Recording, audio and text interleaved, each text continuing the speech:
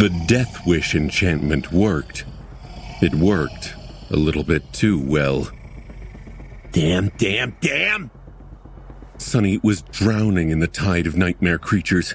No matter how strong he was, no matter how fast he was, no matter how well he understood the attack patterns of the Stonehive soldiers, there were just too many of them for him to handle without paying the price. The mantle of the underworld sustained more and more hits. The onyx armor mostly held, for now, and what little damage it did sustain was swiftly mended by the living stone enchantment. His body beneath it, however, was hurting.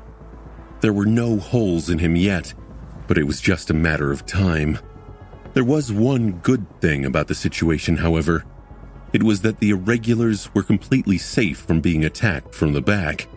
Sonny was holding the mass of abominations advancing from the rear single-handedly, killing more and more of them as he desperately tried to survive. By now, all the snow around him had melted, and the rocks were covered by the viscous blue lymph. Savaged carcasses of nightmare creatures littered the ground, and 3 shadow tentacles were rampaging among those that remained. The 4th had been destroyed by another fallen abomination, whom Sonny had finished off with the shining blade of the cruel sight. The twilight enveloping the summit of the mountain was long gone. High above, a constant stream of lightning tore the darkness of the cold sky, and on the mountain slope itself, chaotic flashes of light produced by winter and other awakened, ensnared in a bloody battle with the Stonehive, created a strange and beautiful illumination. Sonny himself was surrounded by nothing except for darkness, however, since the shadow lantern devoured any light that reached him. I can't go on like this for much longer. His only solace was that he did not need to. Soon, help would arrive. Sonny just had to hold on long enough for Master Jet to finish off the corrupted lieutenants of the Hive and join the battle against the lesser abominations. Slaying a score of corrupted was not something an Ascended was supposed to be able to do, but he had faith in Soul Reaper's ability. After all, even saints were wary of fighting her. Killing a frenzied fallen beast with a devastating slash of the cruel sight, and at the same time piercing the head of an awakened monster with the ghostly blade of the Moonlight Shard, Sonny used the carcasses of the dead creatures to buy himself a moment of respite and glanced higher up the slope, where Soul Reaper was in a similar position as him, drowning in abominations as she was trying to hunt down the strongest among them before they could hurt her. Master Jet was moving with murderous purpose and terrifying speed, dodging the storm of attacks as she descended upon one corrupted after another, the blade of her glaive ignoring all physical armor as it viciously struck directly at their darkness-infested soul cores. All of it was very bizarre, and also gave him a better understanding of why Soul Reaper was so feared by other awakened. Very few humans possessed a powerful means of defending themselves from soul attacks. However, she was not even delivering blows infused with soul damage. Instead, her glaive was somehow able to deliver physical damage directly to the souls of her enemies. More than that, it could bypass all forms of armor and strike at the vulnerable cores. Scary. But there was more strangeness about how Master Jet fought. She was just too fast, too strong, too deadly. Even knowing that her cohort was assembled based on their ability to augment the combat performance of their commanding officer, Sonny could not explain how Soul Reaper was so frighteningly powerful. Just her physical prowess alone was almost on par with his own, which was not supposed to be possible. Not only did Sonny possess more cores, but he also enjoyed the enhancement of shadows. And yet, he couldn't deny what he saw. Her battle style, meanwhile, was brutal and domineering, honed and perfectly sharpened to achieve a single purpose: deliver swift death and utter devastation to her enemies. While it lacked flair and refinement, when Sunny looked at how Soul Reaper fought, he felt something that he had never felt before. It was the lethal weight of thousands and thousands of deadly battles. He did not think he had ever encountered a human fighter who seemed to possess quite as much combat experience. Her technique possessed a dark depth to it that he had yet to sense from anyone else. Not even Pierce and Welty, two high-ranking knights of valor, could compare to Soul Reaper. Not even the saints he had met. It made sense in hindsight. Saints serving legacy clans might have been more powerful, but they led a very different life than someone like Master Jet. The government was always short on personnel and resources, so every capable fighter serving them had to do more. Considering that Soul Reaper was possibly the most capable of them, she had to also be one of the most active government operatives. What it meant was that while masters and saints of the legacy clans only undertook the most important combat missions and enjoyed sufficient rests between each battle, she had been sent to deal with emerging gates, rampaging nightmare creatures, awakened criminals, and other dangerous issues almost every single day.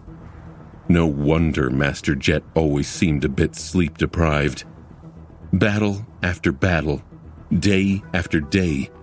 Considering that she had entered government service more than a decade ago, that would indeed make Soul Reaper the most seasoned human fighter Sunny had ever met. At least in terms of pure number of combat encounters and confirmed kills. Strangely, not even the other irregular captains seemed as accomplished in battle and slaughter, despite being older than Jet. Suddenly, he was overcome by burning curiosity. I wonder if I can shadow her combat technique. At the level of masters, a battle style was more than just a set of moves combined with a special mental framework. Due to how intricate their control of essence was, a style also included unique patterns of essence reinforcement. Knowing that he only had a split second left before his battle would continue, Sunny strained his eyes and peered beneath the surface of Master Jet's mortal shell. After reaching the third step of Shadow Dance, his ability to observe and understand the flow of essence had vastly improved. However, what he saw left him shaken and disturbed.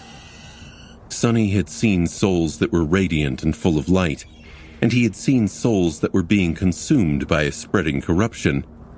However, he had never seen a soul like Jet's. It was lightless and shrouded in darkness, almost like his own. A single powerful core burned in its depths. Superimposed against her heart, the core itself was strange, bizarre, and filled him with an eerie sense of profound unease. The ethereal orb was irregularly shaped and much larger than it was supposed to be, grossly overshadowing the size of other ascended cores he had witnessed. Its surface was covered by a net of deep, twisting cracks. No, not quite. It was more like the whole core was assembled from numerous shards, as if it had been shattered once, and then crudely assembled back into an uneven sphere. Some shards seemed to match each other, while others did not fit well, bringing a sense of chaos to an already flawed and fractured, disfigured construct of Soul Reaper's core. However, there was also a certain order and beauty to the ugly disharmony of it. The patchwork sphere of broken shards shone with furious, radiant light. It was brimming with a stunning amount of soul essence, which was much more than an Ascended should have possessed. However, unlike most cores, this one's radiance was not uniform. Instead, most of the light was concentrated in its depths, while the outer edges were dark and dull. More than that, Thin streams of light were constantly flowing through the cracks of the shattered core and dissipating into nothingness. They were like water slowly seeping out of a cracked vessel. Despite that, Master Jet's essence did not seem to be diminishing. Instead, as Sunny watched, the strange soul core only grew brighter. What the? At that moment, Soul Reaper had just slaughtered another corrupted abomination. This one had taken her longer to put down, since, as a monster, it possessed 2 cores.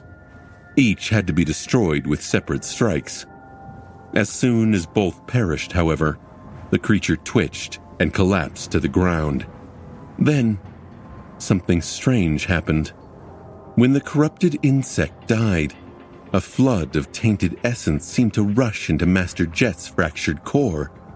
The remnants of the fetid darkness permeating it were then burned away by the furious light, and soon a stream of pure radiance flowed into the brilliant center of the shining sphere. Sunny was left very puzzled by what he had just seen, and a little bit troubled as well.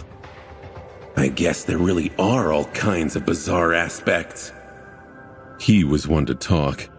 His own soul was not exactly the picture of normalcy. In any case, distracted by the unusual nature of Master Jet's soul core, Sunny had missed his chance to study her battle technique. All he managed to notice was that her flesh was saturated by essence to a much larger degree than usual. It was as if, unlike all the other awakened, Soul Reaper's ability to reinforce herself with essence was not limited by the modest capacity of human flesh, or at least had a limit so high that it put the rest of them to shame. That would partially explain why she was so strong and fast despite possessing only a single core. This just went to show that having multiple cores was not an absolute advantage. There were a lot of strange and unimaginable powers out there, many of which could achieve the same result through different means. However, they wouldn't be as versatile. Would I be able to win against her in a fight? Sunny was not sure. He was reasonably confident in his ability, but then again, as someone who often achieved victory through being underestimated, he did not want to fall into the same trap. Even if he won, what would be the cost? Losing 1 or 2 cores was not going to kill him, most likely, but being left with a crippled soul was a small consolation for victory. Maybe that was why Saints were reluctant to fight Soul Reaper, despite being much more powerful than her, and why many people treated her with fear and resentment. Sunny would have loved to ponder on these issues, but sadly, his time was up. The Stone Hive soldiers were already jumping over the carcasses he had just used to hide behind, and their frenzy was just as murderous as before. Gripping the cruel sight, he lunged forward and pushed it into the tough carapace of another enemy. Hundreds of nightmare creatures descended upon the 3 cohorts of the Irregulars, with Soul Reaper diving into their tide alone to hunt down the most dangerous foes. The initial clash was not as obliterating as it could have been. Supported by Queen and her sharpshooters, the melee fighters held, but were instantly surrounded. Behind them, Master Sunless, the youngest of the first company captains, was somehow holding off the entire flanking force of abominations by himself. Even if Irregulars had time to look back, they wouldn't see much, except for a veil of strange darkness that refused to dissipate, despite the constant flashes of bright light produced by the battle. All they could perceive were the deafening shrieks of dying nightmare creatures and the cracking noises of parting chitin that resounded from the depths of unnatural darkness, as well as the smell of the sickening stench of burning flesh. One of the soldiers staggered back after killing another bug and briefly looked back. At that exact moment, the disfigured body of a fallen beast flew out of the darkness and crashed onto the rocks, splattering fetid blue lymph all over the mountain slope. It was more or less torn into two halves. Not cut, torn. The soldier shuddered. Gods, what kind of monster is that kid? Suddenly, a blinding flash momentarily turned the world white. High above them, two gargantuan forms clashed furiously, producing a deafening thunderclap. The whole mountain shook from the violent force of their impact. Cursing his luck, the irregular tried to throw all unnecessary thoughts out of his mind and lunged back into the deadly melee. There were still hundreds of the damaged bugs for them to kill. By his side, other soldiers of the First Irregular Company fought for their lives. No one faltered. No one allowed despair to poison their mind. Each of them gave it their all. Full determination and resolve worthy of the government's best. And yet, things weren't going too well. The enemy was just too numerous, vicious, and overwhelming. Worse than that, the cursed bugs were wickedly smart and coordinated. Something had to change soon.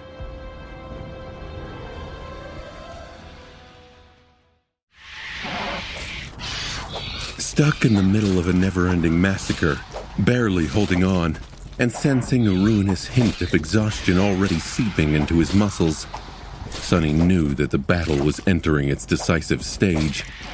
For now, it seemed to remain in a fragile equilibrium. The Jade Beetle and St. Tyrus were clashing somewhere high above, neither capable of striking down the adversary yet. On the ground, Master Jet was fighting alone in the tide of nightmare creatures, seeking out the most powerful foes. She had already killed many, but her task was far from being accomplished. The Irregulars held, pushing back against the rabid onslaught of the Stone Hive. They had managed to avoid being overwhelmed, but could not throw the enemy back and go on the offensive. Even with Winter and her sharpshooters taking out the most deadly fallen abominations, the situation was extremely precarious. And finally, Sonny was protecting the rear of the formation. He was also containing his share of nightmare creatures, but was not anywhere near prevailing against them. For every hive soldier he killed, two immediately took its place. Neither side could wipe out the other. This balance, however, could be destroyed at any moment. Time was working against the Irregulars for the most part, since their soul essence and endurance were not infinite. The soldiers were not going to be able to keep up with the ruthless tempo of the furious battle for much longer. Their only hope was that Soul Reaper would finish off the last of the corrupted abominations and join the fight against the mass of lesser soldiers soon. However, from a few glimpses that Sonny had caught, things weren't going too well for the commander of the First Irregular Company. Master Jet had quickly dealt with the comparatively weak corrupted, but now only the most powerful of them remained. More than that, the Stone Hive seemed to have understood how much of a threat this single human represented. With each second, it was getting harder and harder for Soul Reaper to move and attack her targets. She would probably be able to kill them all eventually, but was that going to be fast enough? Currently, Sonny was not sure. I need to do something. He had extinguished the divine flames burning within the blade of the cruel sight to conserve essence, and was now fighting against the frenzied abominations with nothing but its somber silver steel. Mounds of corpses surrounded him, and more creatures were jumping over their fallen brethren every second to lunge at the hateful human. But what can I do? How was he supposed to break the balance of the battle in favor of the human force? He had already done his best to gain the upper hand in his own situation of the battlefield, and failed. Preventing the soldiers of the Stone Hive from advancing on the rest of the Irregulars was all that he could achieve here. Changing the scales of the main front line was also out of his ability. If Sonny chose to join the awakened fighters, they would gain a boost of inspiration from the dying wish. However, they would also be forced to split their focus and defend against attacks from two directions. Whatever benefit he could bring would be invalidated by the increased pressure. Assisting Master Jet was out of the question, although Sunny was more than capable of slaying a corrupted abomination or several. It would take him some time, not to mention that to achieve real results, he was going to have to abandon his position behind the formation of the Irregulars.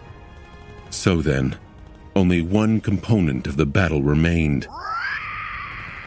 Dodging an especially fierce attack from a bloodthirsty bug, he used one of the shadow tentacles to suddenly pull himself away from the advancing enemies and pierce the body of a somewhat startled abomination a dozen meters further down the slope instead.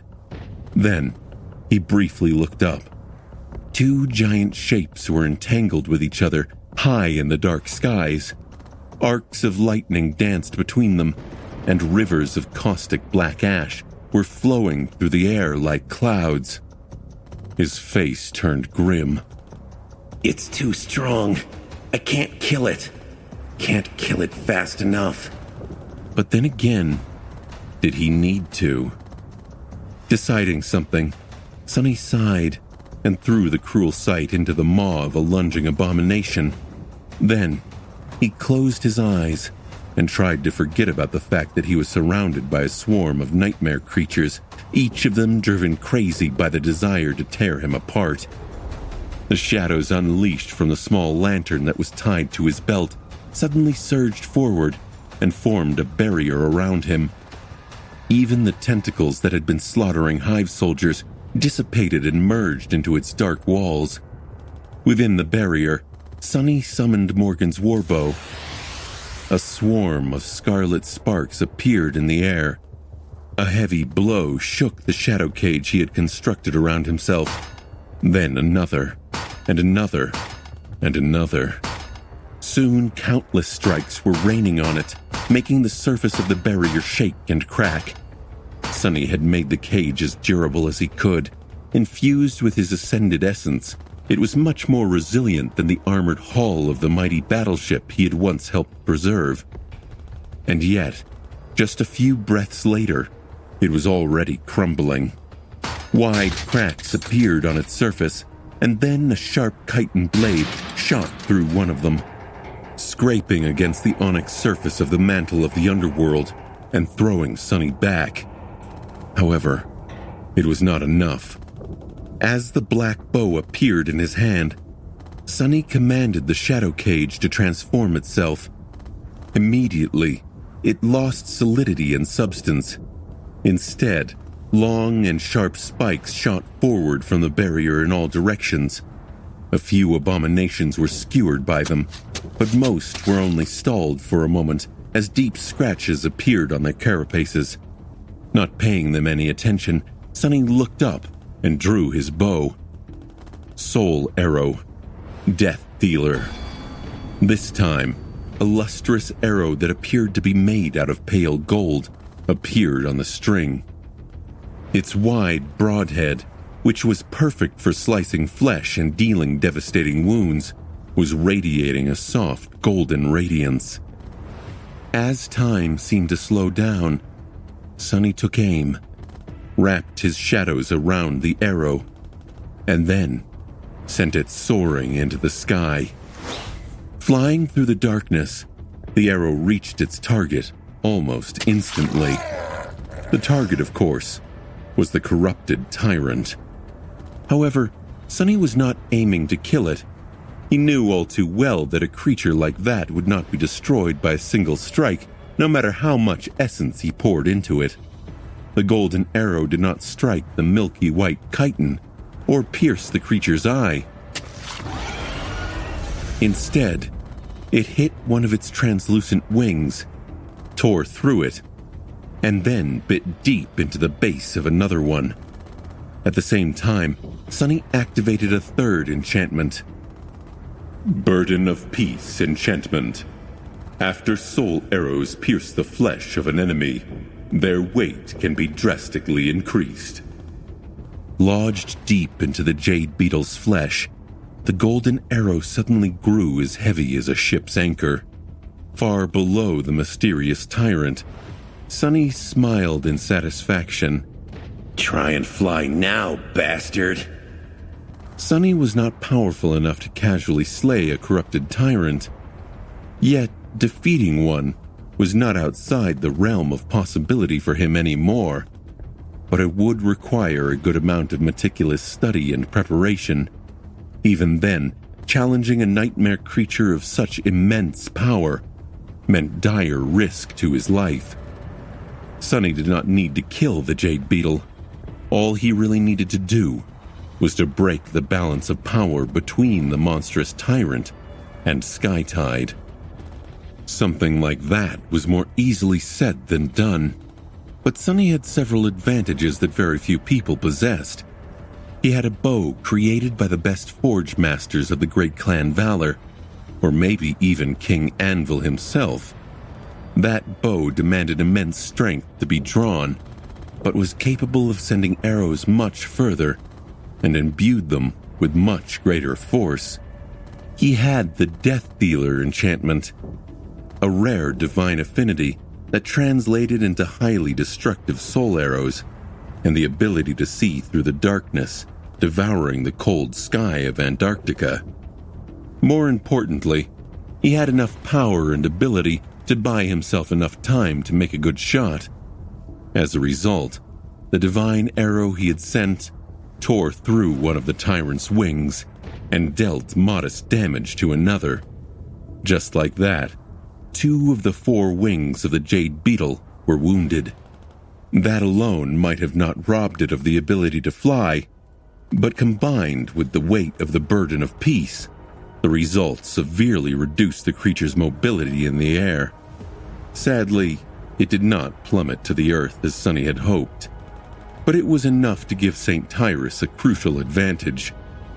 Using the window of opportunity created for her by Sunny's arrow, she lunged into a recklessly committed attack without wasting a single moment.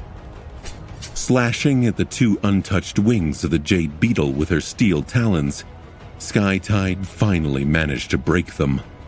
Then, she delivered a terrible blow with her beak and threw the abomination down. Wounded and barely able to keep its weight in the air, the corrupted tyrant was ruthlessly sent into a perilous fall. The Jade Beetle tried to slow down the speed of it, but failed. A few moments later, the massive body hit the slope of the mountain with a thunderous crash. However, Sunny was too busy to see any of this, because while his arrow had managed to turn the tables of the titanic clash in the skies, he had to survive the consequences of that success somehow. Sunny had to burn through a lot of essence to have a hope of dealing serious damage to the corrupted tyrant, and so his reserves were now very close to being empty. He had discarded the cruel sight to summon Morgan's warbow and buy himself enough time to create the shadow cage, and so he was now more or less unarmed in front of the swarm of nightmare creatures. He had wrapped the soul arrow in 3 of his 4 shadows, and so they needed time to return. Even worse, making the fateful shot left him open to enemy attacks for far too long. Even before Skytide delivered her vicious strike, Sunny was already dearly regretting his actions. Dismissing both the warbow and the distant cruel sight, he then summoned the latter back. However, the somber spear would only appear after several precious seconds, leaving him not much choice but to face the avalanche of chitin and sharp mandibles with his bare hands, or the short and thin blade of the moonlight shard at best. Instead of using the ghostly stiletto, though, Sunny simply commanded one of the wild shadows surrounding him to flow into his hands and turn into a dark Odachi. Manipulating the shape of shadows was not a straightforward task. Forming a simple tentacle was the easiest since it was not too far removed from the natural state of the shadows. However, the more precise, specific, and compressed the shape was, the more concentration and essence it took to achieve it. A sword hard enough to withstand the rigors of battle and sharp enough to cut through the flesh of the enemies was not easy to create. Usually it would have taken Sunny some time and a lot of mental exertion to make one from a formless shadow. However, the black Odachi appeared in his hands almost instantly. That was because Sunny had methodically trained several applications of shadow manifestation during the 6 calm months after the second nightmare. He had come up with a small number of forms that could serve his basic needs in battle, such as a barrier, a spike, a chain, a sword, and created them over and over again, day after day, until manifesting them became an instinct. That was why it took a split second for the shadow sword to manifest when he needed it. Of course, as a blade created from ascended essence, it was comparable to an ascended weapon in terms of sharpness and lethality. Sunny was just not sure how long he would be able to maintain the Dark Odachi, considering that keeping it tangible was slowly eating through the scarce remains of his essence. Crap. He barely managed to meet the first foe with a strike, neatly cutting its body in 2 halves. Although Sunny had long grown accustomed to using a spear, holding a sword still felt the most familiar to him. Fighting with an Odachi, again, felt like meeting an old friend. He would have smiled if there was not a crushing wave of abominations falling on him. Sharp blades of chitin struck at the mantle of the underworld, throwing Sunny off balance. Using the residual momentum of his previous strike, he slashed with the Odachi and severed the legs of a fallen beast attacking him, then thrust his sword forward, piercing the head of another.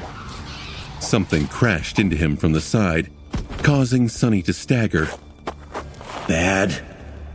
Sunny paled as he realized that a moment later, he would fall and become buried under a mass of abominations. Luckily, at that moment, something massive and dreadfully heavy crashed into the mountain with terrible speed. The impact caused the whole slope to tremble, as if from a powerful earthquake.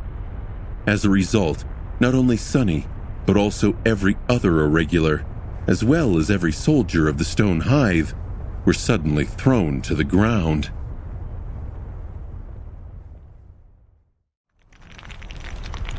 A huge cloud of snow and stone debris rose into the air.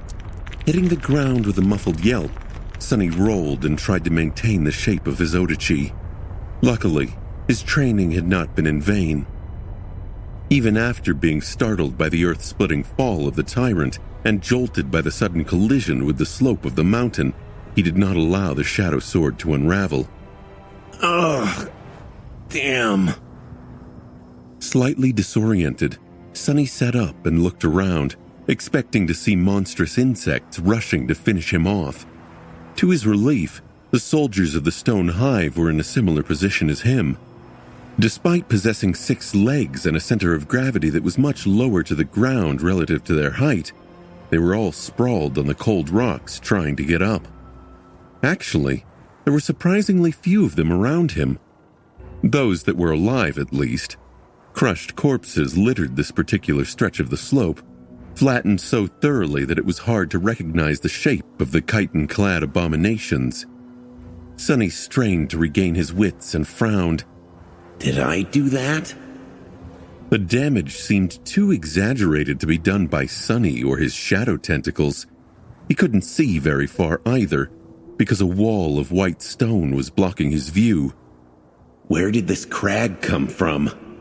If he remembered correctly, there were no large boulders or tall outcroppings near where he had fought. Had he rolled that far down the slope? As Sunny was trying to understand why a wall of rock suddenly appeared in front of him, a stream of inky black liquid flowed down its smooth white surface. Then, the wall of stone moved slightly. His eyes widened. Oh, crap. Craning his neck, Sunny managed to get a better look at the thing that he had assumed to be a stone cliff. Of course, it was not. Instead, It was the carapace of the corrupted tyrant that had been thrown into the mountain by Sky Tide's vicious attack. The creature seemed battered, with its milky white chitin cracked in several places and leaking viscous black blood, but very much alive. In fact, at the same time as Sunny looked up at it, the jade beetle's expressionless black eye shifted and peered directly at him. Its terrifying mandibles moved slightly. Oh, crap! Sunny jumped back at the same time as one of the tyrant's legs came down, shattering the mountain slope and sending another tremor running through it. He was only saved by his quick reaction and a bit of luck. The shadow Odachi whistled through the air and struck the white chitin, only to bounce off of it without dealing any damage. The jade beetle stared at him with its unfathomable black eyes and moved, slowly rising. It opened its maw, where a cloud of black ash was already swirling, ready to be spat out. Sunny knew that if that ash enveloped him, something very bad was going to happen. For a split second, he was paralyzed by fear. Then, the familiar weight of the cruel sight calmed Sunny down. The somber spear finally finished manifesting itself into reality, and he instinctively caught it by letting go of the hilt of the shadow Odachi with one hand. What difference does it make? Sunny stared at the domineering tyrant in horror, and then did the only thing he could think of, infusing some of his last drops of essence into the cruel sight to imbue it with an elemental property. He threw the spear again, only a moment after being reunited with it.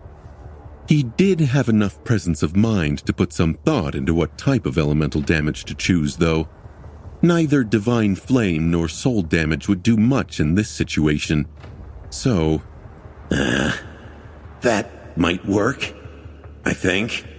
The somber spear disappeared into the cloud of darkness, writhing in the creature's maw without a trace. A moment later, the tyrant suddenly shuddered and let out a shrill, deafening shriek. Its movement slowed down for a second or two. That was more than enough time to give Sunny a chance to run away. Turning around, he dashed up the slope with as much speed as he could muster. The cloud of ash shot to chase him, but quickly dissipated because the jade beetle was distracted by a torturous pain. The element Sunny had chosen was not the most destructive, but it was insidious, persistent, and extremely painful.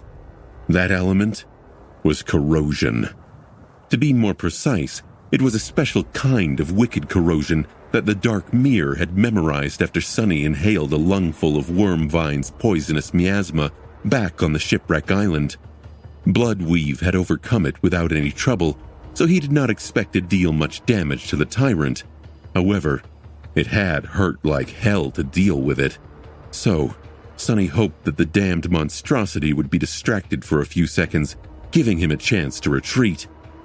That's right. Retreat with dignity, not run away in panic. As he swiftly retreated, Sunny felt a cold shiver running down his spine.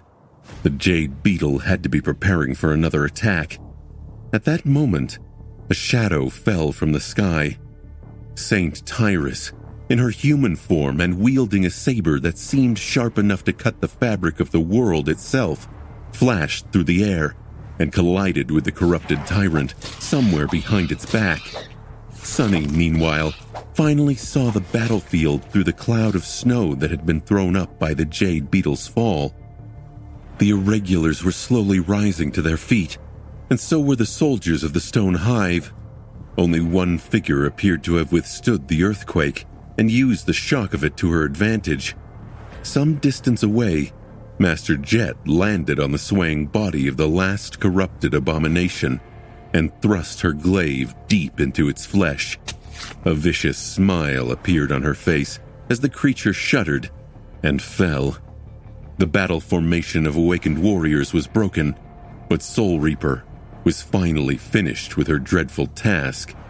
Despite how much she must have exerted herself to slay a score of corrupted beasts and monsters, as well as a couple of demons, she seemed to be still brimming with essence. Master Jet would be able to join the main line of the First Irregular Company soon. The flanking force that Sonny had been holding back, meanwhile, seemed to be all but destroyed by his efforts and the devastating fall of the tyrant. What little remained of it was currently being torn to pieces by the furious confrontation of the Jade Beetle and Skytide. All in all, the situation was not too terrible.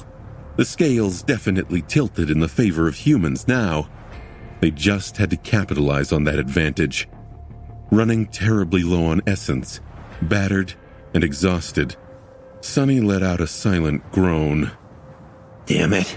Damnation. This is just day 2, and the tide of the battle has turned. The terrifying confrontation between the tyrant of the Stone Hive and Skytide of the Whitefeather clan went on. But now, the eerily beautiful Jade Beetle was clearly losing. On the battlefield itself, the force of abominations trying to attack the Irregulars from the rear had been decimated under the cover of unnatural darkness. The corrupted lieutenants leading the main assault had been dealt with by Soul Reaper. Although human soldiers had been feeling hits of despair just a few minutes ago, now a new strength filled their bodies. Fight! We can do this! Crush the bugs! The Irregulars knew that the moments when hope finally shined from the distance were often the most dangerous, so they did not allow themselves to relax and fought with fierce determination. Then, something strange happened. The veil of darkness enveloping the lower part of the slope suddenly flowed forward and drowned a large swath of nightmare creatures assaulting their defensive line from the flank. Immediately, frenzied shrieks of the abominations resounded from it, only to stop abruptly in the cracking noise of splitting chitin. At the same time, Soul Reaper Jet broke through the ranks of the Hive and joined the crescent battle formation. Suddenly reassured, the humans fought with doubled ferocity. The effect was even more pronounced for the members of one of the cohorts, who could actually see through the unnatural darkness thanks to Kim's unique aspect. Luster, who had lost count of the number of repulsive bugs he had killed or wounded with his halberd, threw a quick glance to the flank of the defensive line and almost stumbled. What? Out there in the darkness, their captain was dancing between the abominations, slaying one after another with graceful strikes of a long and somber blade. His swordsmanship was elegant and exquisite. However, what stunned the young man was not the battle skill of their commanding officer, but the armor Captain Sunless was wearing, as well as the shape and color of his Odachi. That's Mongrel's armor and sword. Luster's eyes widened. Don't tell me. Suddenly, a lot of things made sense. Influenced by the Death Wish enchantment that spread to those who witnessed Sonny fight, an intense fire ignited in Luster's heart. His eyes gleamed, and he threw himself into the battle with burning determination. More! I need to kill more! More! After learning their captain's true identity, Luster was extremely inspired. He had given up on his goal not long after the clash with the Stone Hive started, but now it did not seem as impossible anymore. I must vanquish these abominable bugs. If I kill enough, I might get a hug from Master Winter. Oh, I can't wait. Similarly, although of course in a different manner, the other members of the cohort experienced the bolstering effect of the dying wish as well. All of them fought like devils, earning themselves a fearsome reputation among the Irregulars. And the man who had made it all possible was currently cursing his fate. Damn, crap, curse it all. Surrounded by a swarm of nightmare creatures, Sonny fought while feeling extremely aggrieved. Things were not going great for him. He was extremely tired, bruised, and battered, and worst of all, his essence was running dry. Keeping the shadow sword tangible was eating through what little he had left with frightening speed. But the worst offender was the shadow lantern. A divine memory was as gluttonous as one would think. On top of that, there were the dying wish and the mantle of the underworld. Pretty soon, he would be completely spent. Sadly, he could not dismiss the veil of shadows, since doing that would reveal his identity as Mongrel to a lot of strangers. The members of his own cohort had already seen enough, most likely, but he somewhat trusted them to keep his secret. Due to the fact that Sonny had kept them alive through several dire battles, the bonds of loyalty were already forming between the 6 soldiers and their captain. He had to dismiss something, though. The first thing to go was the dying wish. Although it brought benefit to his soldiers and, to a lesser degree, to all irregulars, he simply could not allow the expenditure of essence that both the death wish and the underworld armament required. The next memory to go was the mantle of the underworld itself. Sonny was reluctant and more than a little scared to continue fighting without a suit of armor, but there was little he could do. Without sufficient essence to feed the living stone, many cracks appeared on the stone-like onyx surface of the mantle. Not only had it lost some of its protective quality, but there was a risk that the ancient armor would receive too much damage and succumb entirely. It was also growing heavy without the effects of the Feather of Truth enchantment. He just had to fight carefully and concentrate on dodging the enemy attacks from now on. Even if he made a mistake or two, a couple wounds were not going to kill him. Thankfully, there were not as many enemies left around him as at the start of the battle. Once the most damning evidence was gone, Sonny had no reason to keep the shadow lantern active, so he dismissed it as well. With no enchantments to keep powered, and the small amount of essence he received back by dismissing these memories, he could maintain the shape of his sword for a bit longer. Sonny killed a few more enemies, barely avoided a stream of acid that one of the monstrous insects spat, and retaliated by neatly severing its body in half. When is this going to end, damn it? A few seconds later, his Odachi turned hazy, and then dissipated into a shadow. Sonny was at his limit. Please, gods, let it stop, let it stop, let it stop! Oh, damnation, this is such crap! What the hell? What kind of damned situation is this? With nothing better to do, he grabbed a severed chitin blade of one of the abominations and used it as a makeshift sword. At that moment, the veil of shadows created by the shadow lantern finally dissipated. The irregulars saw a stunning image. Wearing no armor and only clad in a torn black bodysuit, Captain Sunless hammered a severed limb of an enemy into the carapace of a fallen abomination. The white chitin split, and the creature let out a painful shriek. With indescribable fury and resentment burning in his eyes, the young master bared his teeth and punched the beast with his naked fist, crushing its head. The veteran soldiers shuddered. Such righteous wrath. Master Sunless must really hate nightmare creatures, huh? Sonny, meanwhile, kicked the fallen beast away and let out a trembling breath. That was close. How did I even survive that last attack? At that moment, something imperceptible changed on the battlefield. The stone hive, which had been unified and deviously intelligent before, suddenly seemed to lose much of its coordination. At the same time, the spell suddenly whispered into Sonny's ear. You have slain a corrupted tyrant, remnant of the Jade Queen. Your shadow grows stronger. You have received a memory. He blinked. What? What had just happened? It seemed that the persistent corrosion, which the cruel sight had learned to reflect thanks to the worm vine's miasma, turned out to be more powerful than Sonny had thought. Much more likely than that, though, was that it just happened to finish off the mighty abomination after it had been brought to the very edge of death by Skytide. But before she could deal the killing blow, what were the chances of that? 1 in a million? Standing above the dead fallen beast, Sunny grinned. I guess I'm lucky today.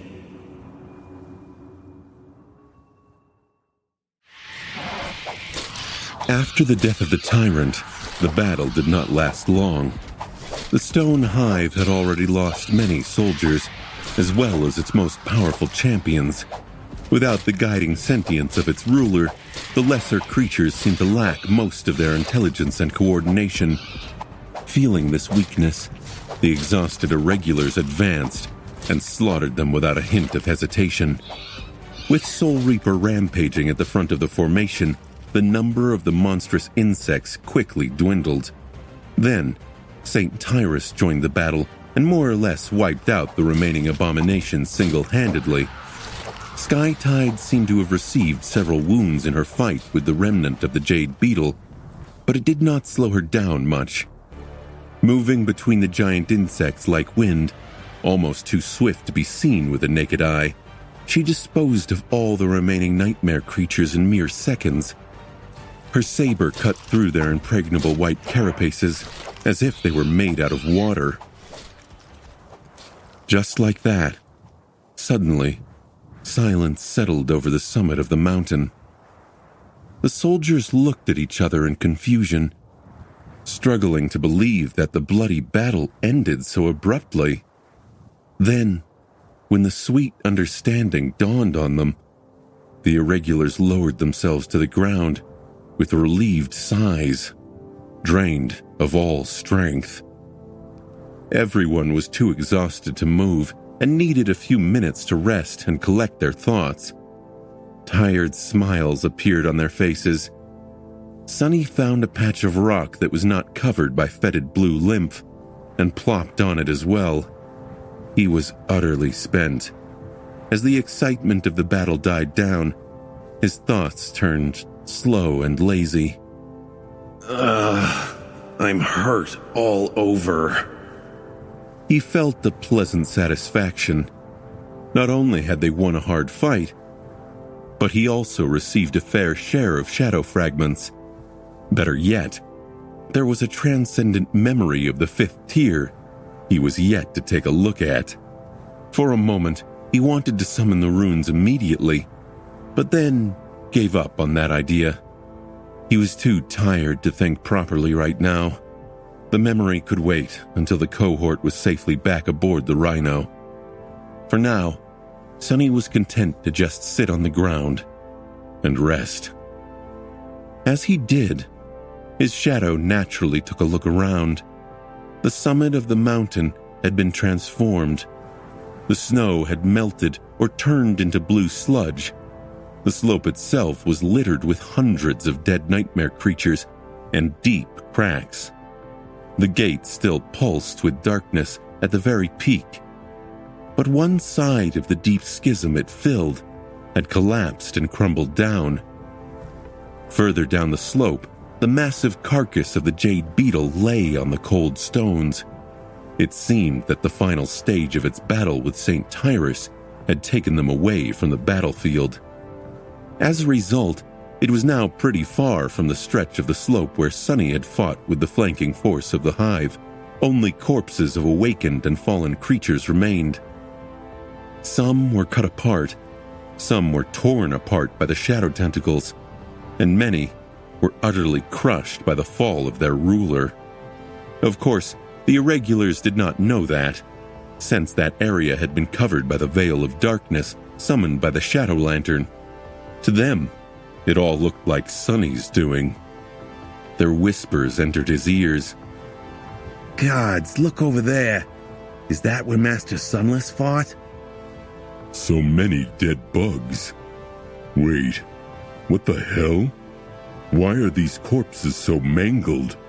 It's like they were put through a meat grinder.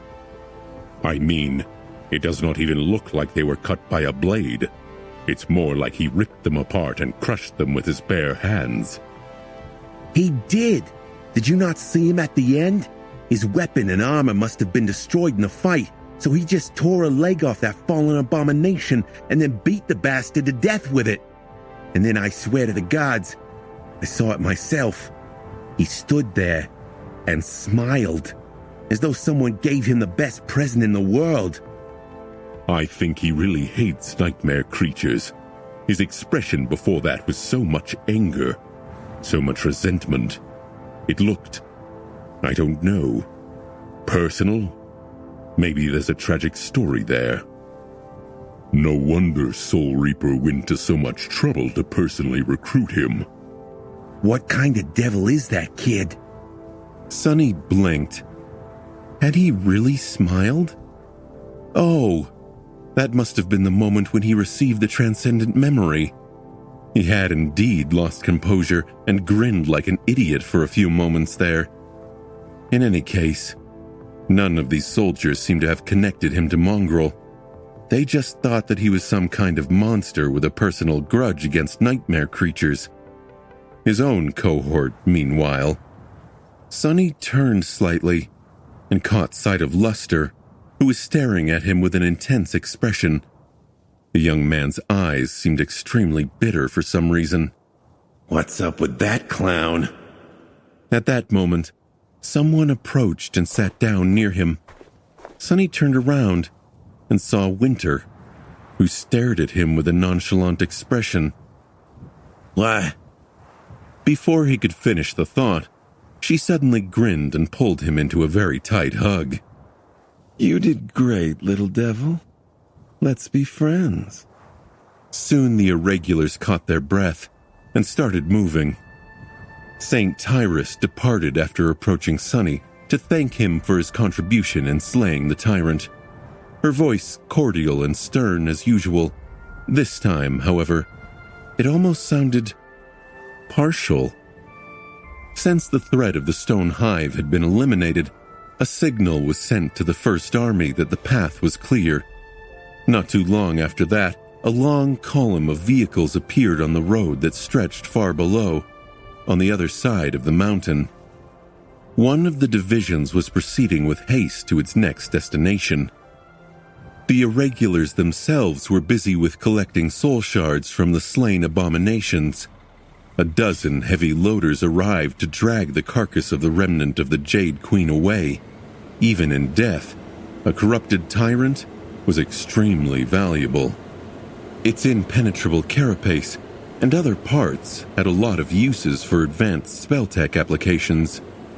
Sonny would not be surprised if some of the Jade Beetles ended up being used to bolster the defenses of one of the siege capitals, most likely Falcon Scott itself. After some time, Master Jet left for the base camp where the APCs were parked in order to contact the Army Command. Since there was nothing for Sonny to do at the summit of the mountain, he followed her and climbed into the Rhino to rest. There, sitting on his comfortable bed, Sonny finally summoned the runes. A transcendent memory. Ha! Let's see. Soon, his eyes gleamed. The runes shimmered in the air. Memory, Sin of Solace. Memory rank, Transcendent. Memory tier, 5. Memory type, Weapon. Looking at the ethereal weave of symbols, Sonny felt a cold shiver running down his spine. A weapon. The Sin of Solace was the third transcendent memory he had received. However, it was of a higher tier than both the Undying Chain and the Dying Wish combined. More than that, it was a weapon that could express its power much more directly than armor or a charm. Something that he desperately needed here in the cold expanse of Antarctica. A weapon bestowed by the slaying of a corrupted tyrant had to be truly powerful. Holding his breath, he continued to study the runes. Memory description. This blade is a whisper of Ariel, the demon of dread, who turned a beautiful monster into a queen and gave her a sinister gift of forbidden knowledge. Sonny tilted his head, suddenly excited. The Demon of Dread? Another daemon?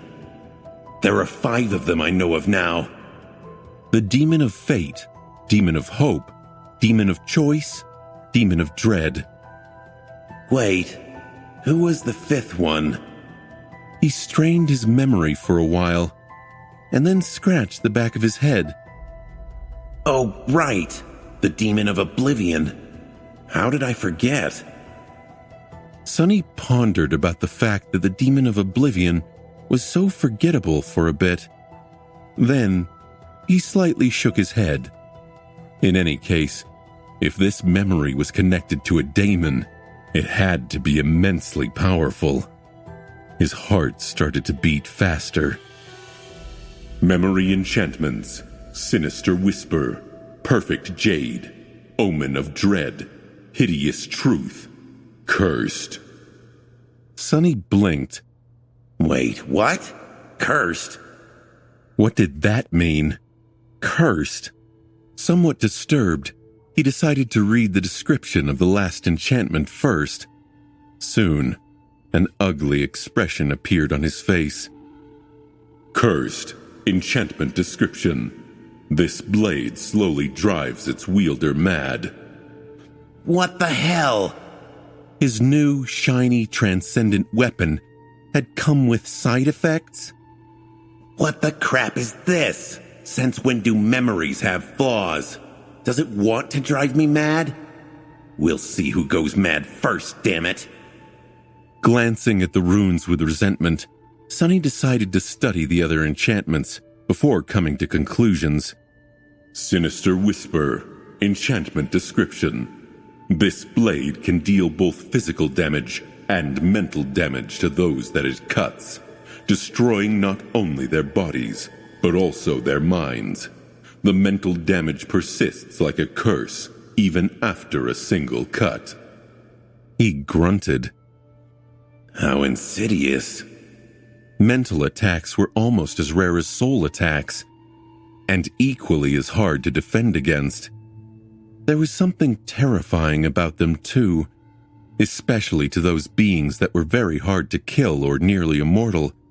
After all, what was the point of living if one's sanity was gone? A blade like that, truly, would have been a bane of someone like the eternal chain lords of the Kingdom of Hope. If only the damned memory did not deal the same mental damage to its wielder. Sonny grimaced, and then continued to read the runes. Perfect Jade. Enchantment description. This blade is carved from a piece of sublime jade, and as such, is sharp and durable beyond logic and reason. Straightforward. Omen of Dread. Enchantment description.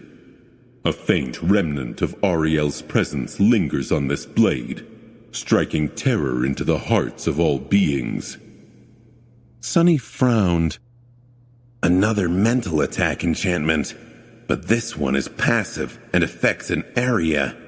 Not bad. Should work wonders when Nightmare's around too. Finally, the last one made him frown. Hideous Truth. Enchantment description. The more the wielder's sanity is shattered, the more powerful this blade becomes. It bestows revelations of madness on those who give in to its will. Sonny sighed. Damnation.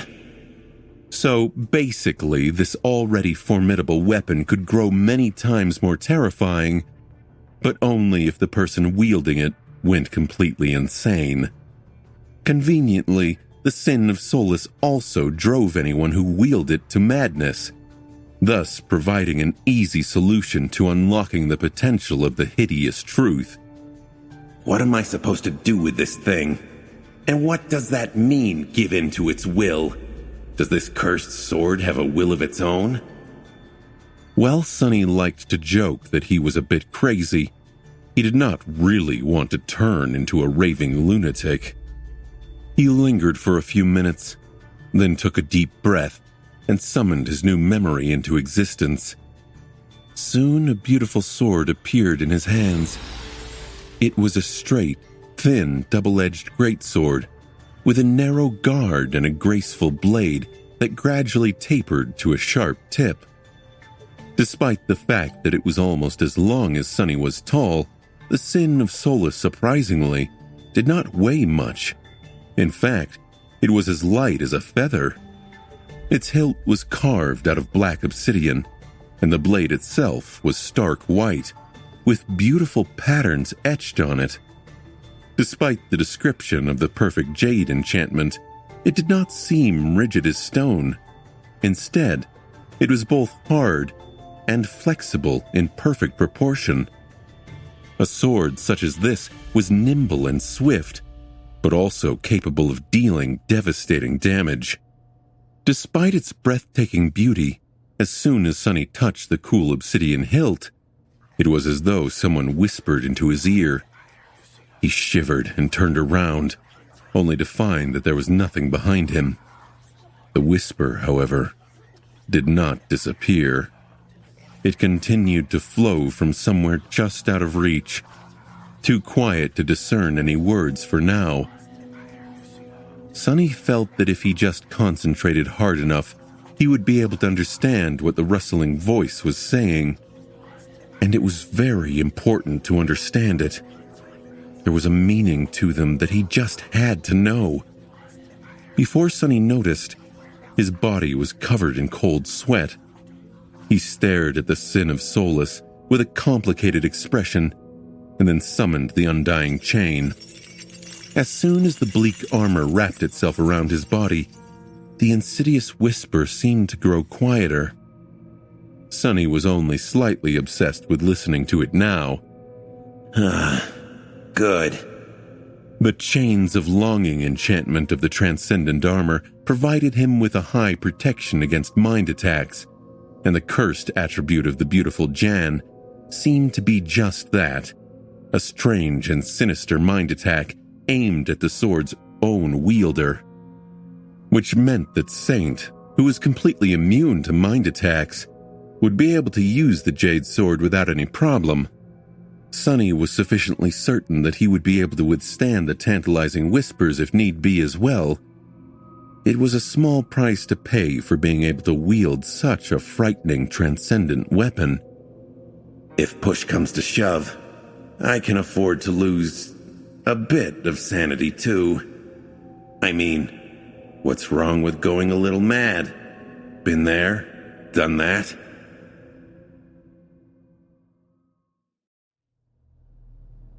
Dismissing the beautiful sword, Sunny breathed a sigh of relief. The insidious whispers assaulting his mind disappeared, leaving only a lingering sense of chill and unease behind. The pressure of the call was already enough to drive a person insane. Adding the curse of the Sin of Solus to this burden was not for the weak of heart. Well, whatever. I'll just let Saint use it for now. He was impressed by the cursed blade, though. Its fundamental properties were already fearsome enough, considering that this transcendent weapon's sharpness and durability were further enhanced by the perfect jade enchantment. It also synergized well with Nightmare's Dreadlord attribute and the Mantle of Fear ability. What made it so alluring to Sunny was the mental damage it dealt, though. Mind attacks were an insidious thing. While not as obviously destructive as more straightforward elemental damage types, and not as universally deadly and hard to defend against as soul attacks, they possessed one frightening quality. The more sentience a being possessed, the more that being stood to be damaged by a mind attack. What it meant was that while lesser nightmare creatures, beasts and monsters, would not be as susceptible to the sinister whisper, the truly dangerous foes, demons, devils, tyrants, terrors, and humans, would suffer terribly from it. And since those were the enemies Sunny was wary of the most, the Sin of Solus was a perfect tool to satisfy his needs. I just have to be careful not to suffer terribly myself. But even if he did, at least he would be reaping the benefits of the hideous truth. Sonny felt that the cursed sword would become truly terrifying if its wielder managed to unlock that strange enchantment. At its full force, maybe the Sin of Solus would be powerful enough to strike down even great nightmare creatures or supreme humans. With a wistful sigh, Sonny decided to check his progress in other areas, since he already had the rune summoned. Shadow fragments, 870 out of 4,000. Not bad after being stuck at 744 out of 4,000 for half a year. He had gained more than 100 fragments in just 2 days. If this continued, Sonny would become a tyrant in a not-so-distant future. Of course, if he continued to fight at that intensity every day, he would also probably be dead by then.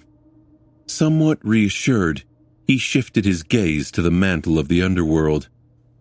Vanquished foes, 4,555 out of 6,000.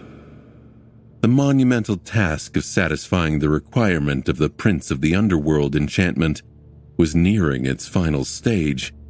With how many nightmare creatures ran rampant in Antarctica, Sonny would certainly be able to complete it soon. Now that his identity as Mongrel was, most likely, known to the members of his cohort, there should be no problem wearing the mantle more often. He still did not know how the onyx armor would grow after the limit was reached, but hoped to see something incredible. Then, Sonny concentrated on his shadows, starting with Saint. Shadow fragments, 101 out of 200. Saint was already halfway to becoming a saint, or a transcendent demon, to be more precise. He could not even imagine how powerful she would be once he collected enough memories, or echoes, to feed to his loyal knight. Still, 100 or so ascended memories was not a small amount. Luckily, he could also use memories of lesser ranks, although the process would be much slower in that case. Finally, he read the runes describing Nightmare. Shadow fragments, 14 out of 600. He sighed. To be honest, Sonny had not been very diligent about feeding his steed. For some reason, the Black Courser required many more fragments to ascend than Saint had needed. Maybe because he was already a terror. Or maybe because Saint had come from a race created by Nether, the Prince of the Underworld. In any case, Sonny felt that helping her become transcendent was more important than elevating Nightmare to an ascended terror, especially considering that his terror ability, Dream Curse, was still locked. And speaking about that ability, at least there had been more progress on that front. Nightmares required, 112 out of 1,000. His steed had already subjugated more than 100 nightmares, both making himself stronger and growing closer to unlocking the Dream Curse. Of course, that task was still far from being over, but Sonny had a feeling that there would be a lot of progress soon. Antarctica was in the throes of a cataclysm that had been known as the Chain of Nightmares after all. It was bound to breed a lot of them. Better yet, up until now, the Black Steed had been limited to only subjugating nightmares of masters, simply because awakened humans did not dream. Awakened nightmare creatures did, however. This meant that Nightmare would be able to plant seeds of fear into their souls and then visit the dreams of those abominations that had survived the encounter to harvest them. Maybe I should let him loose more often. And that was that, more or less. His own shadow fragments, that of Saint and Nightmare, the Prince of the Underworld enchantment, and the Dream Curse. These were the things he needed to concentrate on. Then there were other things. His arsenal of memories, the power of his cohort, and the equipment of its members. Oh, and he also had to survive somehow. I probably will. Sonny had made a lot of progress, but there was a lot more progress still to be made. Luckily, Antarctica was just the place to make it. It had an inexhaustible reserve of nightmare creatures of all kinds, with numerous new ones soon to arrive. As long as one could stay alive, there were countless growth opportunities. Master Jet had been right. This campaign was going to shift the balance of power across all of humanity. Many new champions would emerge, and many renowned warriors would become even stronger. Many would die. Thinking about that, Sonny suddenly felt somber. Now he was even more convinced that the great clans would not be able to stay away from the chain of nightmares for long. He just had to make the best of it before they arrived. 1,000 duels, undefeated. He even went against Morgan of Valor before ascending. No way. What do you mean, no way? The recordings are all over the network, dude. No, Luster is right. I don't know much about the dreamscape, but it is a fact that he contained a manifesting gate as an awakened. Alone. I also heard that he's a bastard son of a saint from the House of Night. Maybe even of Nightwalker himself. Actually, some say that he was created in a secret government laboratory from the DNA of powerful nightmare creatures, but the research was abandoned with all records destroyed because he was the only test subject who did not go completely mad. I've heard that he's a woman, though. Does he look like a woman, you idiot? Well, now that you say it, he is strangely petite.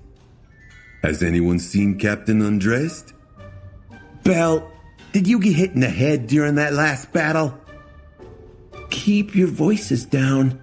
You'll wake him up. Already awake, Sonny was lying on his comfortable bed and listening to his subordinates gossip at the front of the steadily moving rhino. His expression was hard to describe. These fools. He had expected that much from Luster. But Kimmy? Not to mention Bell. Bell was supposed to be their reasonable senior, damn it. With a sigh, Sonny rose, threw a neutral glance at the suddenly quiet trio, and then went to the kitchen to make some coffee. He poured himself a cup of the fragrant drink, added some synthetic sugar to it, then sat down in the lounge area of the APC and took a delighted sip. Throughout all of it, 3 pairs of eyes were following his every move. Sonny shifted slightly, then looked at them in return. What? Is there something on my suit?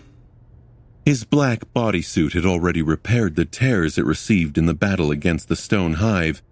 Its smart fabric was truly something else. The more Sonny wore it, the more he understood how well designed this unusual uniform was.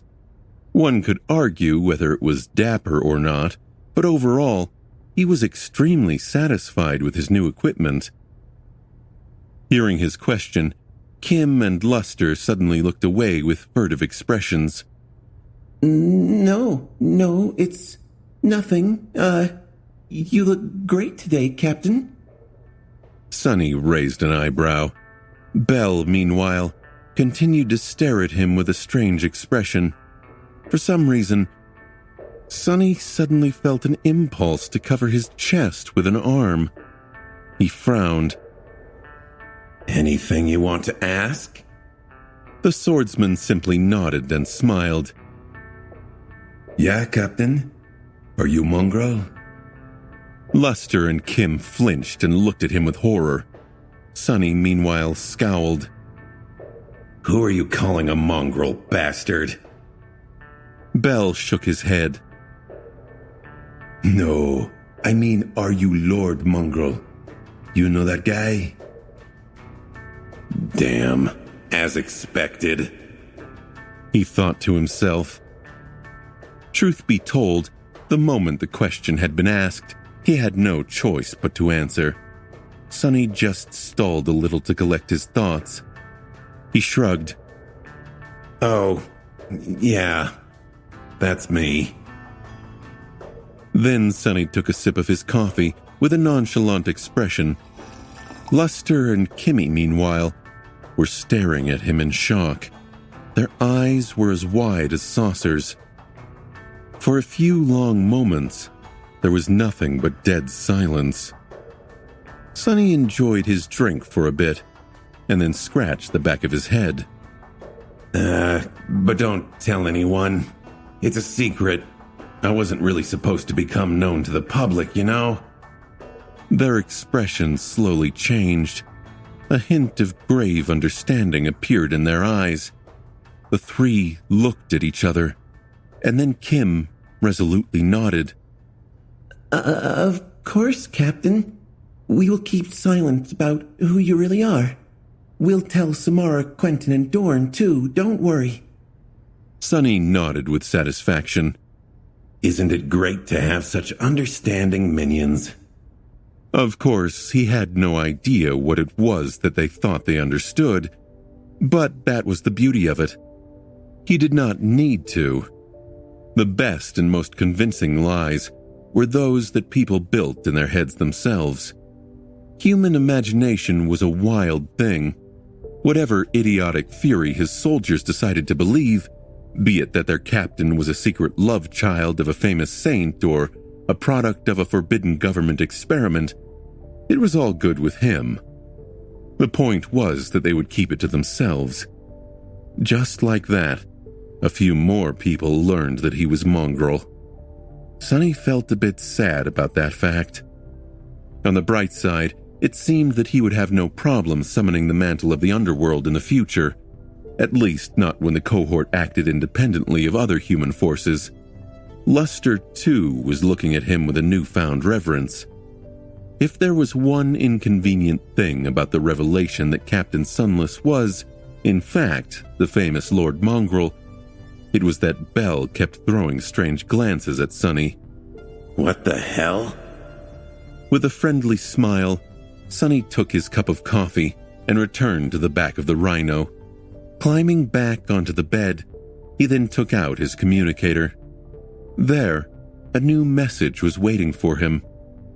As his smile grew a little wider, Sonny concentrated on the lines of text. Hey, Sonny. How are you doing? Everyone is talking about the Southern Quadrant campaign. That is where you went, right? Are you an officer now?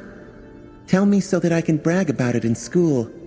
One of my classmates' sisters is apparently an ace MWP pilot. She won't stop talking about it. Anyway, are you doing well? The news says that everything is going great, but my dad seems very stressed. I don't think I've ever seen him so tense. Oh, I'm doing well myself. A few kids in my class stopped coming to school, so I guess they are at the Awakened Academy now. But I'm not showing any symptoms yet. I'm practicing my archery and swordsmanship every day, though. You'll be proud of your pupil. Sonny reread the message a few times, then finished his coffee, grinned, and started composing a response. Sonny. Hey, an officer? Gods, who do you think I am? Of course. Let me tell you, I am captain of the most elite unit in the whole army. I have a bunch of powerful Awakened under me, and a reputation so fearsome that the other masters want to be my friends. The Devil of Antarctica. That's what they call me. Well, I'm sure someone does. Maybe. Just yesterday, an actual saint personally expressed gratitude to me. I will probably get a medal soon, too. Oh, I am also in charge of a cutting-edge armored personnel carrier called the Rhino. You won't believe how amazing it is. Let me describe it. First of all,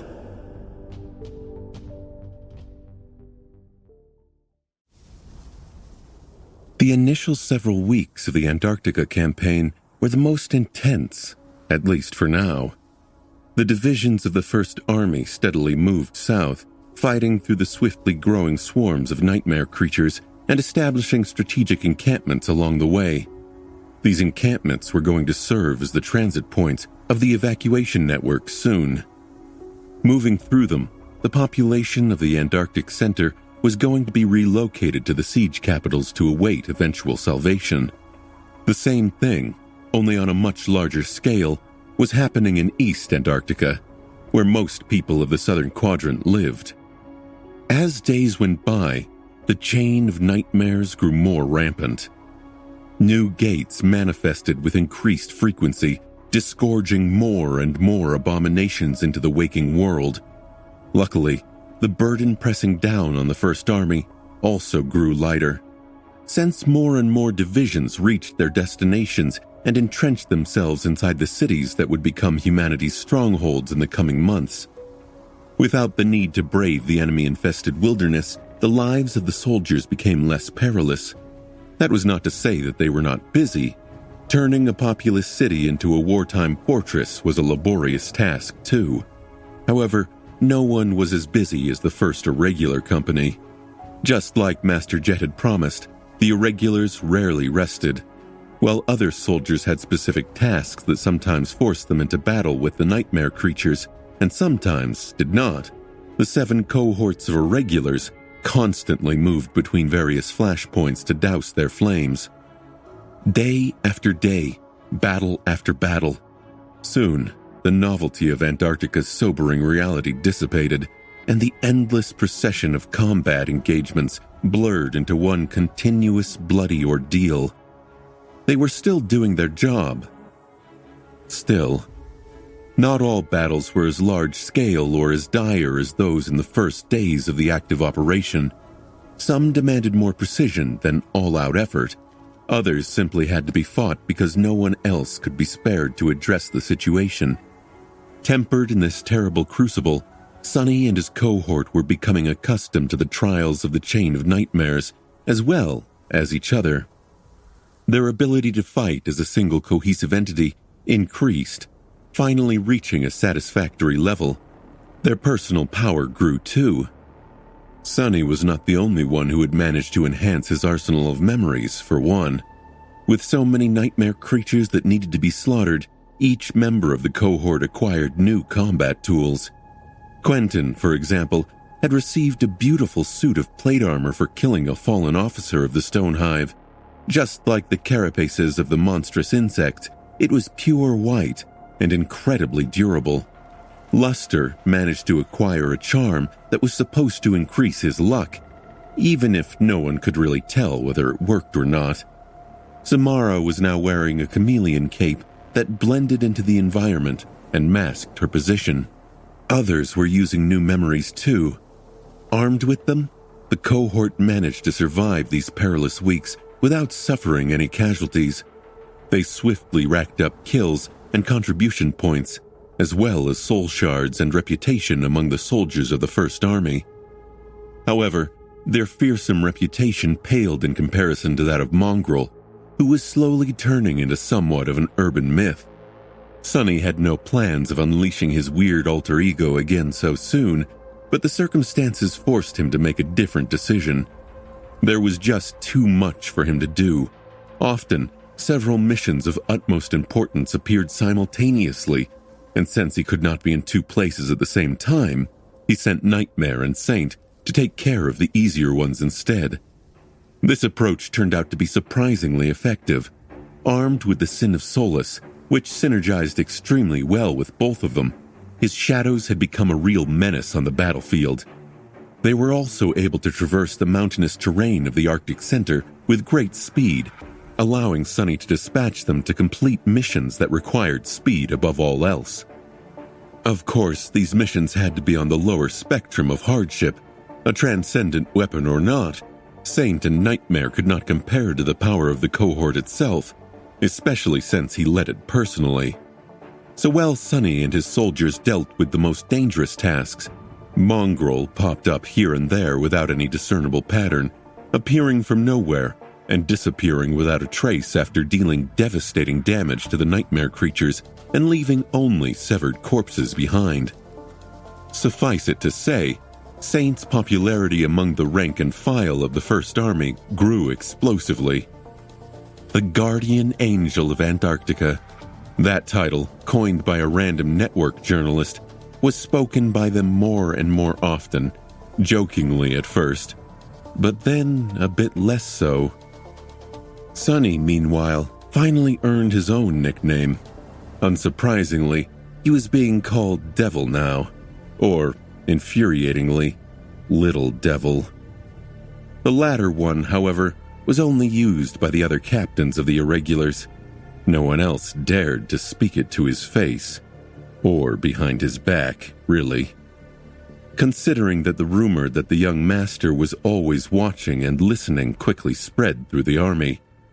Of course, not everything went well for the human force. The First Army experienced several painful setbacks. More soldiers fell, and more were critically wounded. The technical equipment was starting to grow less and less reliable as time went by. Even if the most critical pieces worked as intended due to expensive spell tech countermeasures, it was getting harder and harder for the Awakened to find a safe place to sleep without being whisked away by the call. Worst of all, however, was the effect that the chain of nightmares exerted on mundane humans. Nephis had once told Sunny that each person infected by the spell carried a small seed of a nightmare in their soul, and that those of them who failed to pass the first trial became a Category 1 gate themselves. The chain of nightmares increased the rate of gate manifestations many-fold, and that rate spread to mundane humans as well. Not only was there an anomalously high amount of young people falling prey to the spell in Antarctica, but also, for the first time in half a century, people outside the usual age of infestation started to succumb to the first nightmares en masse as well. This meant that just like during the emergence of the first generation, no one was safe. Anyone could become infected, fail the trial of the spell, and turn into a murderous nightmare creature. The people locked inside the siege capitals, those being relocated through the evacuation corridors, even the soldiers themselves. A tense and fearful atmosphere slowly settled over Antarctica.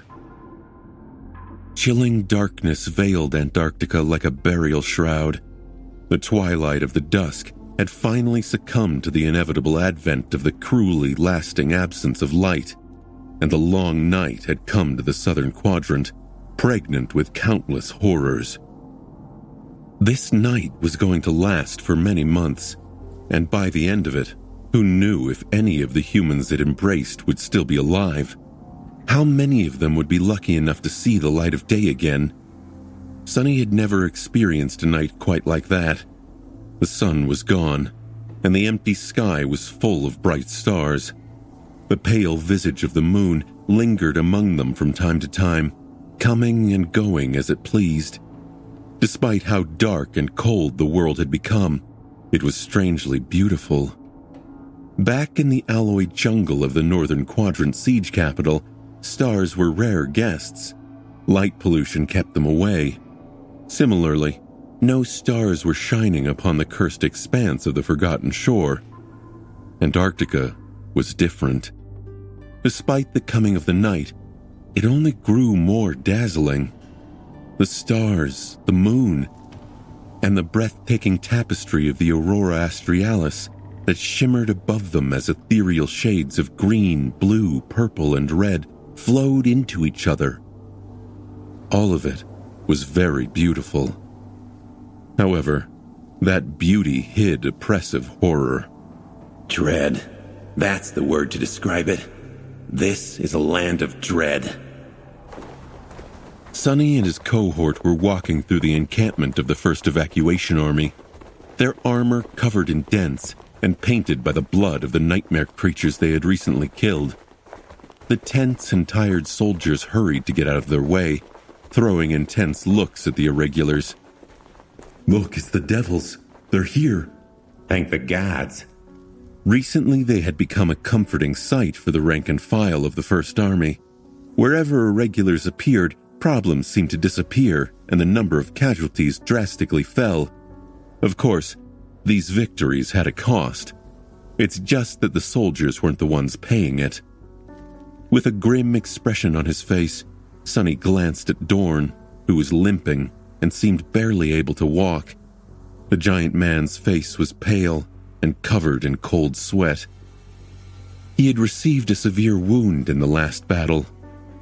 Even with Quentin's help, Dorn was going to be out of commission for at least several days, which meant that they would be short a man should a new mission arrive. The campaign was still on track, but it was getting more dire with each day. The air in the encampment was full of fear and tension. More and more nightmare creatures poured into the waking world, and now that darkness reigned Antarctica unopposed, any area that was not illuminated by powerful spotlights could be hiding a deadly threat. Even then, the spotlights tended to flicker and break down spontaneously, which made even artificial light unreliable. People were constantly on edge and afraid of every shadow. After all, most couldn't see through them like Sunny. Even worse, danger lurked not only in the darkness outside, but also inside the fortified encampments. The spell was spreading through the ranks of mundane humans like a plague, and anyone could turn into a rampaging monster if left alone for too long. There was no real safety anywhere. If things are like that after just 1 month, how are we going to last the whole year? Shaking his head, Sunny looked ahead and caught a glimpse of the rhino. His eyelids suddenly grew heavy. He really needed rest. Despite the glum atmosphere in the camp, objectively, things were going reasonably well for the field army, dispatched to the Antarctic Center. It had already advanced almost all the way to the southern edge of the narrow landmass. All but one division, the one Sunny and his cohort were assigned to, had already reached their destinations and were in the process of converting them into siege capitals. Evacuation networks had been established, with fortified transit outposts placed near the strategic points. Constant patrols maintained protected corridors for the armored convoys to ferry the civilians from smaller settlements into the handful of human strongholds. Up north, the relocation was already in full swing. Here in the south, however, it was only starting still, and the first phase of the operation was well on its way. Maybe we'll get to relax behind a thick wall of a siege capital soon, too. Climbing into the rhino, Sunny glanced at Kim. Status. She studied her military communicator. The Army Command designated this camp a green zone. The last check was 13 minutes ago. He nodded. A green zone was one with no gates close enough to affect the dream realm anchors of the awakened. People could sleep safely within its confines. Okay. Quentin, tend to Dorn. Kimmy, Luster, Samara, and Belle. Enjoy the first sleep shift. I'll stand watch until you guys return. They nodded and soon disappeared inside the sleeping pods. Quentin got busy dealing with Dorn's injury, using both his aspect and extensive medkit. Sunny, meanwhile, walked over to the command and communication suite and sat behind a console. He lingered for a moment and then summoned his runes. Shadow fragments, 1,332 out of 4,000. Shadow fragments, 133 out of 200. Nightmares required, 209 out of 1,000. And finally, vanquished foes, 5,523 out of 6,000. He had achieved a lot in the past month. So much, in fact, that exhaustion had seeped into his very bones. Sunny had long lost count of how many nightmare creatures he had slain, but it had to be a couple of thousand at least. Even more if he counted those that Saint and Nightmare had hunted down. Mantle of the Underworld will probably be first. Even though he could not wear the onyx armor in every battle, its counter was swiftly approaching the limit. Sunny sighed, and then dismissed the runes. Almost simultaneously, the symbol of an incoming communication appeared on the console's screen. He closed his eyes for a moment. Looks like a new mission is here after all.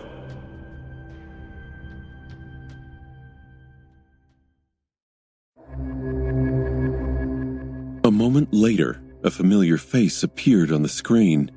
Despite the pressure of leading the first irregular company into the meat grinder of the Southern Quadrant campaign, Master Jet looked relaxed and at ease, like she always did.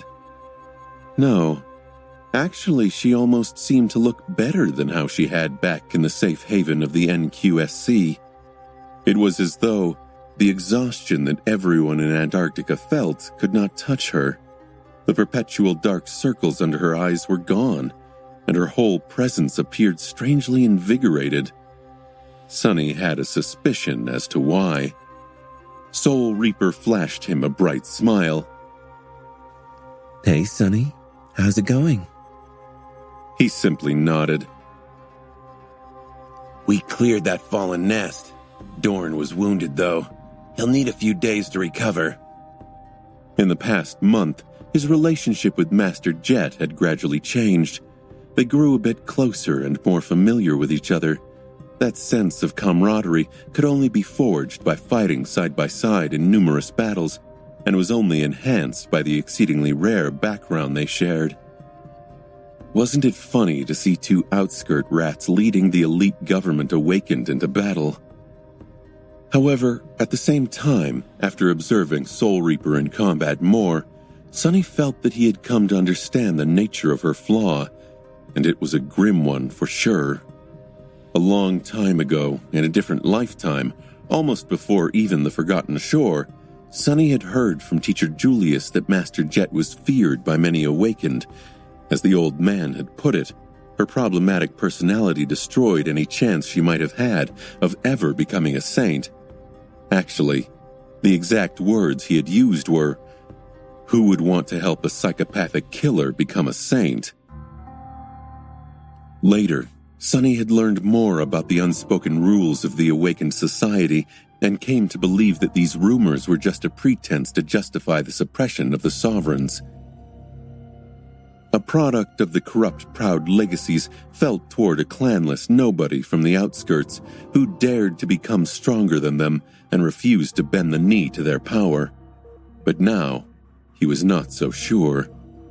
Sunny had seen that Jet possessed a bizarre ability to absorb the soul essence of those that she killed. He had also witnessed her powerful but fractured core that constantly leaked essence like a broken vessel. Later, he also observed that she seemed to lack the ability to naturally regenerate essence as all awakened could. And so, he now suspected that Soul Reaper's flaw forced her to constantly pursue murder. It seemed that killing was the only way for her to prevent her fractured core from becoming lifeless and empty. That would actually explain a lot of things. From the true reason she had chosen to come to Antarctica, to why a girl from the outskirts, someone who had never been treated like a human by the government, would decide to become a dedicated government operative.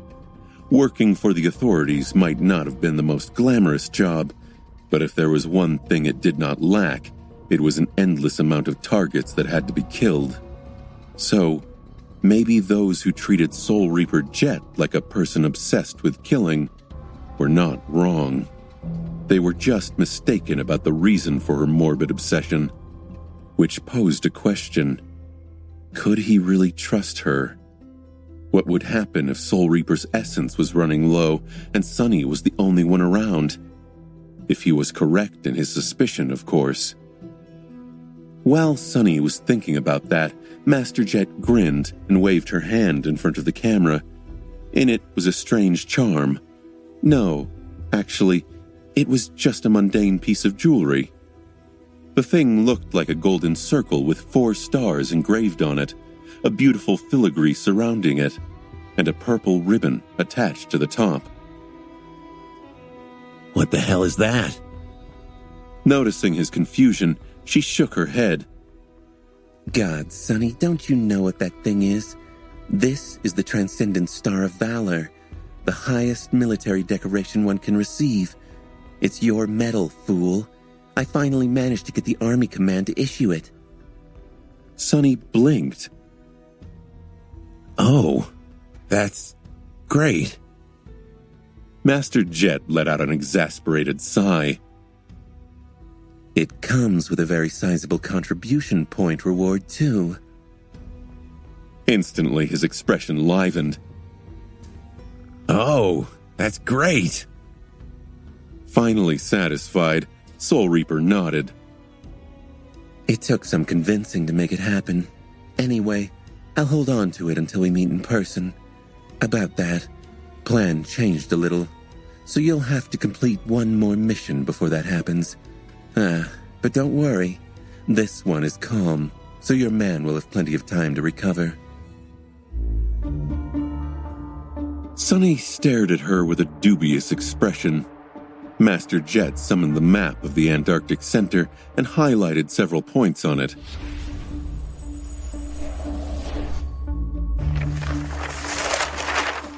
The division you're with is not going to proceed further south, since there are no big population centers there.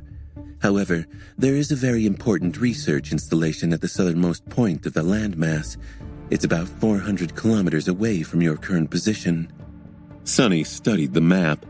The Antarctic Center resembled a gargantuan snake that sprawled across the ocean, and the installation Jet mentioned was situated at the very tip of its tail. What about it? She shrugged. Your mission is to reach the installation, secure the VIP currently residing there, and bring him back to the nearest siege capital. There is a garrison of local awakened commanded by a master at the installation too. They will be responsible for evacuating the regular staff and scientists. You can choose to go back on your own, but that would be a jerk move, considering that they are expecting reinforcements to help them make the journey.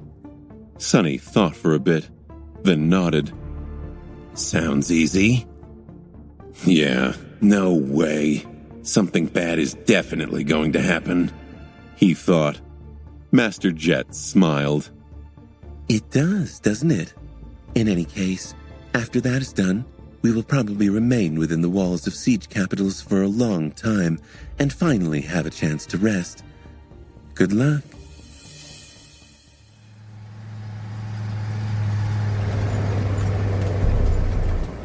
The next day, Sunny and his cohort separated from the battered division. The mass of vehicles and soldiers marched down the broad highway, heading to a large city that was situated behind the mountain peaks to the coast. The Rhino, meanwhile, continued south. 400 kilometers. How long do you think it will take us to reach the research installation? Sunny was currently in the cabin of the APC, leaning on a bulkhead as he looked ahead. Lester glanced at him from the pilot's seat and shrugged hesitantly. Hard to say, sir. The terrain here is really rough, and we'll need to climb over many mountains before reaching the coastal plain. There are some old roads here and there, with tunnels that can serve as convenient shortcuts, but since no one took care of them for half a century, it's mostly a stone labyrinth. So, several days at least? Maybe even a week if we want to be really careful and lower the risk of stumbling into a horde of nightmare creatures. He hesitated for a few moments, and then added, Of course I can get us there in a day if we leave the mountains and drive along the coastal thoroughfare. Since most of the Antarctic Center was mountainous in nature, moving across its expanse with speed was somewhat of a problem. It would have been much faster by air, but no one was suicidal enough to use aircraft in these circumstances. The reason was very simple. It was impossible to load enough armor on a flying vehicle. Not only would its electronics and navigation be swiftly fried by the interference of the gates, but even worse than that, countless nightmare creatures in a 100-kilometer radius would be able to see and take the aircraft down. Since very few awakened could fight effectively in the air, being swarmed by winged abominations or taken down by a hail of ranged attacks from the ground was their worst nightmare. Still, that did not mean that there were no means of traversing the Antarctic Center quickly. Since the terrain was much more flat near the coast, there was a convenient highway running along the shore of the cold ocean. It's just that traveling by it was not exactly safe, especially these days.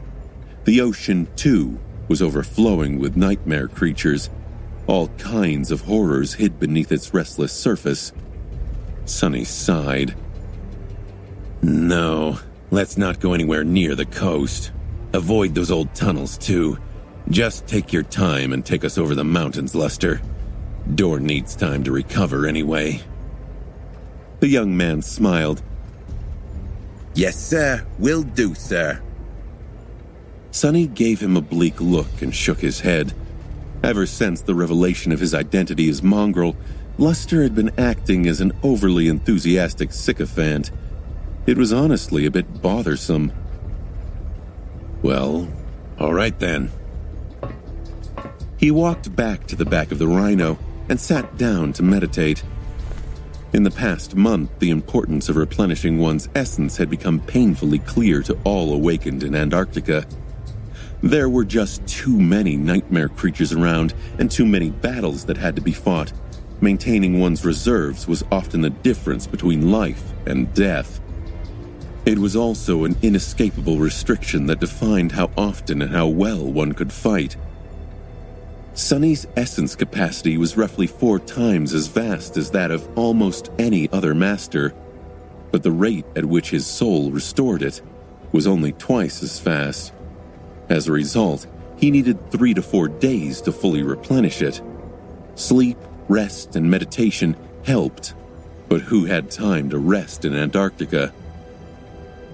All of them had to get accustomed to fighting while suffering from a dire deficit of essence. That was another reason why the campaign grew harder as days went by, and why everyone was exhausted. His cohort was in a much better spot than most thanks to Luster, but Sonny himself had not been able to make use of the young man's extraordinary aspect. Luckily, they were not supposed to fight any serious battles in the next few days. That was already a blessing. Keeping his eyes closed, Sonny rested as his shadow scouted the route ahead. The Rhino climbed the steep slopes of the mountain chain with agility that was surprising for a machine of that size. The Aurora Australis shimmered with ethereal lights in the black sky above it, but the mountains themselves were shrouded in darkness. Driving a heavy APC up and down the treacherous slopes at night was not for the faint of heart, since one small mistake could send it plummeting down from a deadly height. Still, Luster seemed to be doing fine. He even had his lucky charm summoned, rubbing it from time to time with a nervous look. Everything seemed calm. Slowly but surely, they were moving toward their destination. Sonny made an effort to memorize as much of the landscape as he could, knowing that they might be coming back the same way after picking up the VIP at the research installation. The southern edge of the Transantarctic Mountains was indeed a real labyrinth. Tall peaks rose into the sky with remnants of broken roads clinging to their slopes. Dark maws of tunnels that had been burrowed through the mass of stone appeared from time to time, filling him with a sense of alarm. The roads, as well as the tunnels, had been constructed long before he was born, during the Dark Times. Back then, humanity had been busy destroying itself in a series of devastating wars as the world fell apart around it. Then, the nightmare spell came, and many things changed. The old roads were now abandoned and in a state of disrepair, but the Rhino could still make use of them. The progress was slow, however, and it was only made slower by the need to avoid active gates and prowling swarms of nightmare creatures.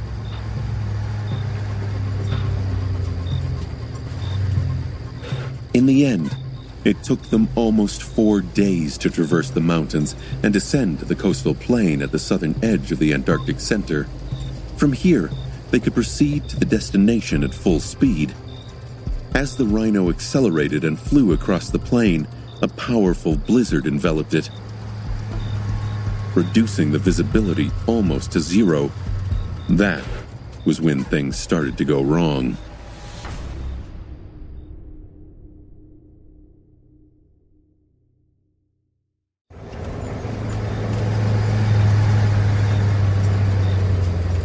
Sonny woke up with a start. The familiar sounds and vibrations of the Rhino told him that everything was okay, and that the vehicle was moving at high speed toward its destination. No one seemed to be attacking them.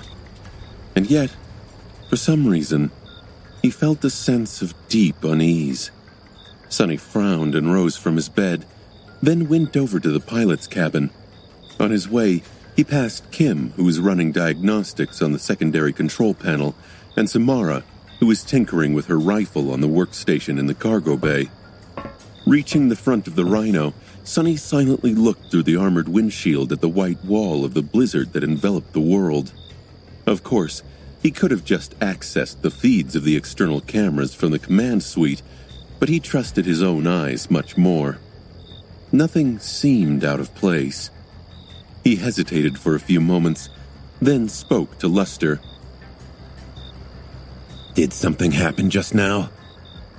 The young man glanced at him in confusion. No.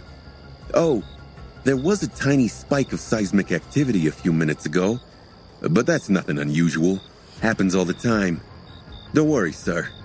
We'll reach the installation in about half an hour. Sonny scowled. Good. He returned to the lounge area, poured himself a cup of coffee, and then walked over to the command suite. Kimmy, contact the research facility. Tell them we'll be arriving soon. She paused the diagnostic software, activated the transmitter, and sent a communication request to the installation they were approaching. For a few minutes, there was only static on the channel.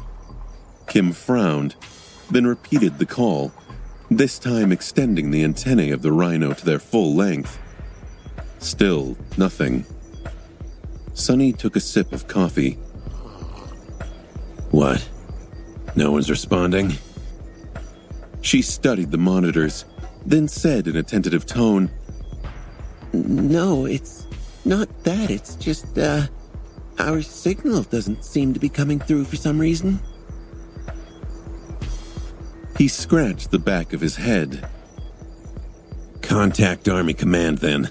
Ask them for an update on the installation status. Kim did as she was told, but there was still no result. Her face grew a little dim. I can't contact Army Command either, sir. All communications seem to be down. Sonny remained silent for a few moments. So we're completely cut off from everyone? Is it because of the blizzard? Establishing a stable connection had grown a bit hard lately, but they had yet to experience a complete communication blackout. After all, Sonny had spent a ton of contribution points to upgrade the Rhino's comms array. Kim hesitated. I can't say, sir. A simple blizzard is not supposed to mess with the signal so much. Sonny rubbed his face. That doesn't sound good. He sighed, then sent his shadows out into the snowstorm. They spread around the speeding Rhino, searching for any sign of danger that could have been hiding in the white haze. However, no matter how hard the shadows looked, nothing seemed out of the ordinary. Sonny remained on guard throughout the remainder of their journey. Minutes passed by without anything happening. Soon, there was a soft sound and some movement in the lounge area. Belle, Quentin, and Dorn returned from the dream realm and climbed out of the sleeping nooks, looking rested and refreshed. Even though the big man still showed some discomfort, his injury was well on its way to being healed. Just like that, half an hour flew by. Sonny caught sight of the research installation long before the powerful projectors of the Rhino flooded its gates with light. The facility looked more like a small fortress settlement than a scientific base. It was perched dangerously close to the ocean shore and had a thick wall surrounding it, with powerful turrets aiming at the dark waves. There was a large dome-like structure towering above the formidable fortress, painted white on the backdrop of the black sky. It resembled the giant, perfectly smooth egg. The facility had no official name and was known simply as LO-49. Sonny had no idea what kind of research was being done on its premises, but considering that there was a sizable garrison of Awakened guarding the installation, complete with an ascended commander, it had to be pretty important. The best evidence that the scientists living here were doing very valuable work, though, was the fact that Sonny and his soldiers had been sent to retrieve them. Lester, slow down. We're near. The Rhino gradually reduced its speed and approached the settlement. Beams of light soon illuminated a small fleet of transport vehicles parked in front of it, seemingly waiting to take the staff away as soon as the reinforcements arrived. For a moment, Sonny felt a pang of fear. It was as though the whole facility was empty, with only ghosts populating its streets.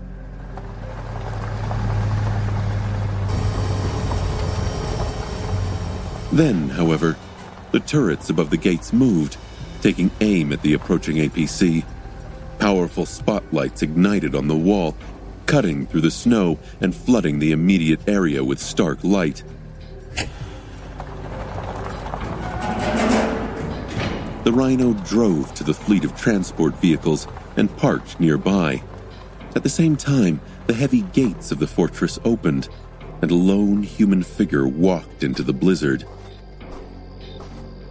With a sigh, Sonny opened the hatch of the Rhino and climbed out into the cold. He walked forward and studied the stranger. The man was tall, strong, and looked to be around 40. He was dressed in a black bodysuit similar to one Sonny wore, with an unzipped parka resting on top of it. He had dark hair and calm, intelligent eyes. There was a composed expression on his stern and weary face. Overall, everything about the stranger spoke of experience and discipline. Sonny stopped a few steps away and gave him a nod. I am Ascended Sunless, captain of the 1st Irregular Company of the Evacuation Army. You should have been informed of our arrival. The tall man lingered for a few moments, studying him, then returned his nod. I am Ascended Vern. He offered his hand to Sonny and said in a steady voice, Welcome to LO-49, Master Sunless. Sonny and his soldiers entered the fortified settlement, happy to hide from the blizzard behind its thick walls. There, they saw teams of awakened soldiers walking between buildings as they patrolled the territory. All of them looked tense and tired. Master Vern led them deeper into the complex, giving a wide berth to the central dome-like structure. His gait was steady and confident. I have around 100 awakened under my command, as well as close to 1,000 mundane soldiers. There are about 500 scientists and civilian staff members under our protection. Things were going fine until recently, but as you can imagine, all of us can't wait to get away from the ocean. Sonny raised an eyebrow. We're going fine? Vern grimaced. Yes. Several gates manifested nearby, but our garrison and defenses were more than enough to keep the nightmare creatures away. However, there have already been instances of people succumbing to the spell within the walls. We suffered a few casualties because of that. He lingered for a moment, and then asked, How is the situation outside? Sonny shrugged. Pretty bleak, but more or less under control. Don't worry, we scouted a good path through the mountains on the way here. Leading a convoy back shouldn't be impossible. There's just one problem. Vern stopped and looked at him with a somber expression. The communications. You lost contact with Army Command too. Sonny blinked. Yeah. Wait. 2? You're cut off from the Army network as well? The local Ascended remained silent for a second, then nodded. All communications ceased around 43 minutes ago. We have failed to establish a new connection for now. Sonny frowned. He could reluctantly accept that the Rhino could not pierce through the growing interference field enveloping Antarctica. However, a facility like LO-49 should have had an immensely powerful communication array. If even they could not connect to the outside world. Something is very wrong here. He did not know the reason for that sudden blackout, but just the consequences of not being in contact with Army Command were troublesome.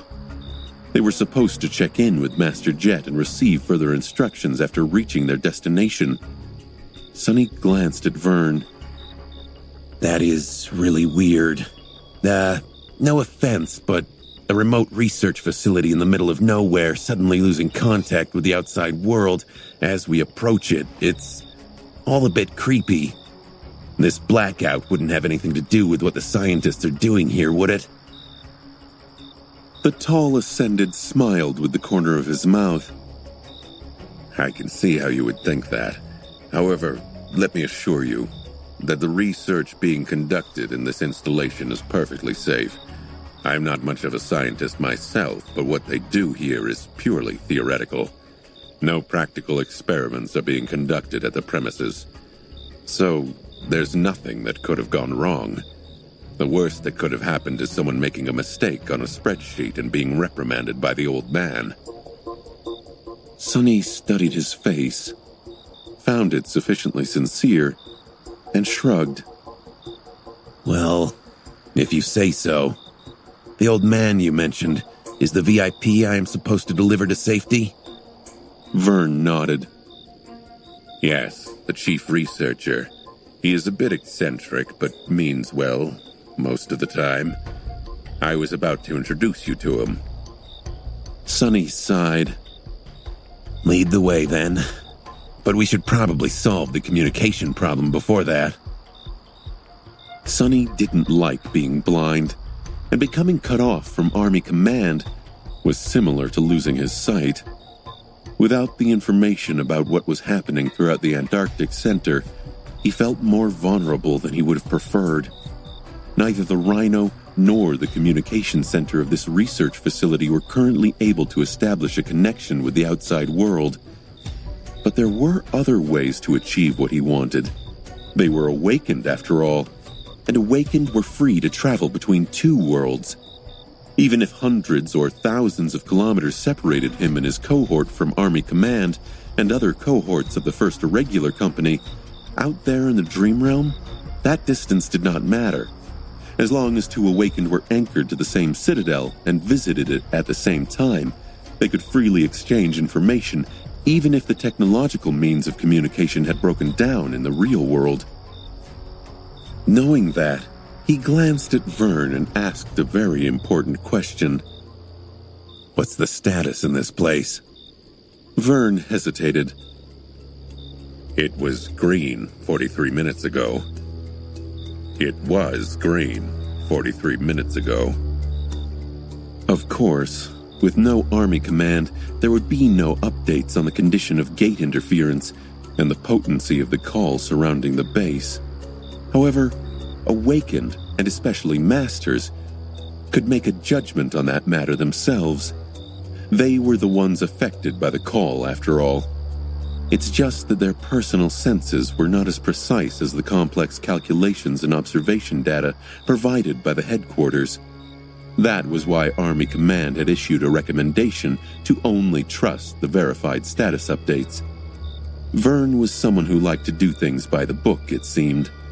Sonny closed his eyes and listened to the whispers of the call. They were so faint as to be almost non-existent. Nothing appeared to have changed in the past 40 minutes. He opened his eyes. Should still be green. Luster, Samara, and Kim, go get some sleep and find out what the hell happened. Try to get information from Colonel Jet herself or one of our captains if you can. We were supposed to receive more detailed orders anyway. With that, he would be able to find out more about the situation in about 8 hours. Considering that Sonny had to guide a convoy containing more than 1,000 people to a siege capital, he needed to know as much as he could about the condition of their supposed route. Vern nodded. "You can bunk in that building over there. The sleeping pods we have here are rather nice." The rest of the cohort followed him into another building, where they entered an elevator and descended underground. Soon, Sonny found himself in a spacious chamber that resembled a lecture hall. There, an extremely old man in a white lab coat was discussing something with a young assistant. Vern cleared his throat, attracting his attention. "Professor, this is Master Sunless. He will be in charge of getting you out of here." Then he glanced at Sonny and added in a subdued tone, "Master Sunless, this is Chief Researcher of LO-49, Professor Obel."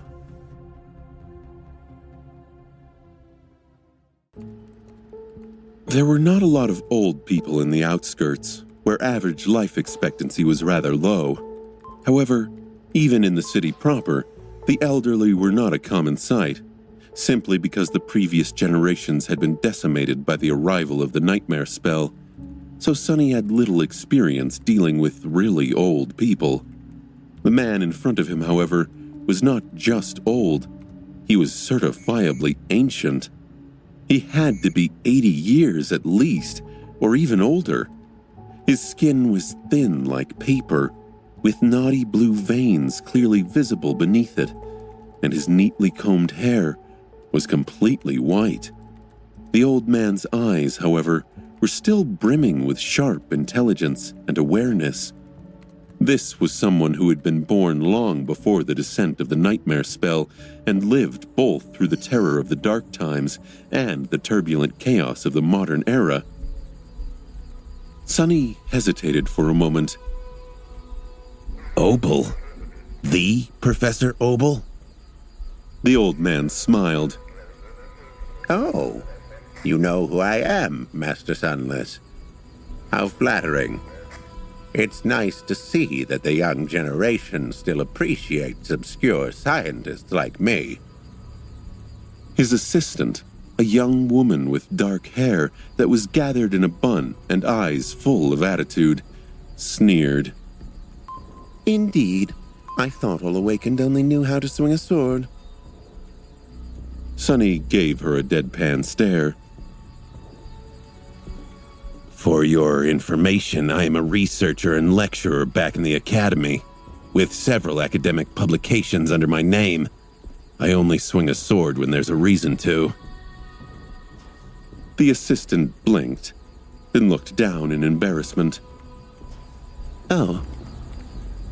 Professor Obel let out a good-natured chuckle.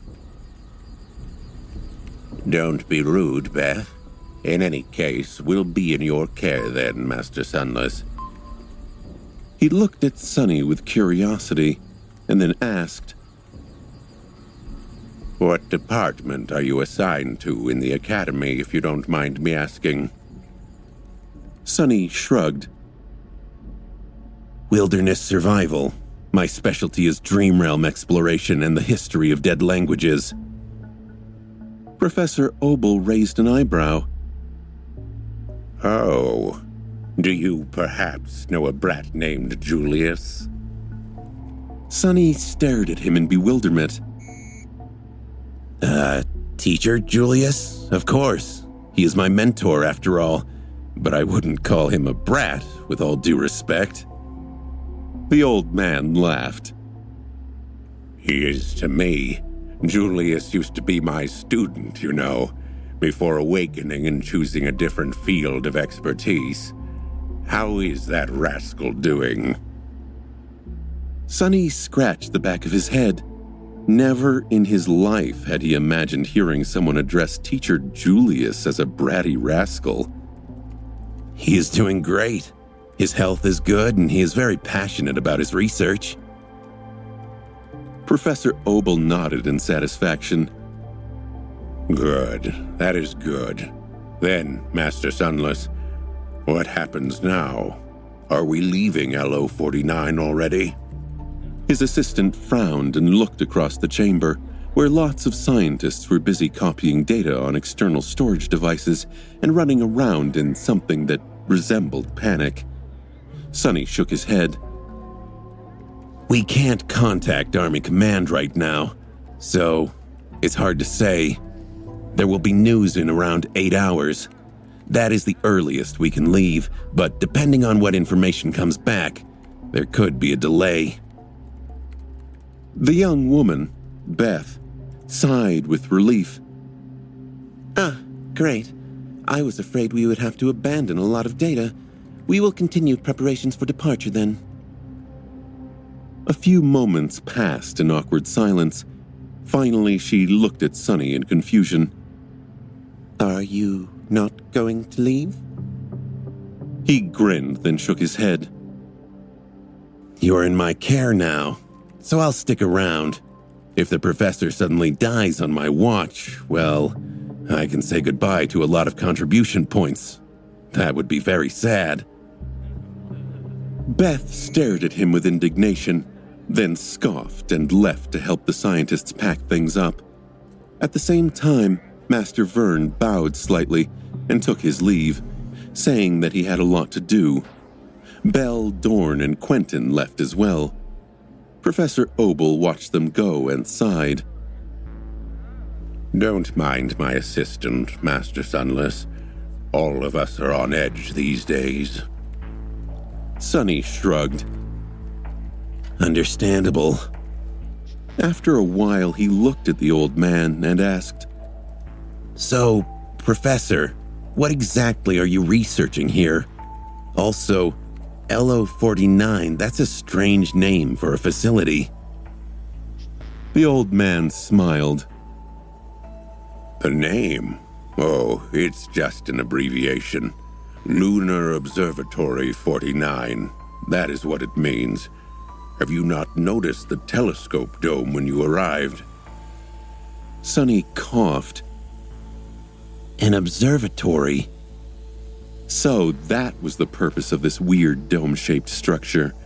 Sonny had thought that it was some kind of a strange magical construct, but it was just a mundane observatory. To his defense, he had never seen one of those before. At least, not in real life. Yes, I did notice the dome. You're studying the moon. Professor Obel laughed. Goodness, no. Around 100 of these observatories were built when the nightmare spell first appeared, but most of them are sealed and abandoned. This one had its telescope dismantled and was repurposed as a research facility, though. Sonny frowned, feeling like he was missing something. Wait, why were these observatories constructed? And why were they abandoned? The old man glanced at him with curiosity. Why, they were constructed to observe the moon, of course. There were human settlements on the moon in the past, you know. Not that that is important. What is important is the nightmare spell. Sonny shook his head. I don't follow. Professor Obel lingered for a moment. You might not know this. The first registered case of the nightmare spell infection happened in one of the moon settlements. Mind you, that doesn't mean that it was the first case, just the first documented one.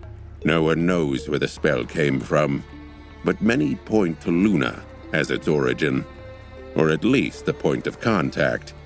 So, of course, there was a strong desire to study the moon many decades ago. Sonny looked at him with a wary expression. Really? Wait, so what did people find out? The old man shook his head. Nothing.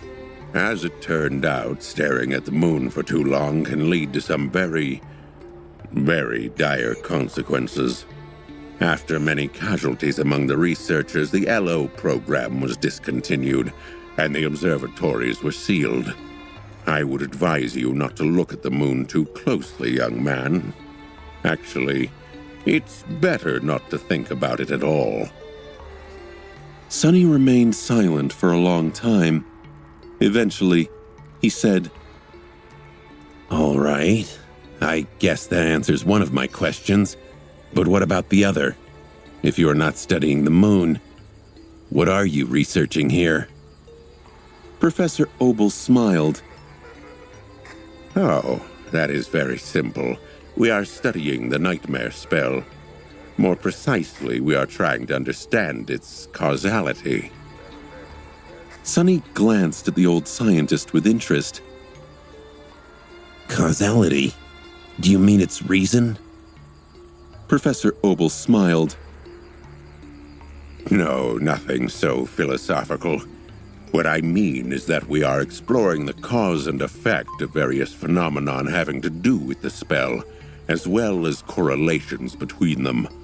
Of course, our study mainly has to do with the nightmare gates, but since nothing exists in isolation, we need to consider the system in its entirety."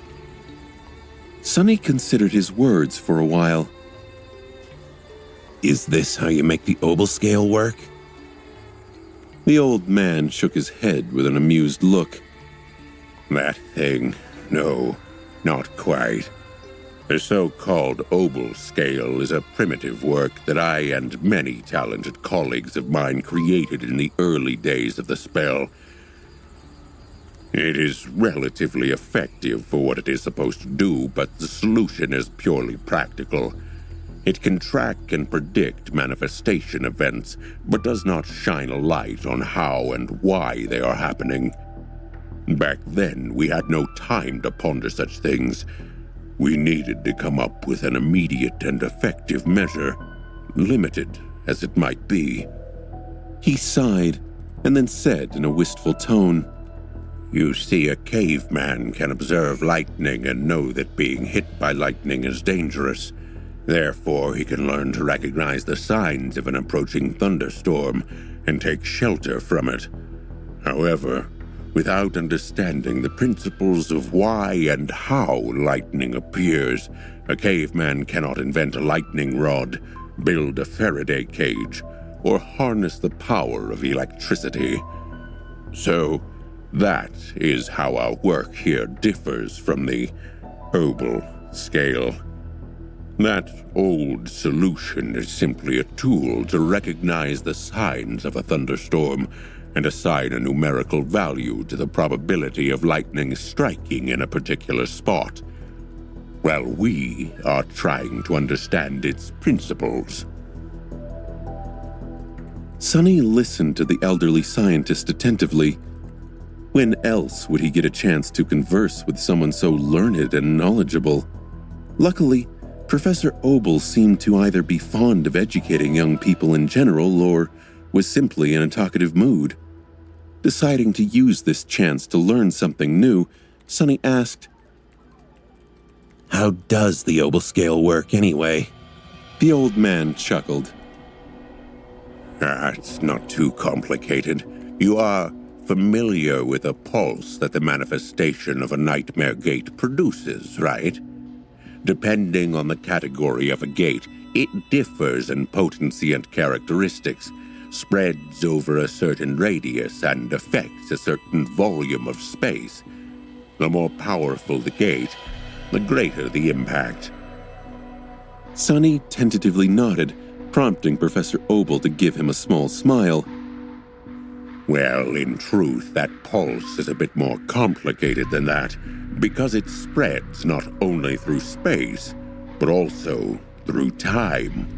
So, if we know what to look for, we can detect faint aftershocks of a gate impulse before it actually appears. Of course, that requires a vast and expensive network of sensors and monitoring satellites to monitor the entire globe, or at least those areas we deem important. Sonny blinked. What exactly do you mean when you say that the impulse spreads through time, Professor? The old man looked at him and remained silent for a few moments. How do I put it? Try to imagine time as a river, young man. It always flows forward from the past into the future, and we travel forward with its current.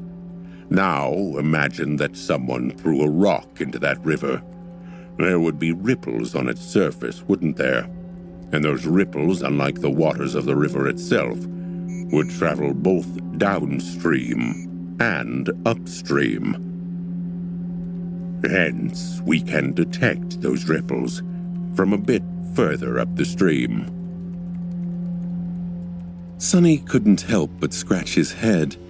What Professor Obel said was not hard to understand. However, it was a bit harder to accept. Perhaps if I think about it in a different way. Sonny imagined a string of a harp. Someone plucked it in the middle, sending a vibration spreading both up and down. Downward was the future, and upward was the past. Then he imagined the inconceivable tapestry of fate, and the never-ending expanse of its countless strings, each stretching from nowhere to infinity. A certain event happened, making small sections of several strings tremble. Was that what the old man was talking about? A subtle frown appeared on his face. Come to think of it, is affinity to revelations perhaps work based on the same principle? Sonny hesitated for a bit, then cautiously said, I think I understand.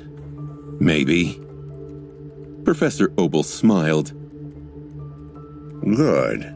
However, as I said, this is just a primitive solution. That solution only observes the effect without understanding the cause, and the cause of why is much harder to comprehend. Truth be told, I don't think that humans like us can even conceive of it in its entirety. In fact, the predominant school of modern thought states that the nightmare spell is acausal by nature, meaning that it does not even adhere to the principle of cause and effect. That it's magic, so to speak. He grimaced. I don't agree, obviously, but anyway, trying to understand even a little bit of the causality of the spell is a daunting task. So we limit the scope of our research to a small fraction of it, namely, the Nightmare Gates. The old man's face darkened a little. However, even that has proved to be an insurmountable task, I'm afraid. For now. Sonny raised an eyebrow. How so? Professor Obel smiled bleakly. Oh, well, to be honest, this might sound funny to you, but we are not even sure that Nightmare Gates have anything to do with the nightmare spell. He seemed to have expected to be rebuked. But Sonny did not react to that statement too much. Instead, he thought for a bit, and then asked calmly, Really? The old man looked at him with a bit of surprise. You are not against that idea? Sonny shrugged. During my second nightmare, I was separated from the spell for a while. I couldn't summon my memories, visit my soul sea, or even hear its voice. However, my aspect and powers were still with me, so I figured that aspects at least exist outside of the spell. If aspects are their own thing, why can't Nightmare Gates be? Oh, that doesn't mean that I'm convinced, though. I am just open to the possibility.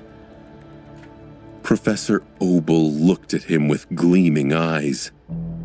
Separated from the spell? Fascinating.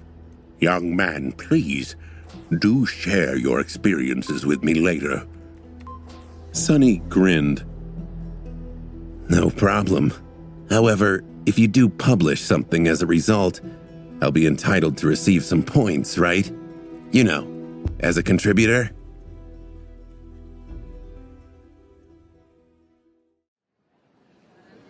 The old man chuckled and looked at his subordinates, who were packing things up in a hurry. After a while, he sighed. Whether nightmare gates are produced by the spell or not, there is definitely a connection between the two. Or rather, the three, since awakened, are also part of this equation. He grew silent after that, and then added in a more serious tone. What interests me the most, however, is which of the three came first. Sonny looked at him with surprise. Forgive me, Professor, but isn't that common knowledge? The spell came first, bringing with it the nightmares. Then we, awakened, appeared as the result. He frowned slightly. Of course, common knowledge is not always trustworthy, but in this case it seems to follow logic. Professor Obel shook his head. Who can say, really? The beginnings of the spell are not documented well. Back then, the world was not in the best shape, and by the time we knew that something was happening, it was already out of our ability to prevent, contain, or control. We tried, of course, but even then, some truths never get to become widely known, or even be put on paper at all. What you said is likely true. There are other possibilities, though. Ones that would demand entirely different solutions. Sonny looked at him with a perplexed expression. What do you mean? The elderly scientist hesitated. Have you ever asked yourself if the spell brought nightmare creatures with it, or did the nightmares bring the spell? Forgive me. This is still too broad. Here is another question. Do the nightmares produce the awakened, or do the awakened produce the nightmares? Sonny blinked. What? The old man smiled. Consider it a mental exercise. Of course, it is widely known that one becomes awakened by surviving the first nightmare. However, after that, things become more interesting. You are too young to remember, but at the beginning of it all, the disasters of the spell descended on the waking world in stages. Otherwise, we would have never survived. Professor Obel's eyes suddenly became distant, as if he was remembering a distant past. At first, there were only those infected by the spell. Some of them became sleepers, and some became dormant abominations.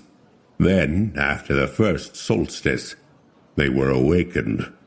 However, there were also nightmare gates of the second category, and with them more powerful creatures came into our world. Eventually, there were more sleepers, more awakened. There were also masters. But with them came more gates, and more gates that were unlike anything we had ever seen.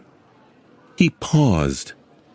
Then there were saints, and North America. And now we have the chain of nightmares. One can't help but wonder. Sonny did not like the sound of that. What is he trying to say? Sonny thought to himself. Wonder about what? The fragile old man let out a heavy sigh. This is just a scientific inquiry, Master Sunless. Don't take it close to heart. As scientists, we must ask questions, and one of these questions is whether there is a correlation between the number and power of awakened in our world and the number and power of the nightmare gates that manifest here. Awakened and nightmares. Which of these elements is the cause, and which is the effect? Sonny thought for a bit, then simply shook his head. Your argument has a big flaw, Professor. If there really was a correlation, and we awakened were somehow responsible for attracting bigger and better nightmare gates, then there would not have been a Category 5 gate in North America before a bunch of Supremes ran around the world.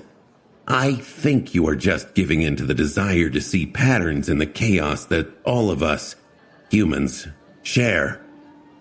There were 3 sovereigns alive in the world right now, but there had not been any when the gate swallowed an entire continent. In any case, Sonny was not going to mention the Supremes as anything but a theoretical possibility. Professor Obel nodded with apprehension. Good thinking, young man. It is always good to have a healthy amount of skepticism. However, your point is only unassailable if we assume a crucial detail to be true. Sonny frowned. Yes? What detail? The old man looked at the scientists surrounding them and smiled with a bit of sadness. That the impact of a powerful awakened emerging only flows down the river of time as we mortals do. However, if it spreads like a ripple through time, just like the aftershock of a gate manifesting itself into reality, then it doesn't matter when their ascension happens. The first Supreme might appear in a few years, but the consequences of their rise could have already burdened us years ago. His fatigued eyes suddenly shone with strange light. As for the harrowing gate that destroyed North America, who knows? Maybe it is just an echo of a god emerging from the human race in a distant, dire future. Sometime later, Sonny left his shadow in the laboratory to stand watch and went to check on his soldiers. As he walked through the underground complex, his expression was dark. What Professor Obel had told him, Sonny was not exactly buying it. At least not entirely. However, he felt that there were a few nuggets of truth in what the old man believed, even if the scientists might have come to the wrong conclusions based on those theories. The ripples of time, the disasters that came from the future and thus paved the path for their eventual inception, thus creating a weird self-contained paradox. Sonny was dubious about the validity and even sanity of these ideas. In his experience, the simplest answer was most often correct. Professor Obel seemed to have lost sight of that fact. There was one theory, however, that made him restless.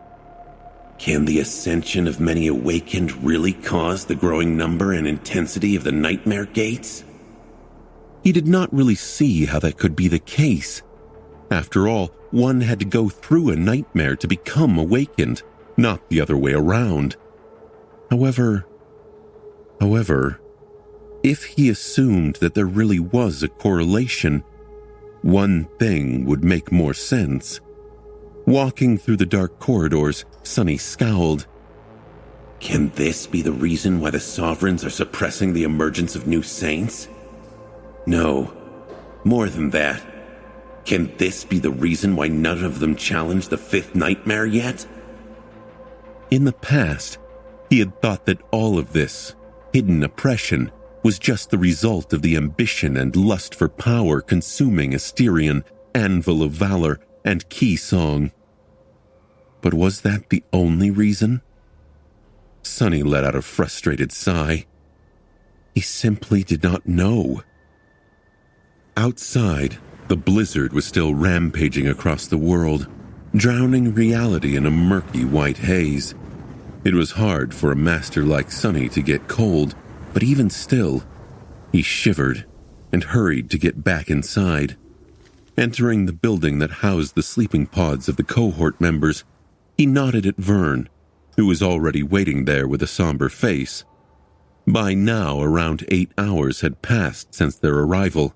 The people Sonny had sent into the Dream Realm would be returning any minute now.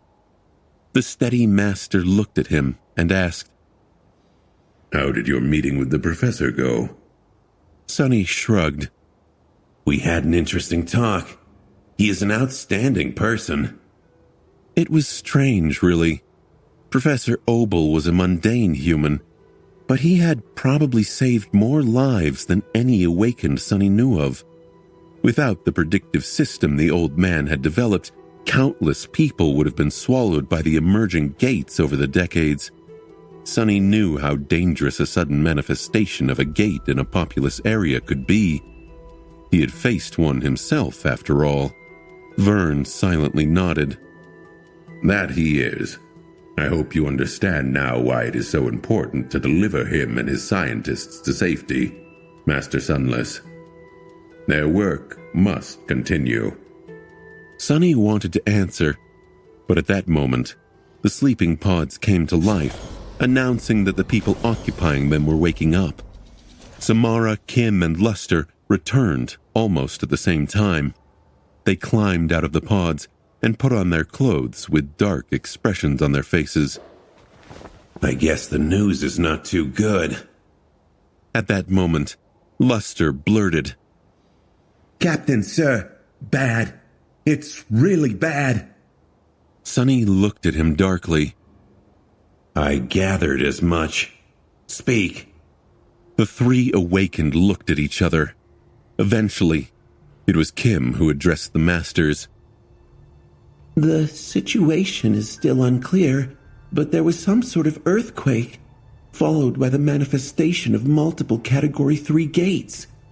There were also several titans that emerged. The three saints fought one of them above the strait between West Antarctica and the center, and then communications across all the southern quadrant went down. By the time we left the Citadel, people were still trying to understand what happened. Sonny's face darkened. All of that sounded very troublesome. It seemed that the chain of nightmares had reached a qualitative change, plunging Antarctica into chaos. "What about our orders? Have you heard from Colonel Jet?" Samara spoke in a subdued tone. She did pass on instructions, sir. "Well, at least something went well." Judging by the heavy gazes of his subordinates, however, he would not like what they were about to say. Master Vern frowned as he looked at the beautiful sharpshooter. "Well, what does Army Command want us to do?" Samara sighed. The region between this installation and the nearest siege capital is judged to be too dangerous to traverse. All the Antarctic center is affected, but its southern edge was seemingly hit the worst, so we can't go back. The previous evacuation plan was scrapped. Vern did not say anything, but his jaw muscles tightened. It looked as if he was on the verge of uttering a curse, which said a lot about how dissatisfied the man was with the news. From what Sonny had observed, Vern was a very uptight and proper person. He himself was far from feeling elated as well. Being stuck in a remote facility with no route of escape was not as bad as it could get, but very close to it. Sonny cursed for the both of them. "So what? Are we supposed to just stay here and wait for death?" Samara shook her head. We received new orders, sir. Although evacuation by land seems to be impossible at the moment. The naval convoy that delivered us to Antarctica is already on the way back to pick up the second batch of refugees. One of the vessels, Battleship Ariadne, is going to be rerouted to the southern edge of the Antarctic center. If all goes well, it will reach us in 2 to 3 weeks. We are ordered to fortify LO-49's defenses and await its arrival. Vern let out a relieved sigh. "I see. 3 weeks. That should be doable." Sonny, however, was not too enthused. The thought of going back aboard a ship did not sound very alluring. On the other hand, traversing hundreds of kilometers of rugged terrain with 2,000 local soldiers and civilians, as well as no reconnaissance data from the Army Command and an unknown number of Titans walking around, seemed like an even worse idea. He shrugged with a grimace. I see. Well, I guess we got ourselves a small vacation. Considering that the cohort was going to spend at least 2 weeks at the research facility, Sonny told his soldiers to make themselves at home. The rhino was brought within the walls of the fortress, and they chose to use it as their living quarters instead of settling in one of the buildings. The new environment really was a welcome change. The cohort was exhausted after a month of constant fighting, and this forced break, although unexpected, could potentially give them ample time to rest and recuperate. If something did not go really, really wrong, of course. LO-49 was a large facility and offered the members of the cohort a lot of opportunities to entertain themselves and pass time.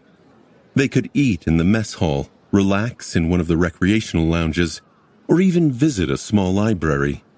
The most refreshing change, however, was simply being among new people. Conversing with the civilian staff of the installation reminded them of the calm times before the chain of nightmares. There were just 2 places that Sonny forbade his soldiers from approaching: the old observatory and the outer wall that oversaw the ocean. Even though the observatory had its telescope dismantled, he still didn't like it. The ocean, meanwhile, Sonny was just prejudiced against dark water, for a good reason. A few days passed in relative peace, and then a week. The news coming from the north was still strangely vague and fragmented. Then, however, that peace was spoiled by a sudden and dangerous development.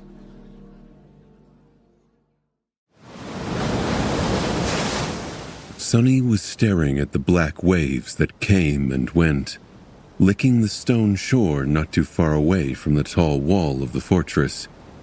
Even though he had told his soldiers to stay away from the ocean, Sonny came here once or twice every day, perhaps hoping to see the fearsome silhouette of the giant battleship emerging from the darkness. That was silly, of course, since the arrival of their ride away from LO-49 was days or even weeks away. Still, he found himself in a contemplative mood whenever he observed the waves. He was also reasonably sure of his ability to get away should anything other than Ariadne appear from the ocean.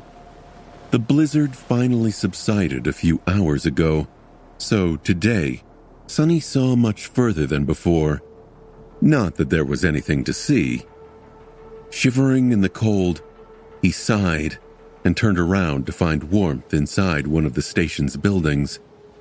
It was at that moment that Sonny froze and tilted his head as if listening to something. His eyes narrowed. Crap. The maddening whispers assaulting his mind had just grown much louder. Jumping off the wall, Sonny walked quickly and soon reached the security center of the facility. There, several awakened were monitoring the sensor feeds. Vern was standing in front of a wall of screens with a dark expression on his face. Hearing Sonny's steps, he turned his head. You felt it too? Yeah, it's strong. Vern closed his eyes for a few moments. This complicates things. This was an understatement. What they sensed was the call, which had suddenly grown much stronger. That meant 2 things, neither of them promising anything good to the people isolated inside LO-49. The first thing was rather obvious. Somewhere out there, very close to the facility, 1 or more nightmare gates had just opened. Considering how loud the call was, Sonny was willing to bet that there were 2 of them at least. The second thing was not immediately dangerous, but vastly more insidious. Vern gritted his teeth, then sighed, and pressed a few buttons on the console in front of him. Then, he spoke, his voice being carried all across the fortress by the integrated speakers. Attention all awakened personnel. This is Master Vern speaking. Effective immediately, the interference status of the LO-49 facility should be considered to be changed from green to yellow. I repeat. Sonny's face was bleak. With the strength of the call growing so much, the stability of the gateway anchors of the awakened inside the fortress was bound to become weaker. It was not at the stage where falling asleep would definitely lead to being thrown into an unknown region of the dream realm yet, but close to it. What it really meant was that from now on, falling asleep within the walls of LO-49 was a gamble for all awakened defending it. The probability of becoming pulled away by the seed of nightmare was not high, but it was also not zero. Damnation. Worse still, there were the gates themselves to deal with. Considering that they had to have opened close enough to strengthen the call, the nightmare creatures brought by them would undoubtedly come to visit, attracted by the smell of human souls. Finishing his announcement, Vern looked at Sonny with weary eyes. Sonny nodded. I'm on it. 4 shadows burst from his figure, swiftly gliding across the floor and leaving the security center a second later. They flew across the facility, climbed its walls, and plunged into the cold night beyond. Vern, meanwhile, started giving orders to his subordinates. Soon, junior officers of the security forces, which numbered close to a battalion, were summoned from all over LO-49. Considering their expertise and rank, the Devils were naturally included in this list. By the time everyone arrived, Sonny's shadows were already scouring the vicinity of the fortress, searching for the manifested gates. Vern briefed his people on what had happened. As he spoke, the faces of the soldiers changed slightly, knowing that they were going into battle soon. Only the irregulars remained nonchalant. Finally, Sonny sighed. Found it. The coastal plain did not have a lot of geographic features, so it was easy to discover the menacing rift that tore apart reality. He was slightly surprised that there was only one gate, but then again, it seemed to be a potent one. As everyone stared at him, Sonny winced slightly. There is a single gate, about 3 kilometers away from the northern wall. It seems to be a Category 3. The mundane soldiers among them paled, and even awakened seemed disturbed. He did not pay them attention. The nightmare creatures are...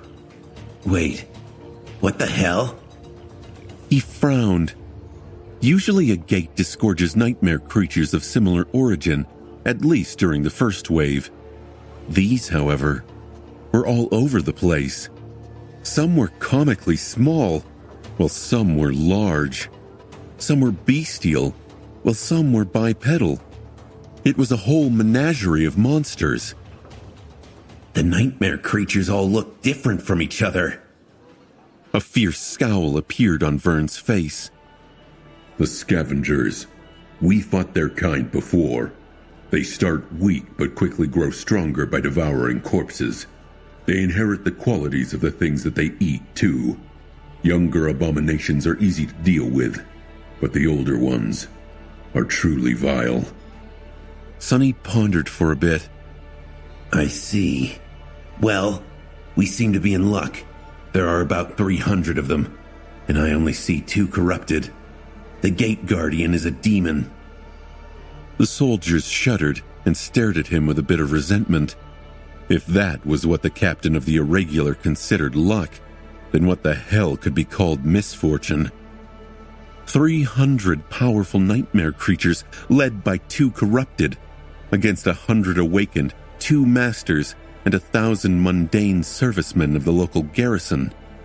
The situation did not look too good. Sonny lingered for a few moments, and then smiled.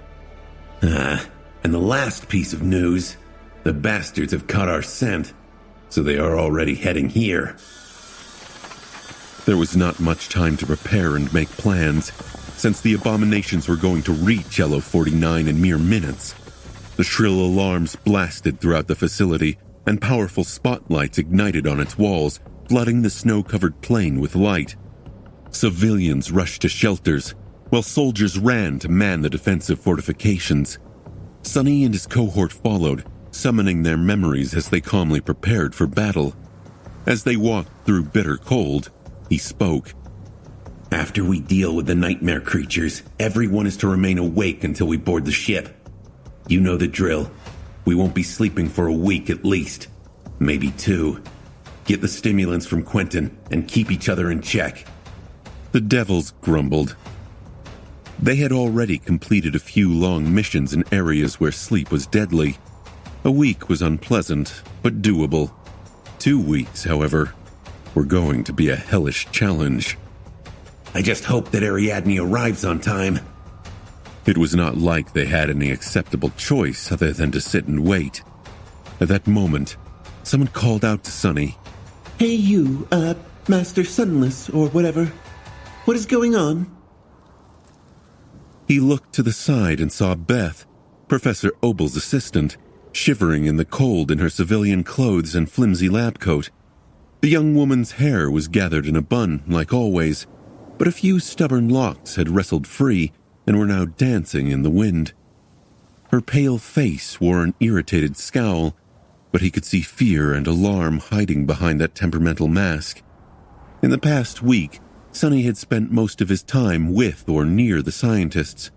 When he was away, one of his shadows usually kept watch. He had spoken with the old man a lot, learning all kinds of things about the tumultuous times of the first generation, the world before that, and the scientific understanding, or rather the lack of it, of the nightmare spell. So he had come to know Beth rather well too.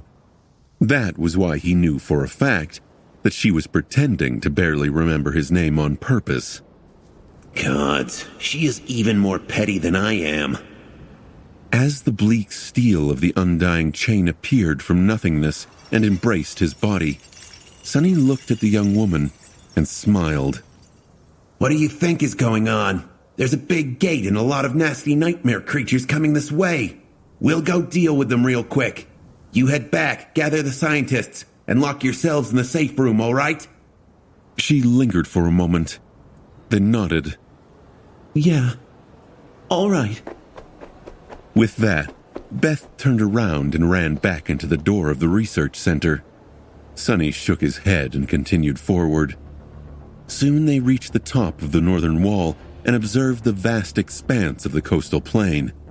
None of the abominations had reached the facility yet, but it was just a matter of time. As turret towers whined, ramping up their engines, Samara placed her rifle on the lip of the wall and looked through its scope. Vern, who was now clad in polished plate armor, holding a shield and a short sword in his hands, looked at Sonny. What do you think? Sonny remained silent for a moment. His shadows were still following the swarm of nightmare creatures, so he was studying them. He had been honest, of course, when he said that they were lucky. As far as Category 3 gates went, this one was surprisingly weak. He was even confused by the fact that it affected the strength of the call so much. The power of the wave of abominations brought by it was incomparable to the Stone Hive, for example. Back then, the Oraculars had to face a whole score of corrupted creatures. This time, there were only 2, and the strongest of them was merely a demon. Of course, the word merely could hardly be applied to a corrupted demon, but still. Finally, Sonny spoke. It's not a big deal. I will deal with the Gate Guardian, and you deal with the other corrupted. Awakened Kim will support you. Can you handle it? Asking an average Awakened to fight a fallen abomination was not an easy request. However, asking an average Master to face a corrupted one was less so, because all Masters were elites by definition. There was a fundamental distinction between Awakened and Ascended, since most of the former had no choice in what they had become, but the latter could only be what they were by choice. So, Sonny was reasonably sure that Vern would survive a battle against a corrupted scavenger. The local master hesitated for a moment, then nodded. I'll handle it. Sonny grinned. That's the spirit. With that, he stepped forward and leaped off the wall into the cold darkness below. The soldiers of the garrison seemed startled by his sudden jump, but the devils remained nonchalant. They were long accustomed to their captain's bizarre actions. Landing on the snow, Sonny considered the situation for a moment. He was thinking about whether he should summon Saint eventually, but he decided against it for now. Her help would only be needed if the enemy turned out to be more dangerous than he had judged. Sonny did, however, summon the Sin of Solace. As his hand took hold of the onyx hilt of the beautiful longsword, ghostly whispers assaulted his mind. It was already strained by the insidious and exhausting pull of the call, so the additional burden seemed even heavier. Sonny winced and shook his head, chasing them away. So annoying. The Sin of Solace scratched at his sanity, its murmurs slowly growing clearer, louder, more insistent. At that moment, Samara's rifle discharged, and the sound of a magical slug breaking the sound barrier boomed from somewhere above. A moment later, the turrets came to life, sending a hail of tungsten rounds into the swarm of approaching abominations. Grinning, Sonny sent essence flowing into his muscles and chased after the bullets.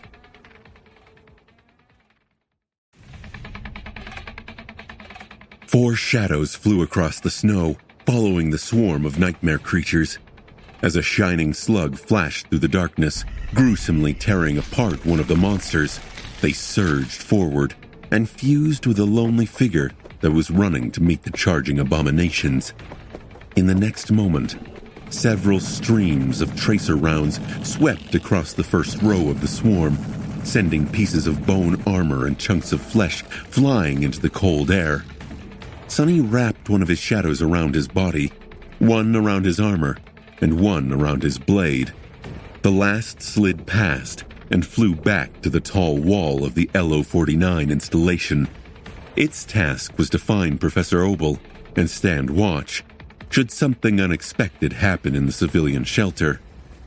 Sadly, the turrets had not been as effective as Sonny had hoped.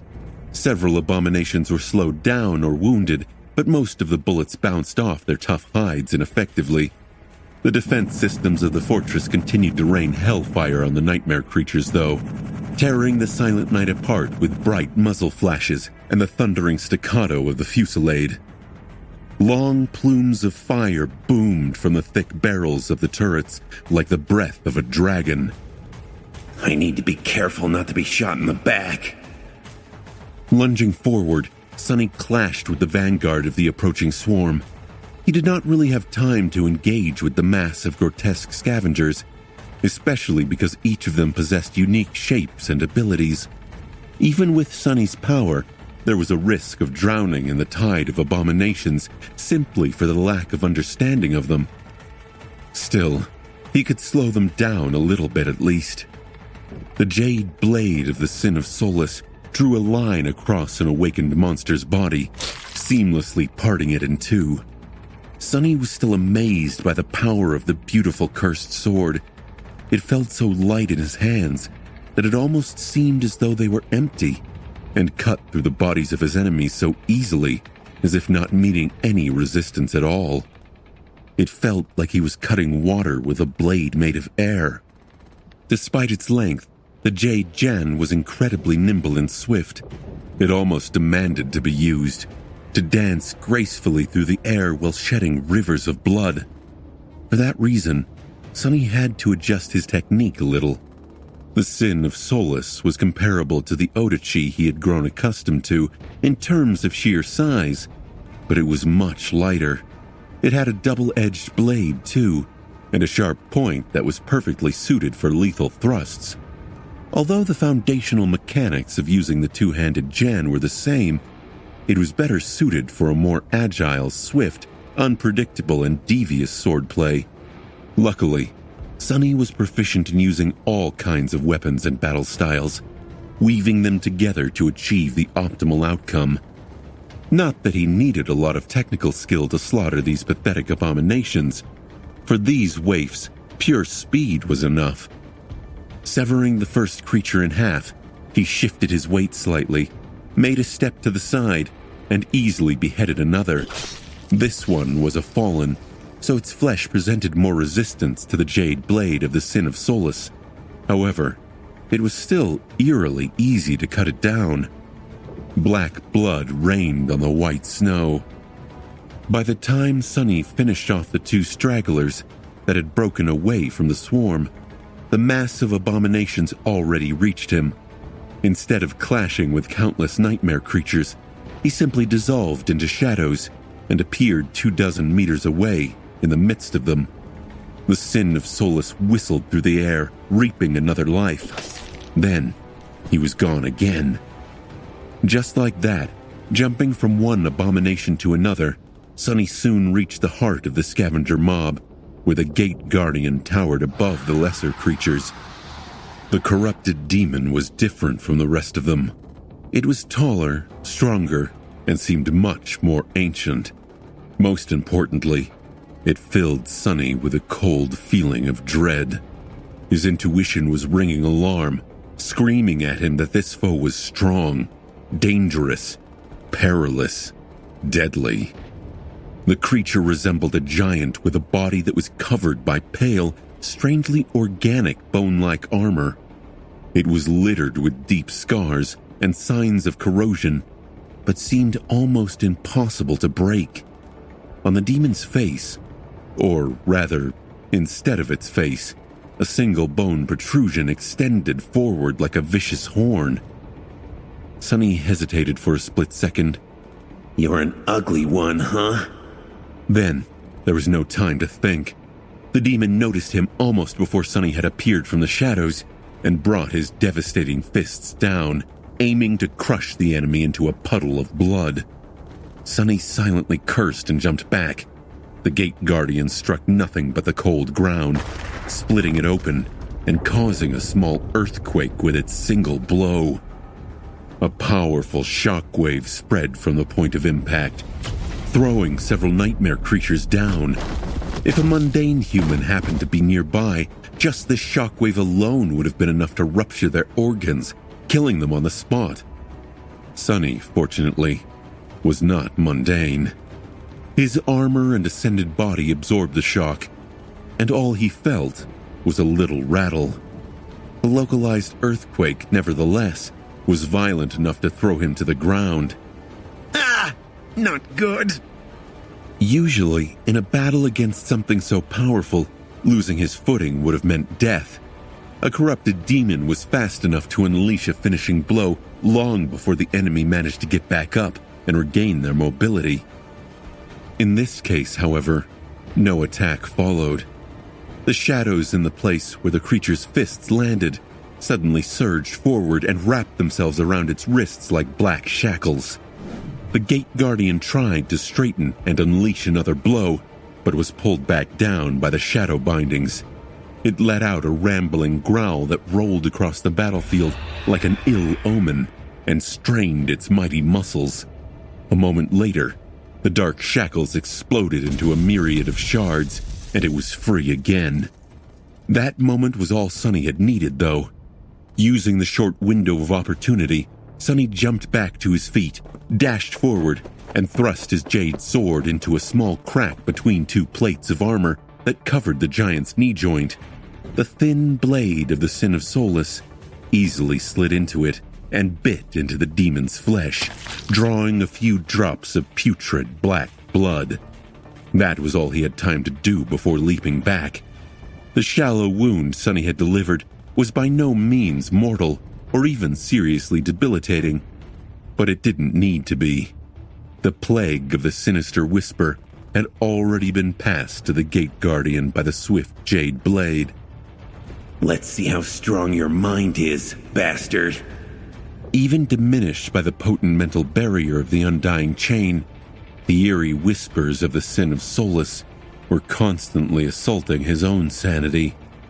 Of course, it was strange to think of any nightmare creature as sane. They were all mad to begin with, after all. But Sonny had high hopes. A demon was a demon. No matter how wicked, it was still a sentient being. That sentience, which made these creatures so dangerous, could also be destroyed. The Gate Guardian finally unleashed another attack. This one was so fast that Sonny barely had time to react. With no other choice, he gritted his teeth and blocked it with the blade of the Sin of Solus. Another shockwave exploded outward, and he was thrown back like a cannonball. Crap! Sonny flew back, smashing into several nightmare creatures on his way. Several devastating impacts rattled his entire body, and bits of broken flesh flew into the air, landing dozens of meters away from the Gate Guardian. He collided against the ground, bounced, and then rolled for a bit, leaving a deep groove in the snow. Throughout all of it, there was a vicious smile on his lips, however. That was because he had managed to deliver a cut to the wrist of the demon just before his block crumbled. The giant was already near, so Sonny rose without wasting any time and dashed forward to meet him. For a short stretch of time, which nevertheless felt like an eternity, he danced around the corrupted abomination. Diving through the shadows and using shadow manifestation, Sonny was able to just barely stay ahead of the terrifying creature by a split second. Several more shallow wounds appeared on the giant's body, drops of blood rolling down its bone armor. At first, the demon did not seem to be affected at all. Then, however, something changed. First, his movement slowed down a little, becoming slightly erratic. Then his body grew tense. The creature twitched and suddenly struck itself in the head as if trying to shake off a dizzy spell. The more wounds accumulated on the giant's body, the louder the whispers of the sinister blade grew. Eventually, the demon froze in an awkward pose, its arms hanging limp and its neck twisted at a strange angle. It remained motionless for a few long, tense seconds. Then, a chilling roar escaped from its maw, making the world shake. What the? As the Gate Guardian's sanity, insanity, or whatever it was that guided its perverse sentience, collapsed, an endless sea of bloodlust and frenzy seemed to overwhelm the abomination. Letting out a bestial growl, it moved again and lunged at Sonny like a mountain of muscle, bone, and murderous rage. Sonny stared at that frightening sight for a short moment, then calmly stepped through shadows and appeared 20 or so meters behind the crazed horror. His disappearance did not seem to affect the demon much. Maybe the broken abomination did not even notice it, consumed by rabid whispers. Long arms forward grabbed the nearest nightmare creature and brutally ripped it apart. Then, not satisfied by the ghastly sight of the ruptured corpse, it howled and dove into the surrounding swarm, crushing and tearing bodies to shreds. Just in a few seconds, the crazed demon killed more nightmare creatures than Sonny had on his way to meet it. Damn.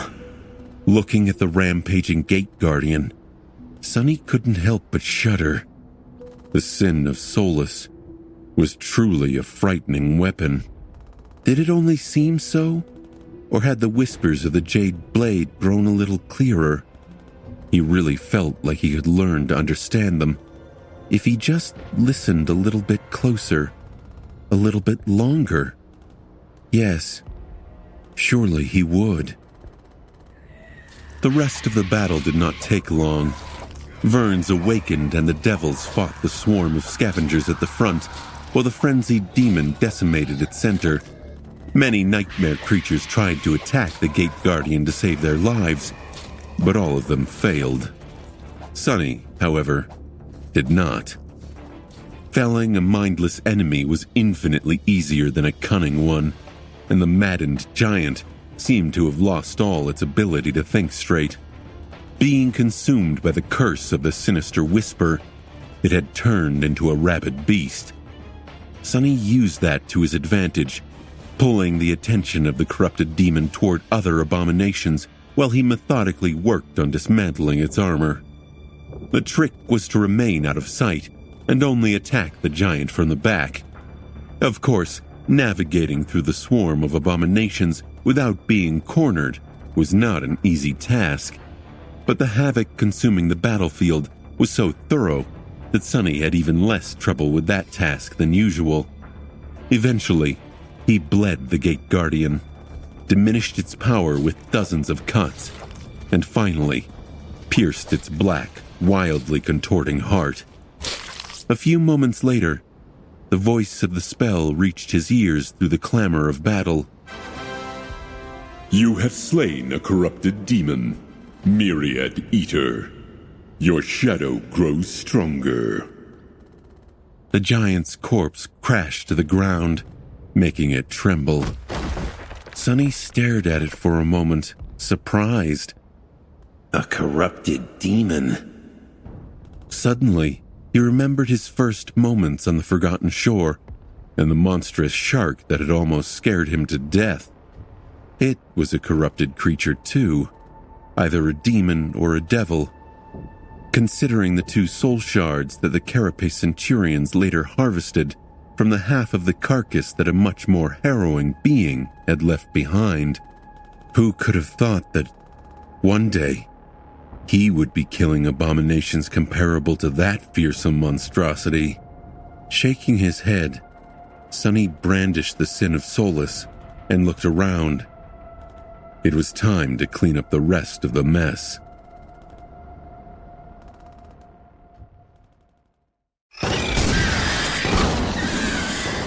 Although Awakened were still fighting the remnants of the scavenger swarm, the battle was more or less over. The Gate Guardian was dead, and Vern had handled the other corrupted abomination with Kim's support. Belle, Dorn, and Samara had hunted down the most dangerous fallen, while the local garrison eradicated the rest.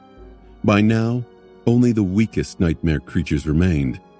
They were still deadly, of course, but the scavengers did not seem too dangerous unless they were old and had devoured a lot of powerful enemies. The lesser ones even succumbed to their bestial instincts and got distracted from the fight, forgetting everything to sink teeth into the flesh of the slain members of their own kind. Sonny prowled the battlefield for a while, searching for fallen abominations in hopes of earning a shadow fragment or two. Sadly, it seemed that there were none left. The rest of the defenders of LO-49 were quite thorough. Eventually he gave up and joined the soldiers of the garrison in cleaning up the remaining enemies. What followed was a swift but tedious chore.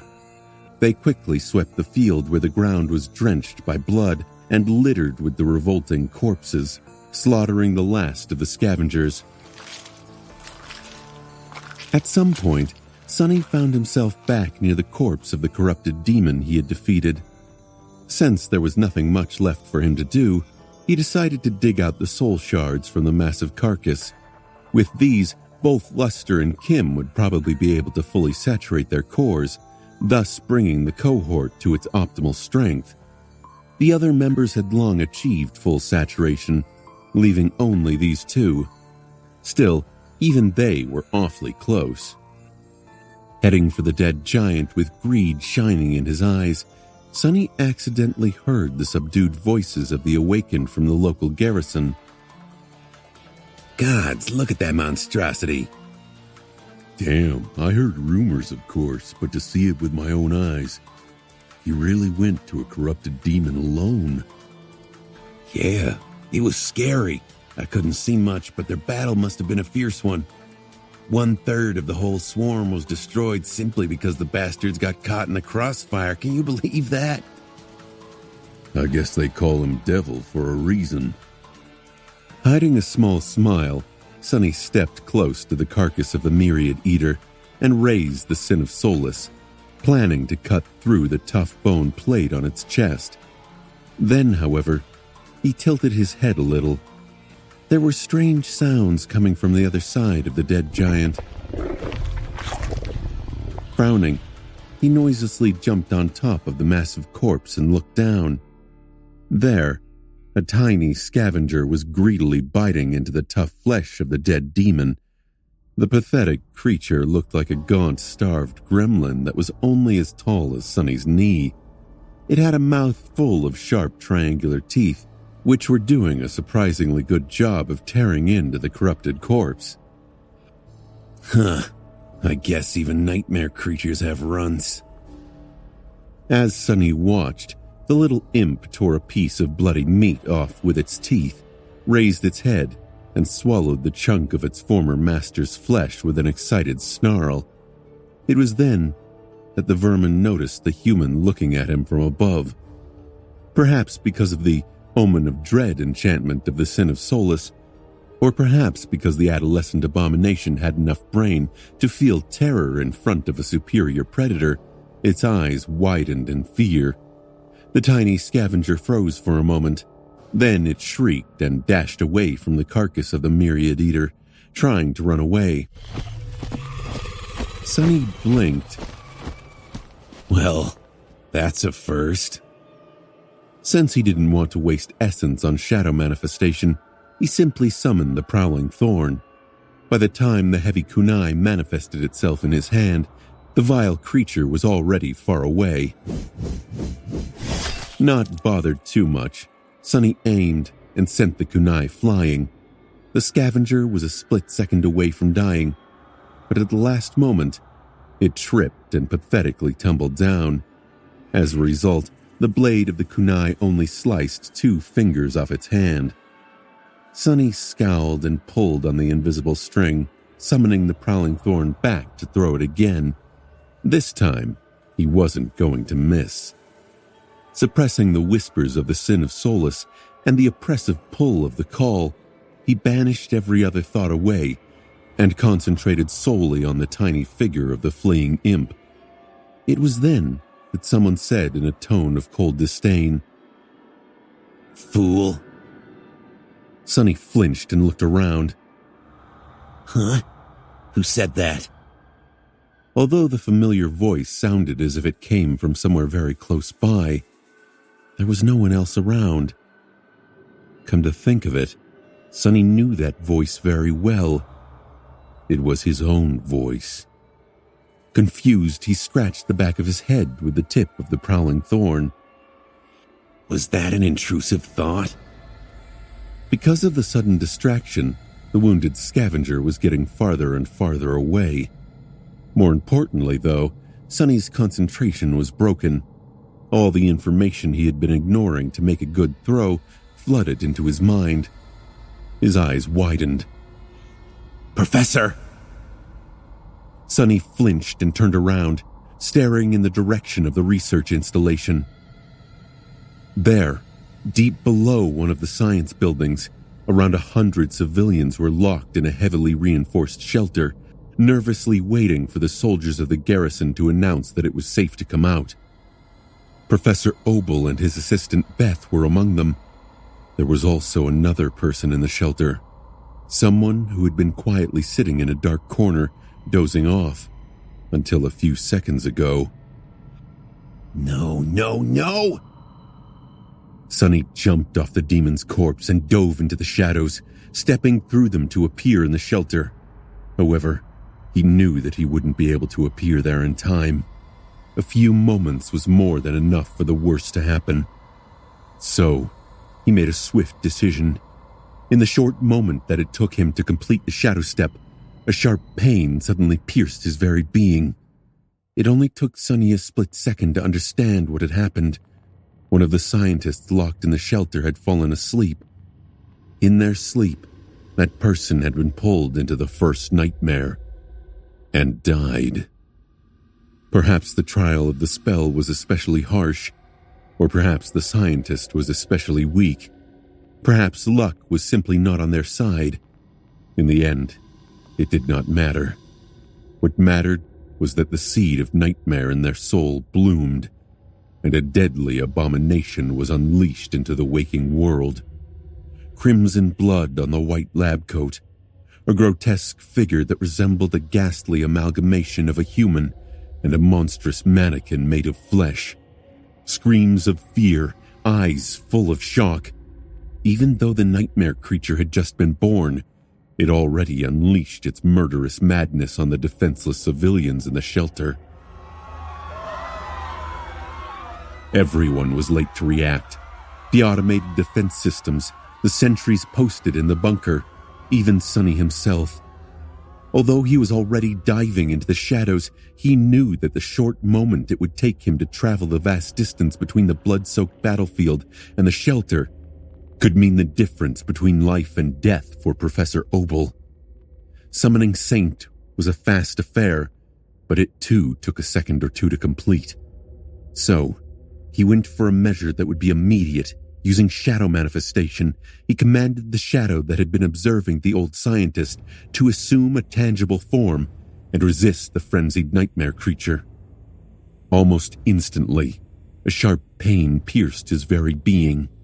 The shadow sustained damage, which meant that his soul did too.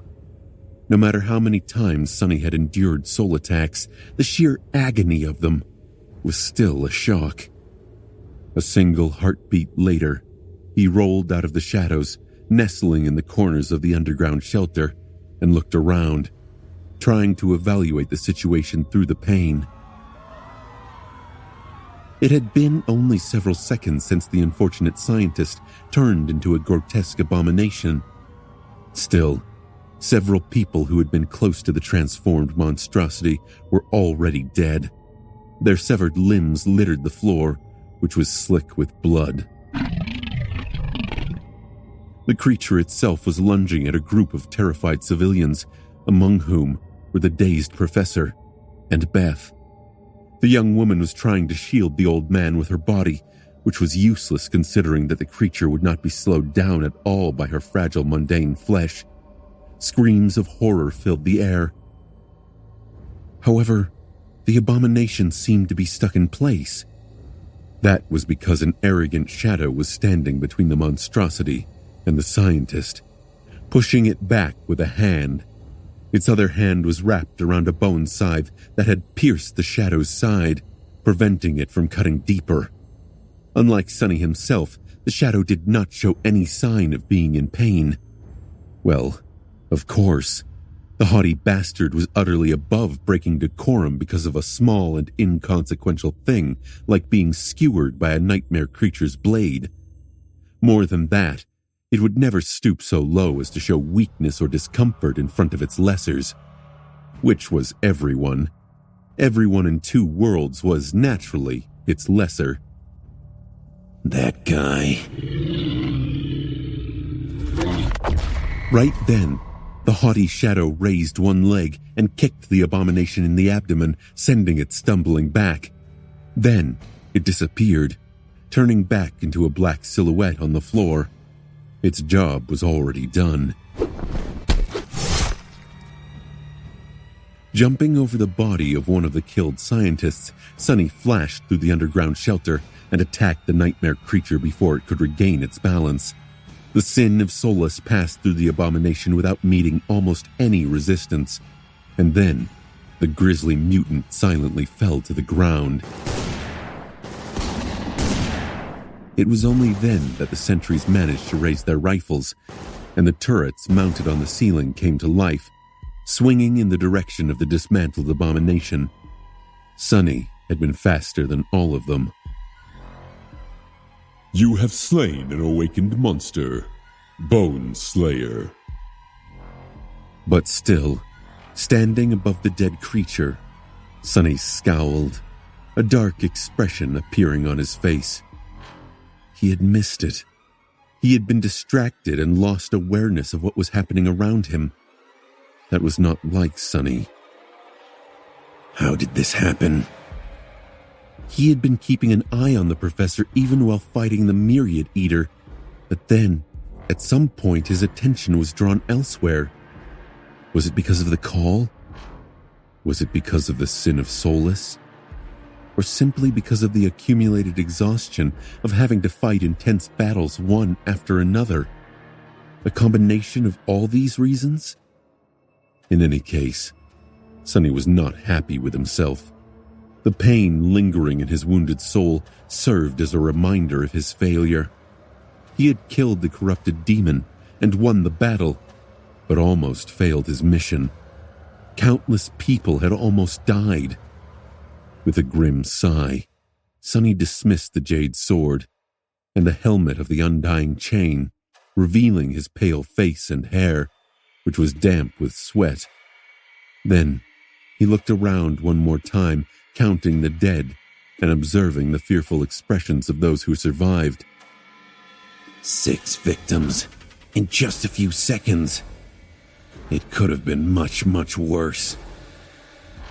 Despite this conclusion, he couldn't help but be appalled by the gruesome sight of the severed corpses laying on the floor. It was rotten luck for an awakened monster to appear as a result of a failed first nightmare. Master Sunless, you're here! One of the soldiers called out to him, still aiming at the unmoving abomination. Sonny exhaled slowly, then looked at Professor Obel, making sure that he was okay. Beth was still shielding him, slow to realize that the threat had been dealt with. Yeah, you can lower your rifles. It's dead. He lingered for a moment, and then addressed the terrified crowd of civilians. Someone failed their first nightmare, but it is over now. The battle upstairs is over too. We won. You should all be safe now. For now. Of course, he did not say that last part aloud. Instead, Sonny stared at the bodies once again and gritted his teeth. This was the first time when a victory felt so bitter. In fact, despite having killed one of his most powerful foes yet, Sonny did not feel like he had won anything at all. Things were getting worse and worse with each day. A week? 2 weeks? How many more people would die before Ariadne arrived to take them all away? Standing in a puddle of blood with hundreds of frightened civilians looking at him with gratitude and relief, Sonny had no answer.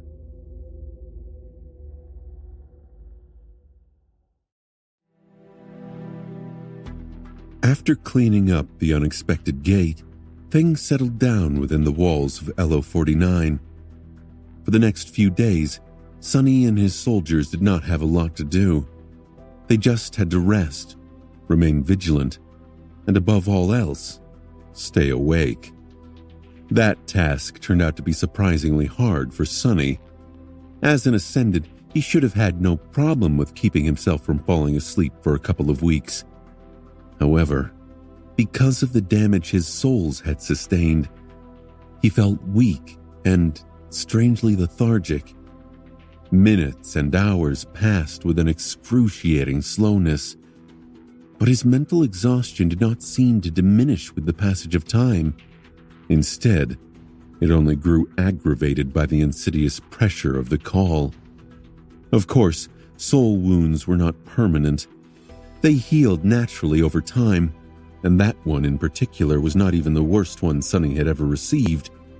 The haughty shadow, too, was on its way to a full recovery. The other shadows fussed around it a lot, but the arrogant guy pretended not to care. Secretly, though, he seemed to be enjoying all the attention. Don't sleep. Don't sleep. Don't sleep.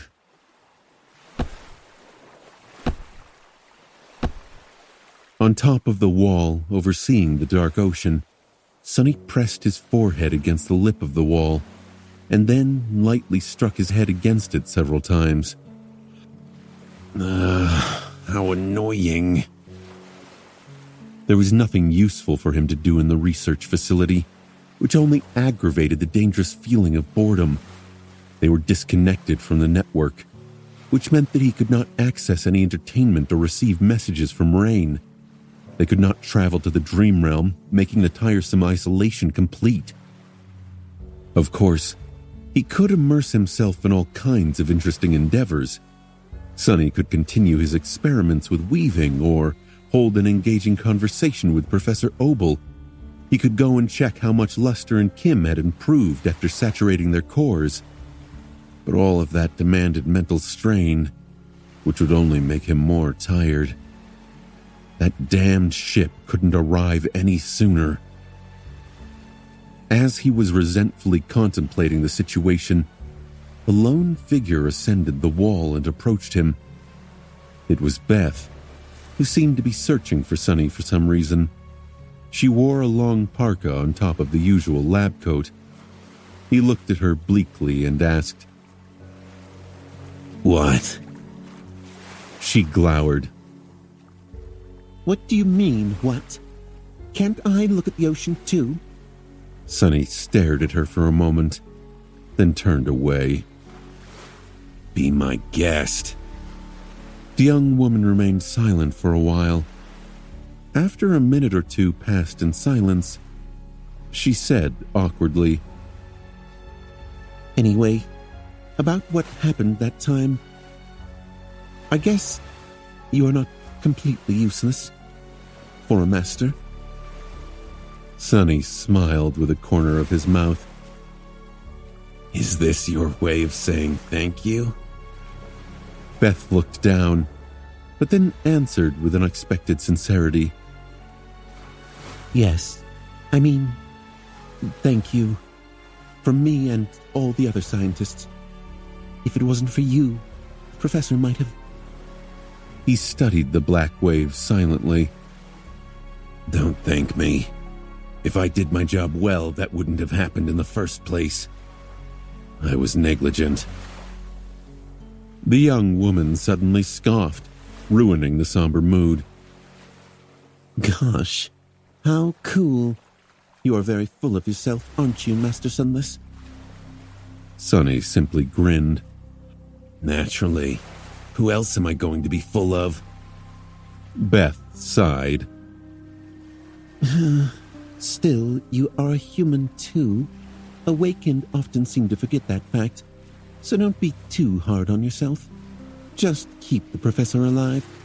That is enough. He nodded. "That's the plan." With that, she lingered for a few moments, and then left him alone. Sonny stared into the distance, imagining the formidable silhouette of the battleship appearing on the horizon. "When I get out of this place, I'm going to sleep for a week straight." No, don't think about sleep. Sleep. He grimaced, then slapped himself and turned around. It was time to go and find himself a cup of strong, bitter coffee. The next morning, which was no different from the evening, a familiar figure approached the Rhino. Sonny, who was sitting on its roof and fiddling with a stimulator patch, looked down and raised his eyebrow. "Vern? Did you need something?" The tall Ascended looked up and remained silent for a few moments. There were dark circles under his calm, weary eyes. "Yes, something happened." Sonny frowned, suddenly feeling uneasy. "Well, what is it?" Vern sighed. "One of my soldiers is missing." The missing soldier had disappeared from the living quarters in the middle of the night. The man's absence was noticed in the morning when he failed to assume his post. He was one of the 100 awakened of the local garrison, an experienced warrior who had been on track to becoming an officer. Tardiness was not in his nature. As Sonny and Vern walked toward the building where the soldier had resided, there was a tense atmosphere around them. Sonny was asking the obvious questions. "Have you searched the facility?" The other master nodded. Yes, every area that he could have access to. There is no sign of him anywhere. Sonny frowned. People did not just vanish into thin air. Well, usually they didn't, especially with no one noticing. What about security cameras? Did they record anything? Vern gritted his teeth, then shook his head. Most of the observation system went down during the blizzard. What little remains is almost useless because of the interference from the scavenger gate. There are no recordings that we can use. They arrived at the barracks and proceeded to the missing soldier's personal room, in front of which a few awakened were already crowding with worried expressions on their faces. Walking inside, Sonny felt his unease growing stronger. That was because there was nothing. Nothing in the small room said that something had happened there. There were no signs of a struggle, no drops of blood, no unusual smells lingering in the air. Even with his special eyes and unnatural intuition, he could not notice anything out of the ordinary. Still, Sonny made a point of studying every small detail, both with his vision and shadow sense. He sent his shadows to sweep through the facility too, with no result whatsoever. The soldier had, indeed, somehow vanished into thin air. After a while, Sonny looked at Vern and asked a somewhat awkward question. Could he have deserted? Vern stared at him blankly. Where would he go? Sonny nodded. Even if someone had lost their mind and decided to run away from the remote station, there was nowhere for them to go. The other master, meanwhile, gritted his teeth. I hoped that you would be able to notice something that I had missed. Have you found anything? Sonny remained silent for a while. Eventually, he sighed tiredly and shook his head. No, nothing. The awakened warrior was simply gone. The whole facility was swept both by the soldiers of the garrison and Sonny's shadows, but no trace of him was found. Even Vern made the decision to unseal the dome of the old observatory. However, there was nothing but old equipment, darkness, and dust inside. Sonny sent his shadows to scour the coastal plain outside the fortress, hoping to discover a clue. He did not. A sense of unease and foreboding spread through the isolated fortress. As people were crowding together to alleviate this tension, Sonny, Vern, and Professor Obel gathered in the security center to have an emergency discussion. However, none of them seemed too eager to speak first. They simply had nothing to say. Eventually, Sonny rubbed his face with a sigh. Well, there are only 3 possibilities, right? Vern looked at him darkly. And they are? Sonny hesitated for a moment. First, he might have really deserted. The stern master simply shook his head. There was no hostility or defensiveness in this gesture, since Vern was not the type of leader to be insecure about his people or himself. He did not have the kind of fragile pride that would make the statement sound defensive. That is improbable. I know this awakened very well. He is a stalwart man. Sonny moved on with a shrug. Still, that would be the best outcome. The other 2 possibilities are much more troublesome. A tired frown appeared on his face. The second possibility is that he was killed, for whatever reason, by another person stationed at LO-49. The killer subsequently disposed of the body and removed the signs of the crime. Considering that it is not easy for a mundane human to kill an awakened, the most likely suspect would be one of your people, Vern. Professor Obel let out a heavy sigh. Surely you don't think that one of these brave soldiers... Sonny looked at him with a somber expression. I am just exploring what could have happened. However, don't be mistaken. We awakened are always only one step away from turning into monsters. With how much pressure Antarctica exerts on people, many will inevitably start to break. In any case, we should pay attention to those awakened that have aspects suitable for getting rid of incriminating evidence. Vern, you know your soldiers best, so this task will be on you. Vern pursed his lips, but then silently nodded. What about the last possibility? Sonny lingered for a few moments. There might be a nightmare creature that has infiltrated the facility and is now hiding somewhere within these walls. Considering that we failed to find any traces at all, it has to be either very powerful, very elusive, or both. Since I am the best scout among us, investigating this possibility will be my task. Vern remained silent for a while, then said somberly, That sounds like a plan. However, what happens if neither of us discovers anything? Sonny looked at him. His eyes were full of darkness. Then we just need to wait for the Ariadne to arrive and hope that no one else disappears. According to the last communication we had with the outside, it will reach us in 4 days at the earliest, and in 11 at the latest. Surely we can hold out for that long. As he spoke, the persistent noise of the call kept scratching, pressing, seeping into his mind. Vern closed his eyes for a moment. Then that is what we will do.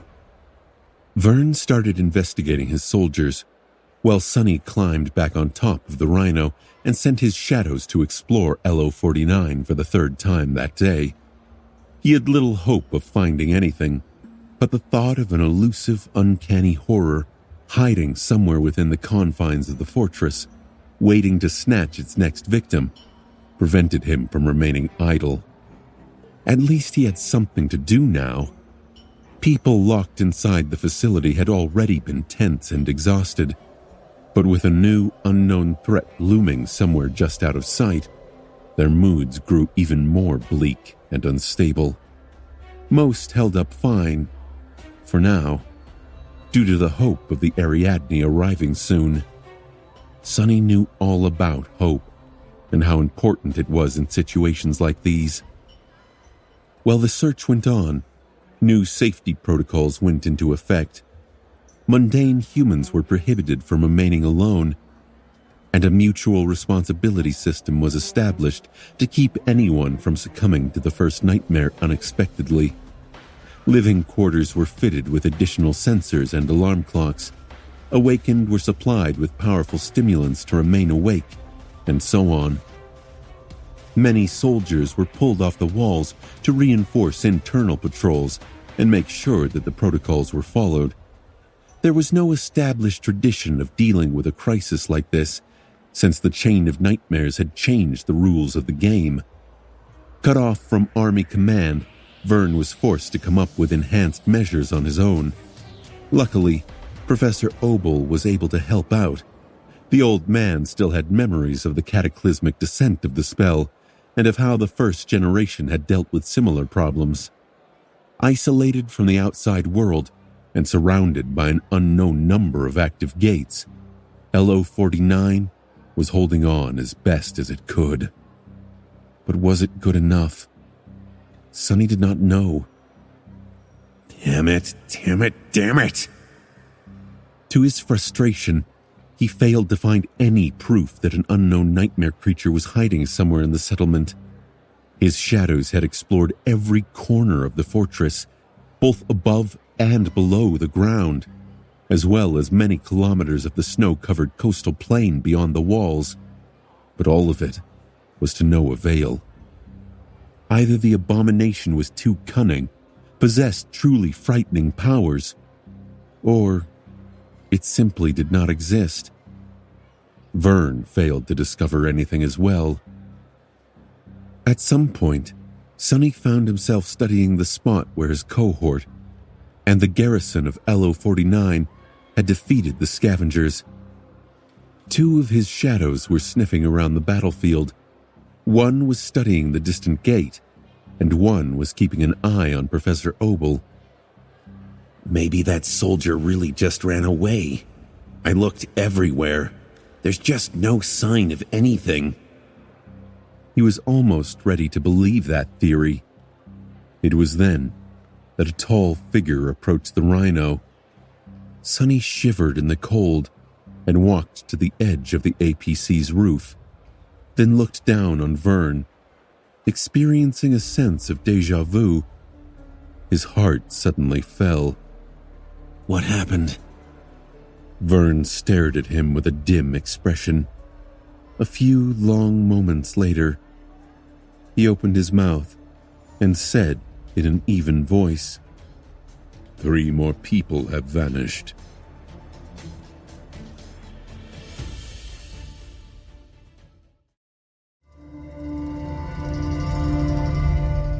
Three more people were gone, and 0 new clues were found. This time, the vanished were not awakened. One was a mundane soldier, one was a scientist, and one was a member of the civilian support staff. They did not have anything in particular in common. No thread that connected them together or to the first victim. All 3 vanished from different locations and had been last seen at different times. Sonny and Vern silently investigated their living quarters, the areas they had been known to frequent in the settlement, and their last known locations. They did not find anything. In the process, both of them grew more and more somber. At some point, Sonny threw a suspicious look at the other master. What did he really know about Vern? Vern was a local of Antarctica, a career serviceman, with a stellar record, a competent fighter, and a leader who was loved and respected by his men. His aspect centered around heat transference and physical augmentation. Not exactly something that could have been used to dispose of bodies, but then again, who said that it had to be done with an aspect ability? Almost at the same time, Vern suddenly glanced at Sonny with his usual stoic expression. His eyes, however, were cold and heavy. I heard that you have a spatial storage memory. Sonny looked at him darkly. So what if I do? Vern held his gaze for a few long moments, then turned away with a sigh. This is not good. Sonny had to agree. If the 2 of them were already paranoid enough to suspect each other, then the rest of the installation residents had to really be on edge. A bit of vigilance was never a bad thing, but with how pressured people already felt, one additional burden could become a spark that had the potential to cause an explosion. He sighed. We have to be ready to implement measures. Vern gave him a sideways glance. What kind of measures? Sonny stared at him calmly, or coldly even. He was so tired. Whatever kind that works. The other master remained silent for a while. I'm confident in my people. Even exhausted and sleep-deprived, they will remain disciplined. The civilians, however, might be a challenge. However, the best way to resolve this issue is to prevent it from happening in the first place. For that, we need to understand what is going on and stop more people from disappearing. Sonny lingered for a few moments. Eventually, he shrugged. Yeah, let's hope that we will. With that, they moved to the next item on the agenda, interviewing the witnesses. Perhaps witnesses was the wrong word. This time, all 3 victims were mundane. That meant that they had been assigned a partner by the updated safety protocols that Vern had established. They had not been supposed to remain alone at any point, not to mention long enough to vanish without a trace. And yet, they had. The interviews did not reveal anything substantial. The mutual responsibility partners of the 3 victims reported the same thing. The vanished had been with them throughout the day, but at some point disappeared, completely unnoticed. The scientist and the staff member had been gone by the time their partners woke up. and the soldier seemed to have vanished while his comrade turned away to concentrate on servicing one of the wall turrets. It was after the remaining soldier had reported his partner's absence that the fact that 2 more people were missing was discovered. None of the 3 victims had been acting strangely or revealed any discomfort before they vanished. There was simply nothing for Sonny and Vern to catch. No thread they could pull to unravel the whole mystery. Their moods grew darker and darker. While they were interviewing the witnesses, there were 2 deaths inside the settlement. One was a scientist who had reported symptoms of being infected by the spell a day prior, was confined to a secure room in the installation's medical center, and quietly passed away in her sleep. Several awakened monitoring the situation dispatched the nightmare creature that the dead scientist had turned into, preventing the repeat of the safe room massacre. The other was a staff member that had been so afraid to fall asleep that he stole a batch of military stimulants from the same medical center. Inevitably, these stimulants, developed for awakened soldiers, had put too much strain on his body. The man collapsed and swiftly died of acute heart failure in front of dozens of frightened civilians. Sonny and Vern received the report about the deaths right after finishing the fruitless interviews. A heavy silence settled in the empty room, where only the 2 of them remained. Eventually, Vern gritted his teeth. This is all a bit suffocating, isn't it? The local master looked weary, but still composed and resolute. Sonny leaned back on his chair, tiredly thinking of the soft bed that was waiting for him inside the Rhino. Yes, there are very few things that are more suffocating than powerlessness. You get used to it, though. Vern grimaced. If the 2 of us feel powerless, then how do the rest of them feel? He was quiet for a bit, and then asked, 3 days. That is when the ship will arrive, right? Sonny silently shook his head.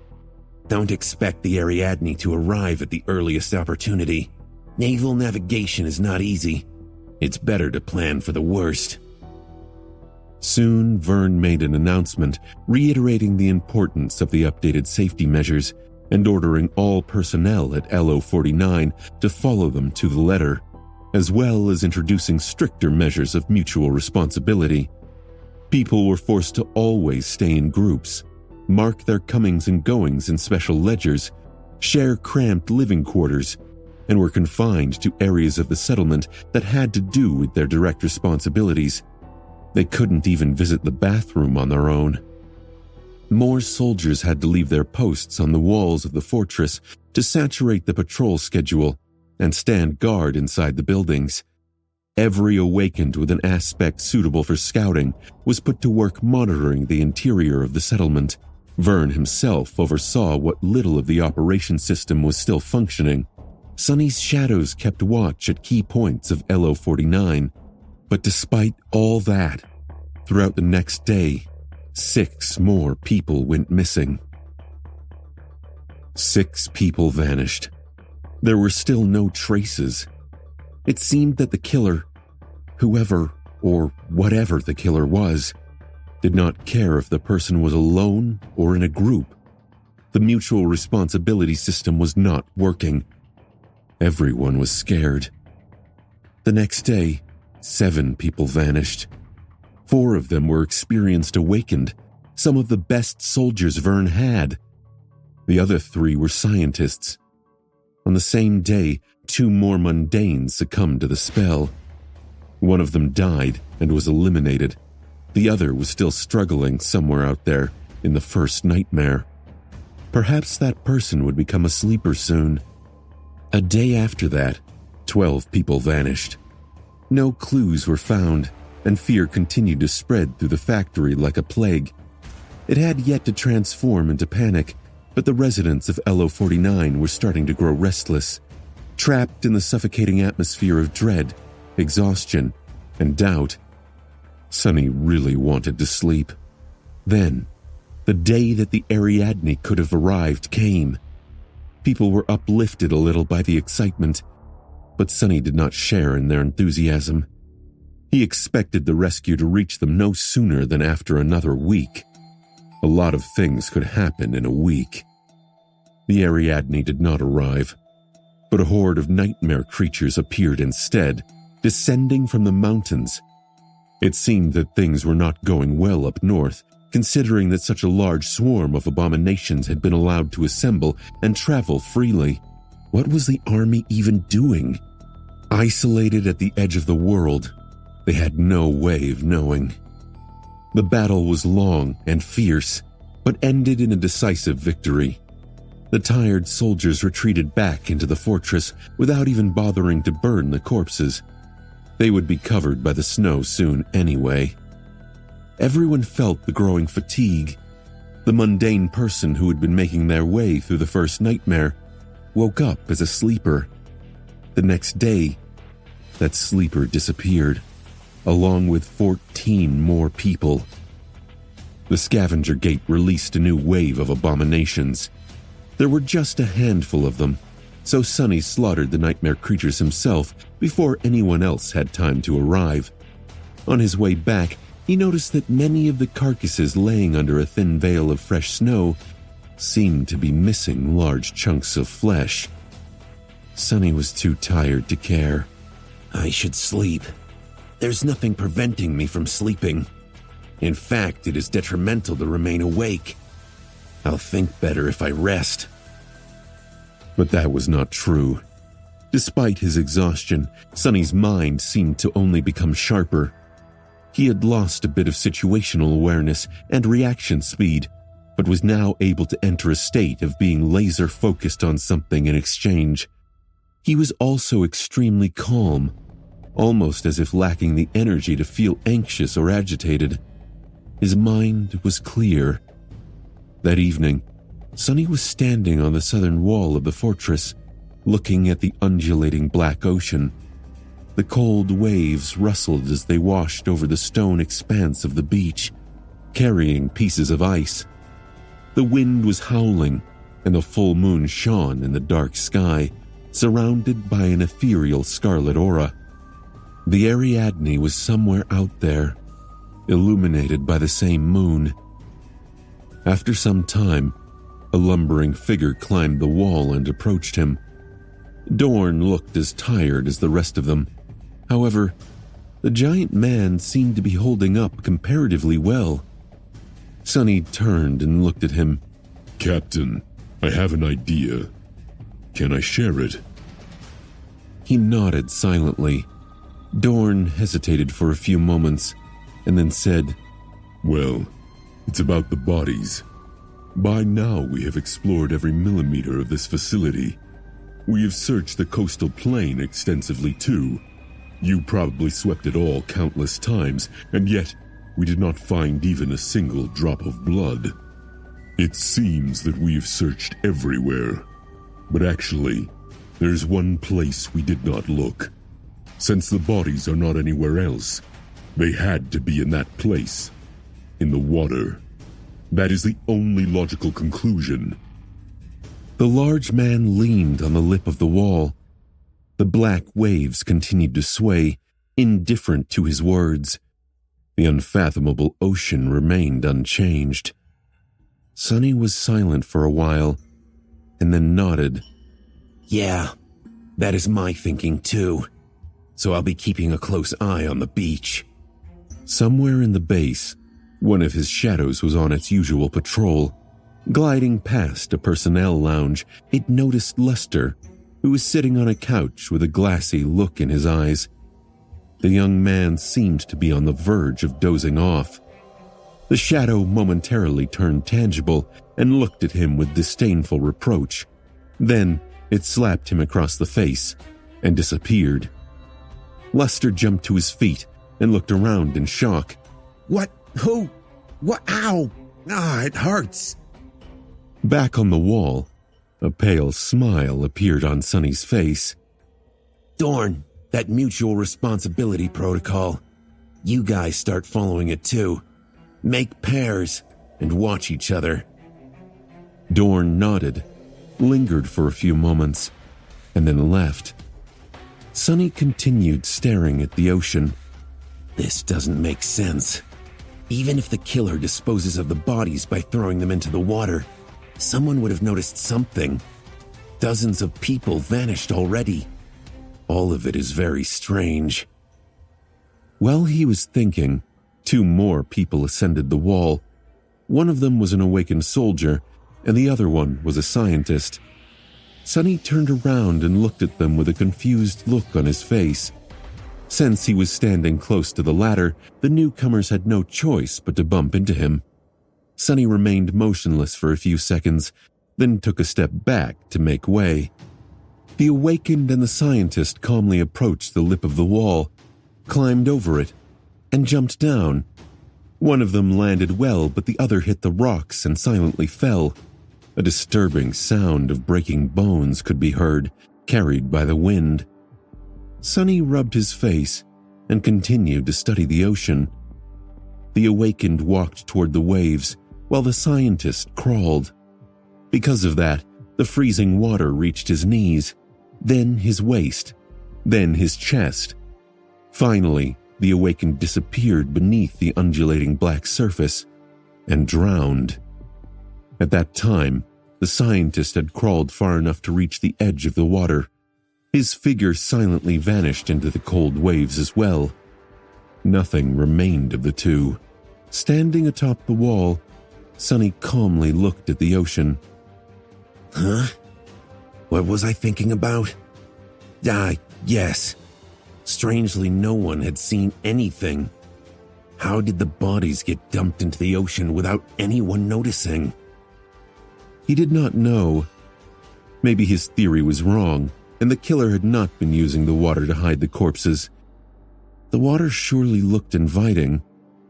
Suddenly, Sonny felt a strange urge to go for a swim. A moment later, he shivered. A swim? What am I, crazy? Who swims in the freezing water during the winter in Antarctica of all places? Shaking his head, Sonny continued to stand watch above the beach. He had not seen anything suspicious yet, but if he remained vigilant, he would surely discover something soon.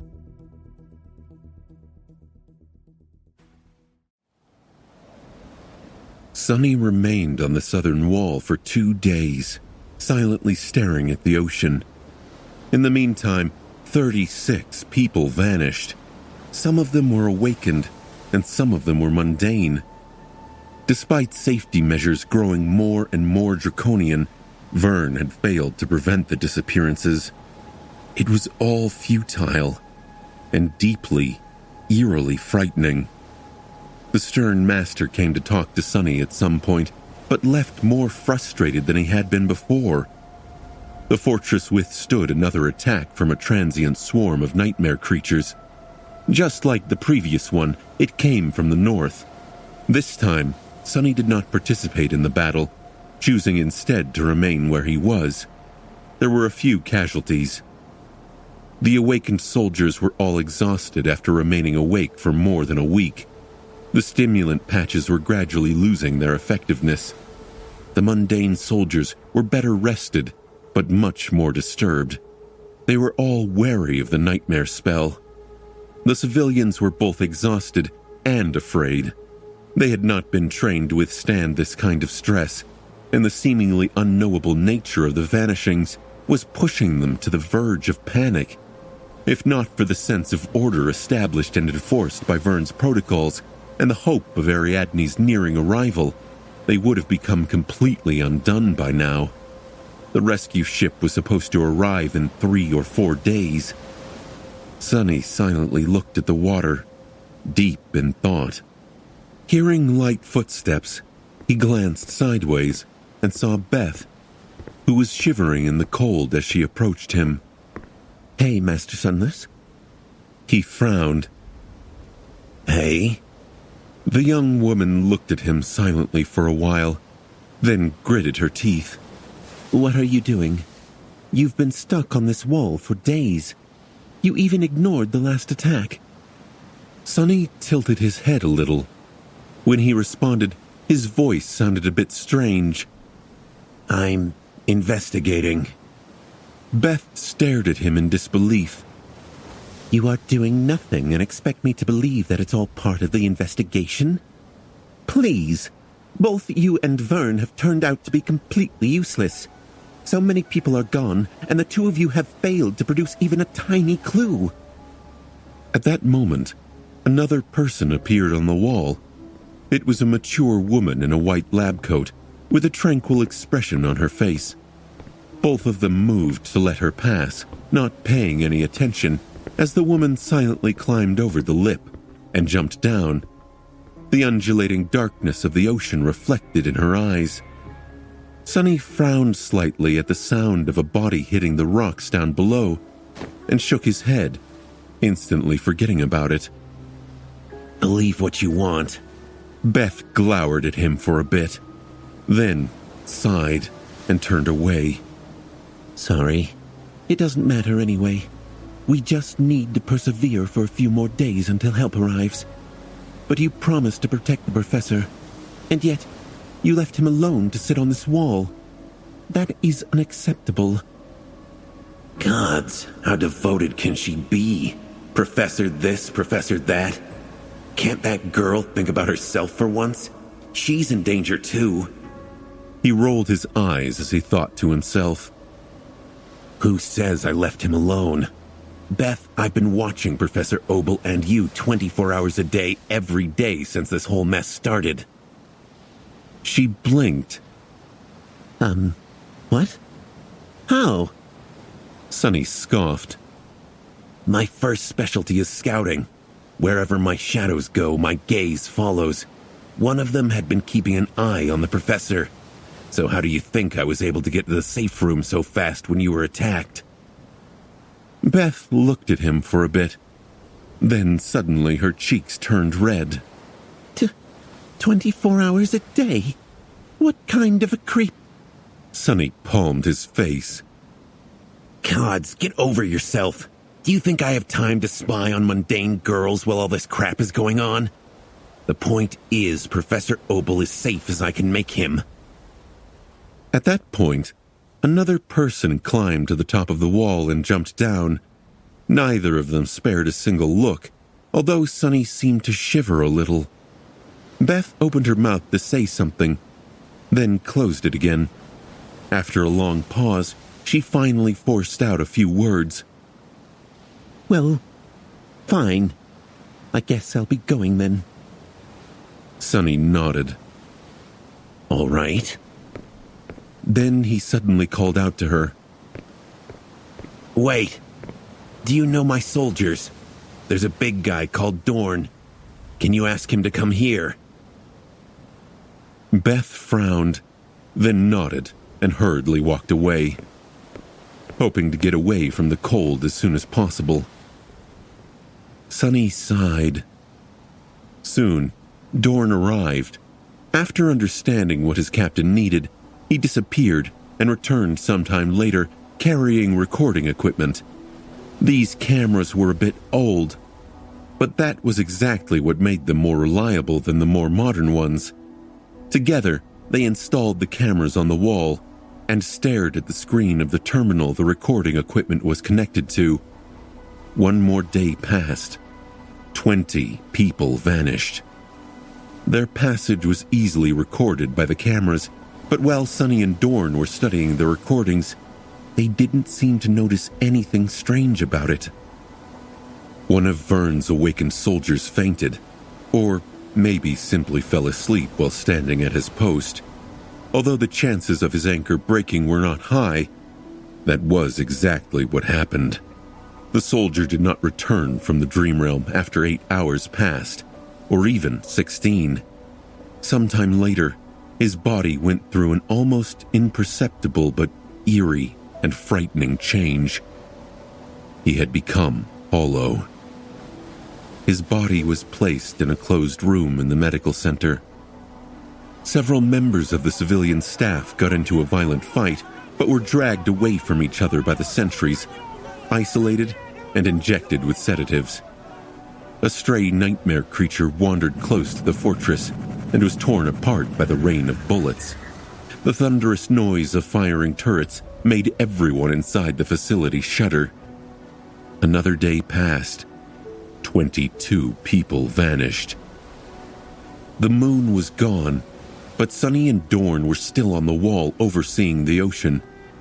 Standing there, Sunny looked at the dark waves, then at the screen showing the feed from the cameras, then back at the cold black water.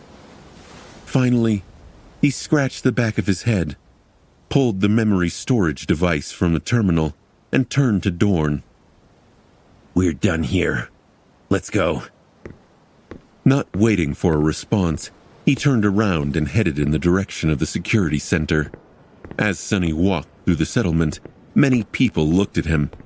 Some of them seemed frightened, and some of them seemed angry. Some were simply numb. Everyone was exhausted. Arriving at the security center, Sunny found Vern and Professor Obel sitting in silence, with dark, tired expressions on their faces. The old man looked even more fragile and ancient than usual. Sunny placed the memory storage on the table in front of them. Vern stared at it for a moment, then looked up. "Why are you here?" Sunny sat down and rubbed his hands together to warm them. A dark, ominous smile appeared on his lips. "My investigation is complete. I know why people are vanishing." Vern and Professor Obel were suddenly very focused on his words.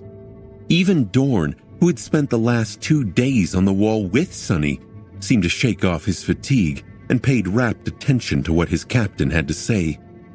Sunny shut his eyes for a moment. "When the first victim vanished, I said that there were only 3 possibilities. That he had deserted, that he had been killed by another human, and that a nightmare creature had infiltrated the facility. Well, I was wrong. None of these theories were correct. The third one was the closest to the truth, though." He sighed. "There is indeed a nightmare creature. Only it is not inside the fortress." Vern frowned, looking at him with dark intensity. "What do you mean?" Sunny lingered for a bit before answering. "The answer is almost obvious when you consider 2 things, and then put them together. First, the bodies. People don't just vanish without a trace, and yet we failed to find anything. Not at LO-49, and not on the coastal plain beyond the wall. So, the most obvious answer is that the bodies are being taken to somewhere we can't find them in the water. There is a whole ocean out there after all." Vern wanted to say something, but remained silent at the end, waiting for Sunny to continue. Sunny nodded. "The second thing is the call. Its strength had a qualitative change on the day we fought the scavengers. Too drastic of a change, really, to be produced by a single gate, especially one as unimpressive as that. I remember being convinced that there were 2 at least before exploring the plane and finding just one. I even said that we were lucky." He stared at them for a moment, and then shook his head. "However, we were not lucky, and there was indeed another gate. One more powerful than the scavenger gate that we cleared. We just did not find it." Professor Obel did not seem to follow his reasoning. That was only to be expected, considering that the old man did not experience the call himself. Vern, however, finally had a hint of understanding appear on his face. "A second gate? You think that there is another gate that opened underwater?" Sunny nodded. "I am more or less convinced that there is. And that is the reason why people are vanishing." Vern shook his head. "That doesn't entirely explain it all. Yes, we have pulled a lot of soldiers off the walls to augment internal patrols, but the ocean is still being watched. Nothing would have been able to crawl from beneath the waves, grab people inside the facility, and drag them back into the water unnoticed." Sunny smiled darkly. "I was just about to get to that." He rubbed his eyes tiredly. "Right. We are all under a mind hex. That is why no one noticed anything. Professor Obel, Vern, and Dorn looked at him with confusion. Finally, the old man asked, Master Sunless, perhaps you have a piece of evidence to substantiate your theory? Sunny simply shook his head. No, but that is exactly the point. It is the absence of evidence that proves my theory. No matter how elusive, devious, and powerful a nightmare creature is, we should have found some kind of clue by now. Although the security equipment of the facility barely works because of the interference, the cameras would have captured something. The strict protocols and mutual responsibility system Vern had implemented would have produced some results. My shadows would have found some traces. But nothing of the sort happened, which is nothing short of impossible. There is a big negative space in the place where all the results should have been. However, we can infer certain things from that negative space itself. A dark expression appeared on his face. What I am trying to say is that there are, in fact, traces. We were just rendered incapable of comprehending them. Something like that had already happened to me once. Back then, I spent an entire month being mesmerized by an insidious nightmare creature. However, I was utterly oblivious to its influence, simply for the fact that the first thing that the Hex did was take away my ability to become aware of its existence. I am convinced that something like that is happening to all of us right now, too. Sunny looked at Vern and Professor Obel somberly. There is a powerful gate below the surface of the water, somewhere in the vicinity of this facility. The gate brought a dreadful nightmare creature into the waking world, and that creature is using mind manipulation to both lure people into its maw and make others incapable of stopping it. An uncomfortable silence settled in the security center. Professor Obel seemed resigned, but Vern, on the contrary, was suddenly energized. If that is true, then we have to kill that abomination. Then everything will be resolved. There was hope and resolve in his eyes. For a warrior, having a clear enemy to fight was familiar territory. With a sigh, Sunny shook his head. No, we won't be able to kill that nightmare creature. Vern scowled. What? Why? Sunny pointed at the bleak steel of the undying chain, which he had been wearing ever since people started disappearing. Because this is a transcendent armor of the 3rd tier. One of its enchantments provides the wearer with a high degree of protection against mind attacks. And yet, I wasn't spared from the effects of the mind hex at all. You know what that means. Vern's face suddenly grew dim. That the nightmare creature's attack is more powerful than your armor's defenses. Sunny nodded. Indeed, which would make it of the corrupted rank at least. I would bet that it is a corrupted terror. Neither of us is a match, especially not in the water. We can't kill it. At that moment, Professor Obel finally spoke. So then, what should we do? Sunny remained silent for a while, looking at the memory storage device that lay on the table in front of him. Finally, he shifted slightly and said, First, we break the mind hex.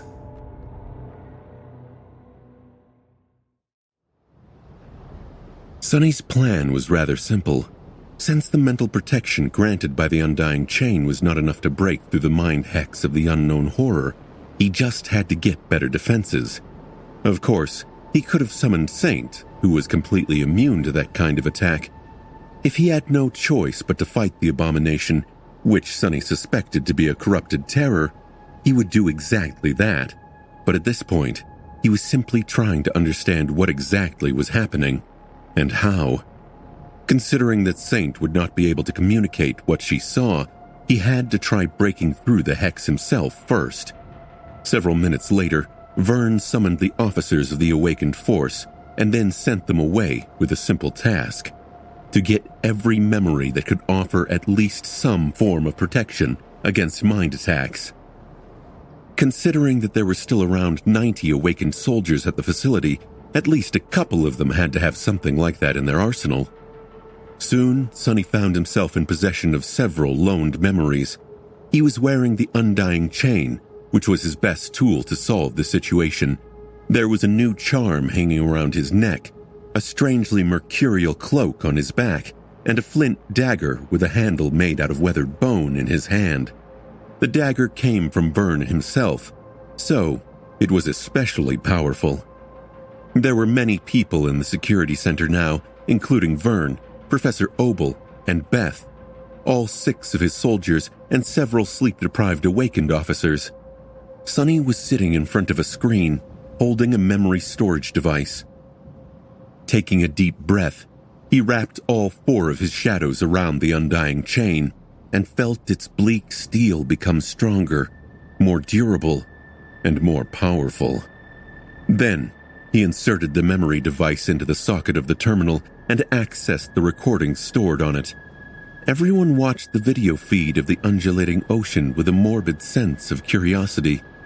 However, none of the people present in the security center noticed anything special about the recording. After a while, Beth said in a tentative tone, I don't see anything. However, when she looked at Sonny, there was a grim expression on his pale, tired face. Because unlike everyone else, Sonny was seeing things that he had been unable to notice earlier. To him, the recording showed an immensely macabre reality. The things he saw on the screen left him disturbed, shaken, and dismayed. Damnation. As the recording went on, replaying the shifting landscape of the lightless beach from the past 2 days at enhanced speed, Sonny slowed it down to a crawl several times, seemingly for no apparent reason. Every time, his expression turned more and more ugly.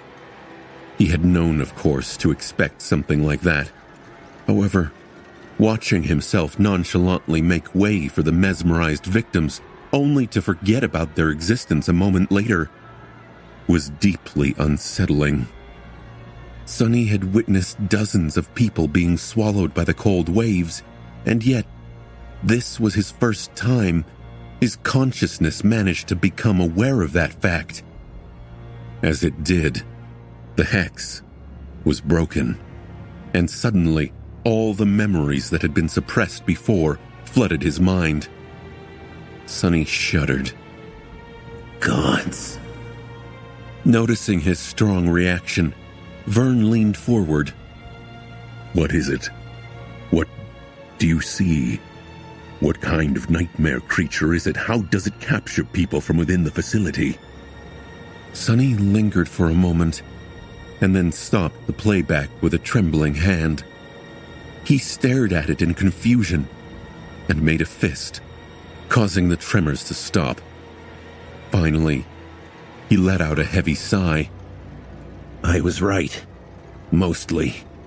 There is indeed a mind hex affecting everyone in this fortress. It makes us indifferent and unaware of the victims, and the traces left behind by them. However, I did not see the creature itself. It never appeared. The victims just walked into the ocean themselves and vanished. Some right in front of our eyes. It seems that the bastard is somehow controlling them to come to it, and us to be blind to their passing. Vern gritted his teeth. There has to be a way to stop it. Sonny hesitated for a long time. In my experience, the only way to deal with a creature like that is to run away from it. Well, we can. The other master shook his head with a resentful expression. That resentment was not aimed at Sonny. However, instead, it was aimed at the dreadful being that hid beneath the waves, the chain of nightmares, and the sorry state of the waking world in general. Leaving LO49 now would be no different from suicide. We won't make it across hundreds of kilometers of rough terrain alive. Not with hordes of nightmare creatures prowling this region of the Antarctic Center, seemingly unopposed. with no intelligence about the state of the territory, and cut off from Army command. His eyes grew cold. We have to remain here and wait for the Ariadne to arrive. It should be here in 2 days, or if not, soon enough. We can survive this abomination for 2 days. Sonny looked at him for a while, thinking. Although remaining this close to a potential corrupted terror made him extremely uneasy, he had to admit that what Vern had said was reasonable. The Ariadne indeed was their best chance. He sighed. So, what do you propose we do in the meantime? Just let the bastard continue gobbling up humans? Vern crossed his arms and frowned. No. Now that we know what is happening, we can prevent more people from vanishing. Sonny raised his eyebrows. And how do you propose we do that? The other master looked at him, deep in thought.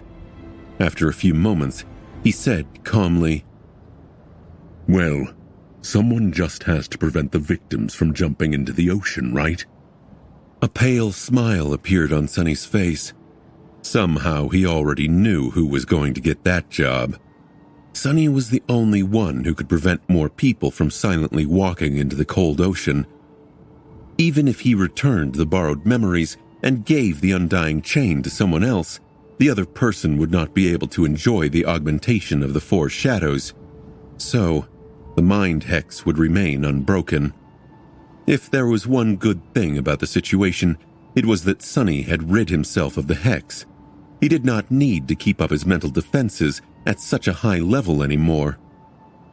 It was as though he was now inoculated against the unknown creature's influence. At least, for now. He returned the charm, the mercurial cloak, and the flint dagger to their owners. One shadow continued to follow Professor Obel, while the other three remained wrapped around the undying chain, just in case. After that, everyone got to work. Although Sonny was the only person who could perceive the mesmerized, it did not mean that nobody else could help prevent more people from vanishing.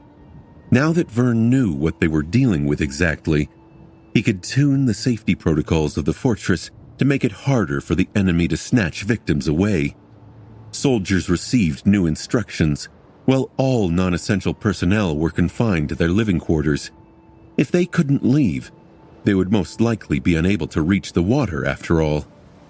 Walking onto the dark beach, he sighed, then placed an intricate wooden chair at the very edge of the rustling waves and sat down with his back to the ocean. Facing the wall of the fortress, Sonny shivered in the cold wind for a few moments, leaned back, and leisurely crossed his legs. It's a bit chilly.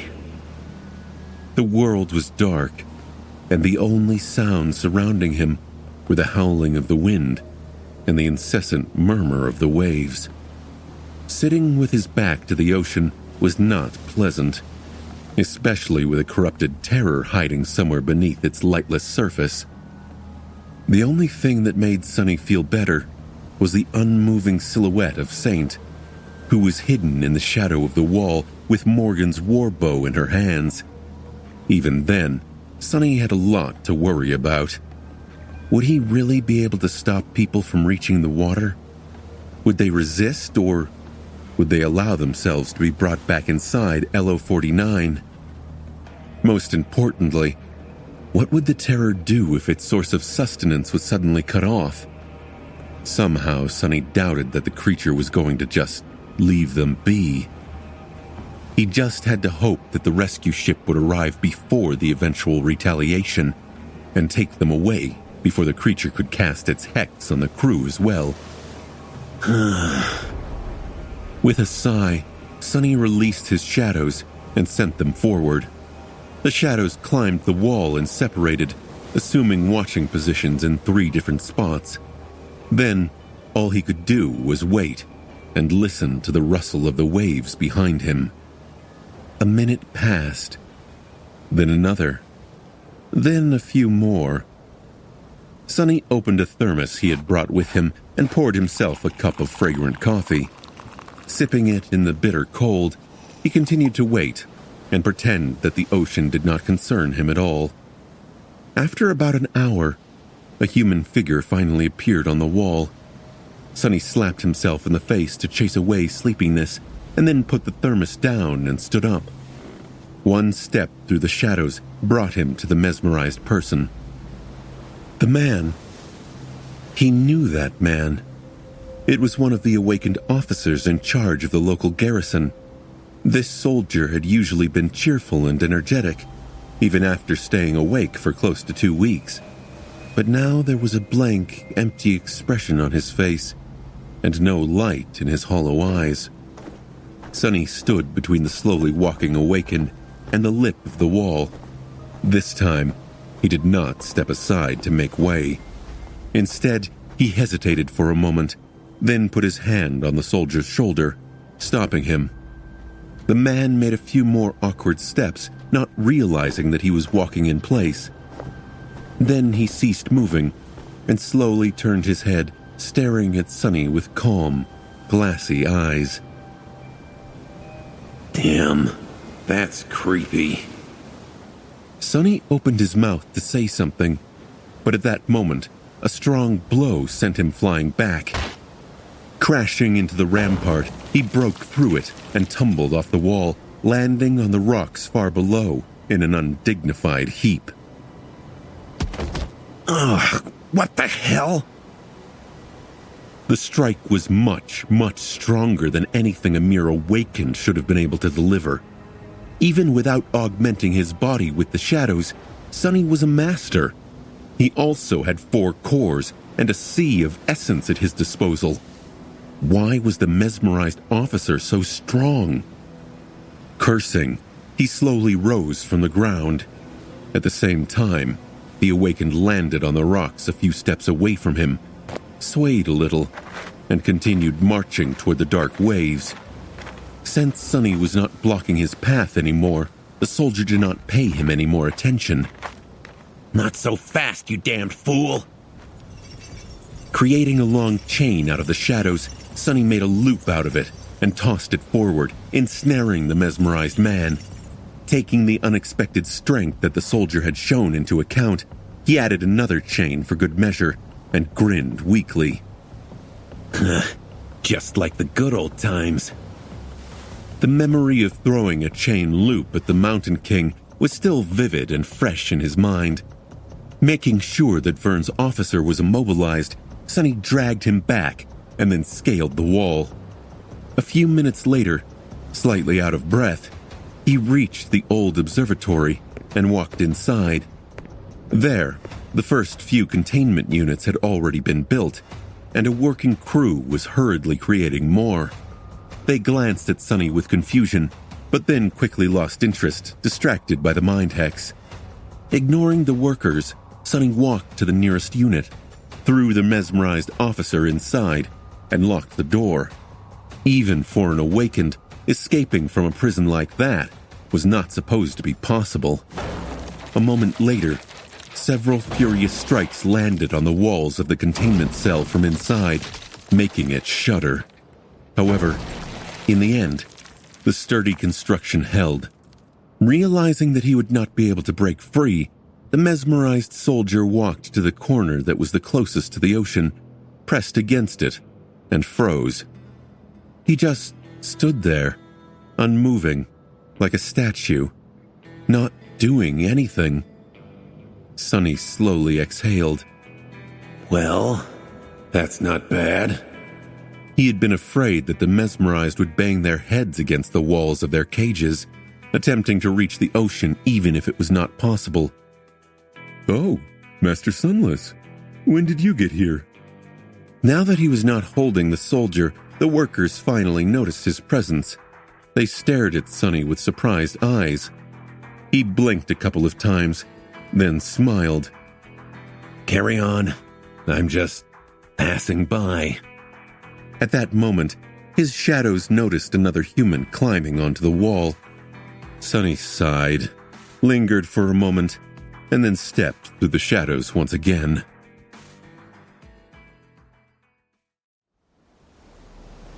Sonny felt like he was going insane. He was tired, sleep-deprived, and cold. He was stuck in a fortress on a remote continent, which had been built around an eerie, abandoned observatory. The fortress was being besieged by an unknown horror from the depths, and he was the only person who had managed to escape from the horror's hex. The strangest thing about all that, however, was that Sonny was sometimes invisible. Every time he subdued and dragged one of the victims to the containment facility built inside the old observatory, everyone in the settlement acted as though he did not exist. No, not exactly invisible. People were able to observe him, but the fact of his existence seemed to flow out of their consciousness almost immediately after being registered there. As long as Sonny was in the presence of one of the mesmerized victims, the residents of LO49 looked at him, frowned, and then went about their business, instantly forgetting what they had seen. It was really unnerving. In his exhausted state, Sonny felt a deep and irrational fear that if this went on, he would be forgotten by everyone. Forever. He wondered if that was how the demon of oblivion had felt. Luckily, the bizarre effect seemed to only last for as long as Sonny was transporting prisoners to their cells. As soon as he placed them in the containment units, his existence was made normal once again. Well, as far as his existence could be called normal to begin with. On the first day of his catcher duty, Sonny had fought, subdued, and imprisoned 29 people. His muscles were sore, and his armor was wet from being close to the water for so long. Despite his efforts, and to his relief, the terror had not reacted to the sudden obstacle that appeared in the path of its satiation. At least, not yet. Saint continued to hide in the shadow of the tall wall of the fortress, monitoring the deep, dark, cold waters of the ocean. At midnight, Sonny reported the results of his efforts to Vern. They walked over to the observatory together, where the other master remained silent for a long time. Are you telling me that there are people in these cells? Sonny struggled with a yawn, failed to suppress it, and then nodded. Yeah, around 30 of them. Vern stared at the cells with a deep frown for a minute or two, then shook his head in bewilderment. Strange. Even though I know that they're there, I can't see anything. To me, the cells seem empty. Sonny was a bit late to react. Oh, believe me, they're there. They just stand near the southern side of their units and do nothing. At least they are staring at the walls and not at us. That would be really creepy. Vern looked at him with dark amusement. I think the situation is sufficiently creepy as it is.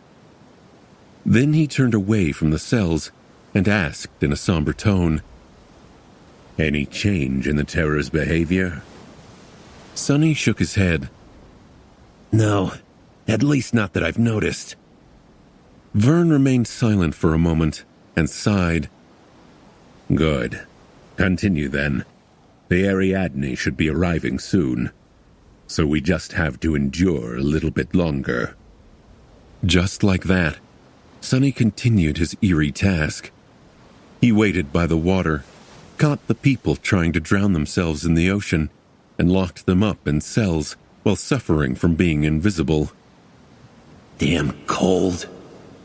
He had long summoned the memory of ice and continuously fed it with essence to save himself from the chilling wind. Just like that, another day passed. During that day, Sonny rescued 35 people from being devoured by the waves. His skill of making chains out of shadows improved a lot. A few minutes before midnight, Sonny was sitting on his chair with an empty thermos in his hand and stared at the sky. Today, there was no moon and no aurora. Only the stars remained, shining softly up above. The waves sound different today. He rubbed his face, then turned around and stared at the undulating black surface of the ocean with intense distrust. Just then, something seemed to change about the world. Sonny frowned, but before he could do anything, another figure appeared on the wall, forcing a long sigh to escape from his lips. 40. It is accelerating. He stood up, ready to step through the shadows and subdue the 40th victim. But there was something strange about the figure. Instead of moving toward the edge of the wall like the rest of them, it stopped and raised a hand, as if signaling to him. Huh? It was Quentin. Sonny conserved his essence by jogging forward, then lowering his body slightly and mounting the wall with one inhumanly high jump. He landed on the concrete surface of the rampart, walked a few steps, and looked at Quentin with a deep frown. What? What happened? The chivalrous healer smiled, excitement shining in his eyes. Captain, the observatory. You need to see. Without wasting any time, Sonny jumped down to the roof of the nearby building and then hurried toward the white dome at the center of the settlement. Walking inside, he instantly heard a swarm of confused, frightened, and angry voices. What? Where am I? What happened? Hey, someone! What the hell is this? Let me out! He stared, dumbfounded. These voices were coming from within the cells. They belonged to the victims he had imprisoned. Somehow, they seemed to have shrugged off the mind hex and regained their awareness. And it wasn't just them. Sonny turned his head and looked at the maintenance workers who were in charge of keeping the containment unit secure. They were all speaking with excitement and glancing at the cells with relieved faces. They heard the victims too, which meant that the hex was not affecting them anymore either. Thank the gods. That abomination must have left. Despite the happy circumstances, Sonny was suddenly overwhelmed by a deep, cold, urgent feeling of unease. It grasped his heart and remained there, growing slightly stronger with each second. He shivered. What is going on? After Sonny had broken through the mind hex and spent 2 days rescuing the mesmerized people, saving dozens of lives, the horror hiding in the cold black waves seemed to have left the vicinity of LO-49. The victims had regained their senses, and every person in the settlement was able to see and hear them clearly once again. In the next few hours, no one showed any sign of being under the influence of the hex. The vanishing stopped, and the Ariadne was supposed to arrive soon. The exhausted, frightened, and shaken inhabitants of the fortress were tentatively starting to unwind. Their fragile hope bloomed and blossomed. However, the person most responsible for the positive change, Sonny, did not feel any of their cheer or relief. On the contrary, with each passing minute, his unease and sense of foreboding only grew stronger. He did not like what was happening. Not at all. Walking through the snowy streets of the settlement, Sonny studied the lively faces of patrolling soldiers with a troubled expression on his own. It was dark and somber. Doesn't make sense. None of it makes any sense. Approaching the security center, he placed his hand on the panel of a sophisticated biometric lock. The sensor was supposed to initiate a thorough scan, but as seconds passed, nothing seemed to happen. The damn thing was on the fritz. Sonny stared at it for a moment, then sighed and banged on the heavy alloy door with his fist. Soon it was manually unlocked from the inside by a sleepy soldier, who then allowed Sonny in. Walking inside the security center, Sonny dusted the snow off his shoulders, looked around, and headed toward Vern. What is the situation? Vern sent one of his officers off with a list of orders, then looked at his younger colleague and shrugged. Nothing changed. The terror, or whatever that abomination was, seems to have truly moved on. Sonny gritted his teeth. When has a nightmare creature ever moved on? You're deluding yourself. The older master frowned. We can't know for sure, of course, but the disappearance of the hex speaks for itself. Don't sell yourself short. Although creatures capable of mind manipulation are exceedingly dangerous, they often lack direct means of launching an effective attack. Maybe it decided to search for easier prey after you proved capable of dismantling its mental attack. Sonny stared at him for a bit, then shook his head. A corrupted terror is a corrupted terror. We probably haven't seen even a fraction of its power yet. So why would it simply give up and leave? Vern tiredly rubbed his face and sighed. Do take into account that the creature's rank and class are only your conjecture. We don't really know how powerful it actually was. In any case, how else do you explain the fact that the hex is gone, and no one is vanishing anymore? Sonny hesitated for a moment. Maybe it decided to change tactics. Maybe it is gathering power for a singular, overwhelming attack. Maybe it just enjoys toying with its prey. Who the hell knows? His counterpart looked away with a somber expression. All right, but what do you want me to do? It's not like I've relaxed the security measures. We are still on high alert and prepared for battle. We are still keeping the civilians locked up and concentrating our defenses on the southern wall. I don't see what other contingencies there are to prepare. Sonny let out a frustrated sigh. All I'm saying is that it's not a good time to become complacent. On the contrary, we must be preparing for a rapid escalation of the crisis. Vern stared at him blankly for a few seconds. And all I am saying is that we are already doing everything we can. No matter how small, the possibility that you are right still exists, so we must. That is my position as the officer responsible for the safety of every person inside this facility. But personally, I think that exhaustion and paranoia are getting the better of you, Sunless. It's been hard on all of us.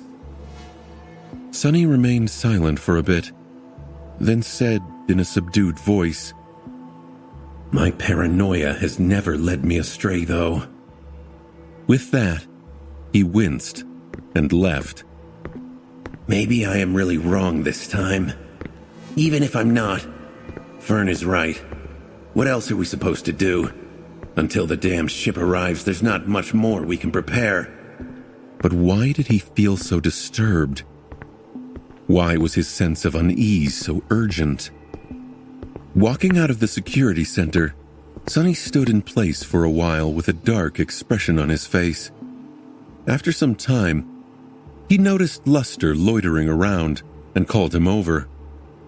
Yes? You wanted something, Captain? Sonny lingered for a moment, then nodded. Yeah, gather the others and tell them to stick close to the Rhino. Also, make sure that it's ready to move, in case we need to get the hell out of this damned place in a hurry. Luster blinked a couple of times, looking at him with a startled expression. Then he gulped. Understood, sir. I'll go do that then. Letting the young man go, Sonny turned south and stared at the distant wall for a bit. Frowning, he then headed toward it. The beach was cold and shrouded in darkness like always. The black waves continued their eternal fruitless assault on the shore. They came and went with a wide, reverberating rustle, making it seem as though the whole ocean was breathing.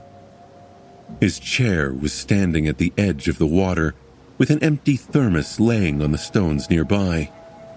Descending from the wall, Sonny slowly walked toward the water and stopped just outside its reach, staring at the vast undulating expanse of the cold ocean with a deep scowl. His tired eyes were hidden in shadows. Looking at the waves, he whispered, Where are you, bastard? What are you planning? Of course, the ocean remained silent. There was no response.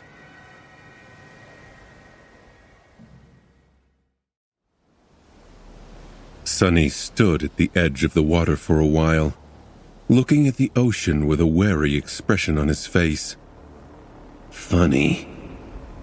Back when he had first developed the habit of climbing the southern wall of the fortress, he stared at the ocean in hopes of witnessing the fearsome silhouette of the mighty battleship appearing from the darkness.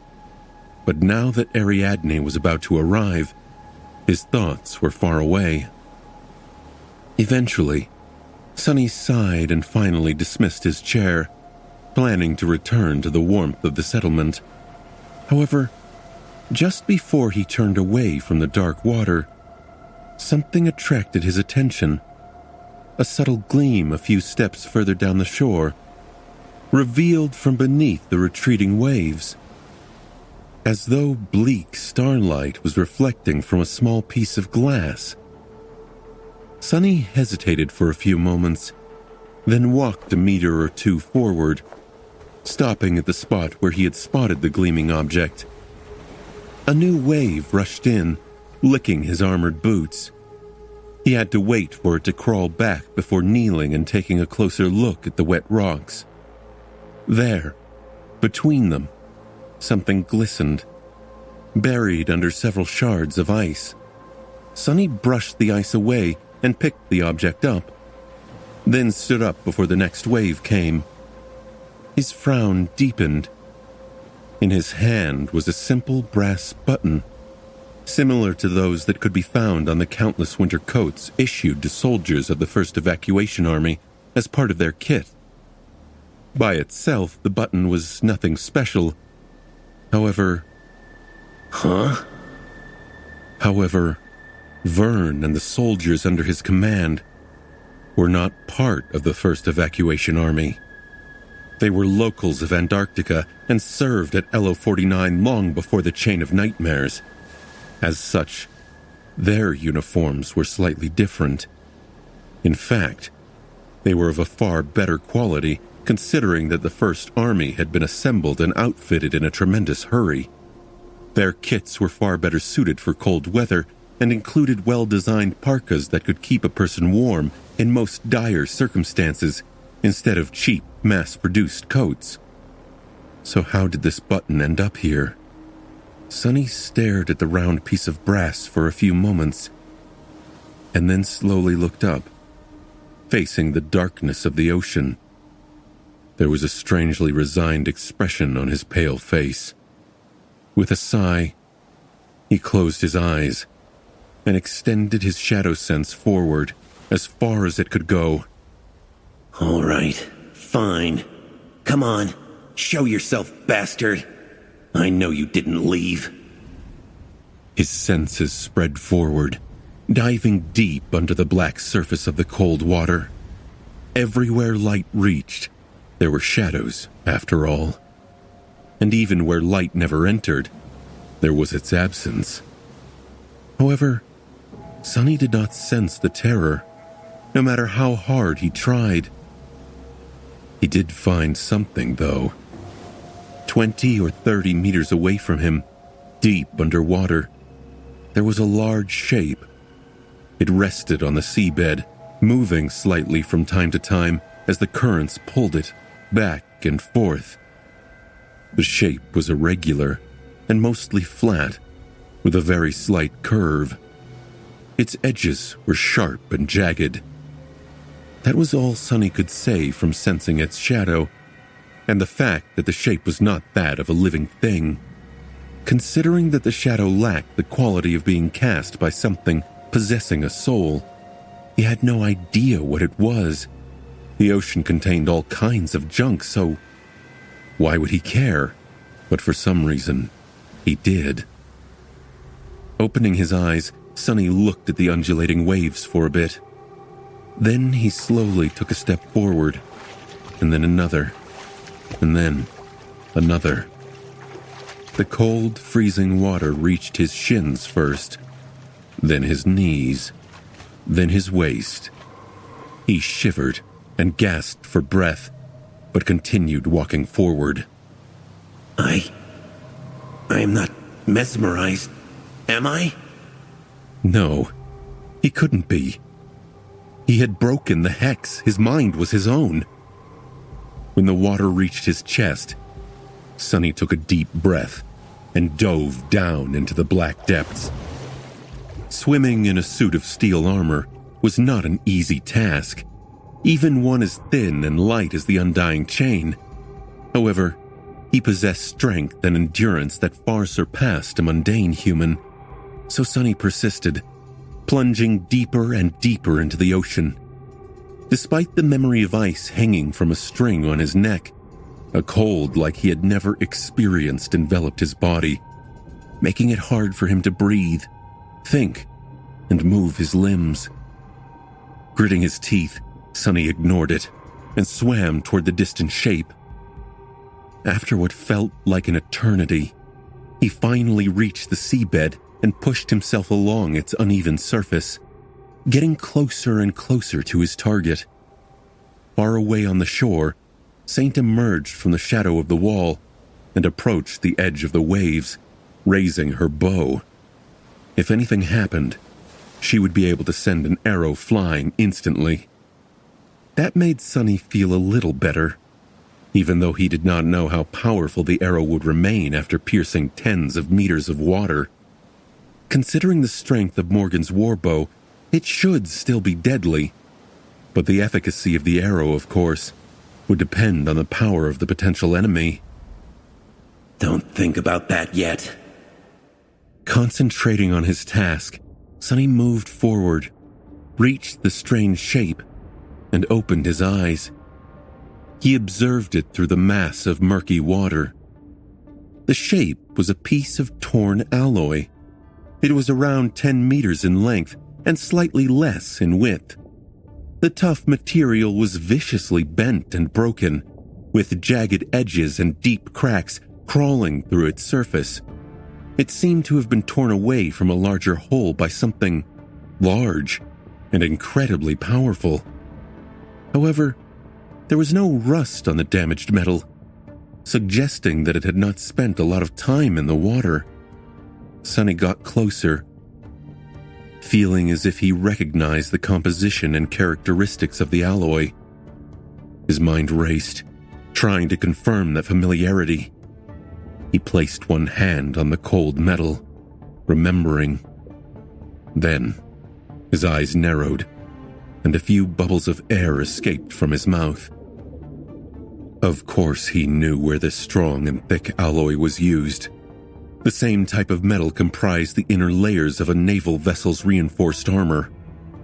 The deformed mass of twisted alloy. It was a broken piece of a battleship's hull.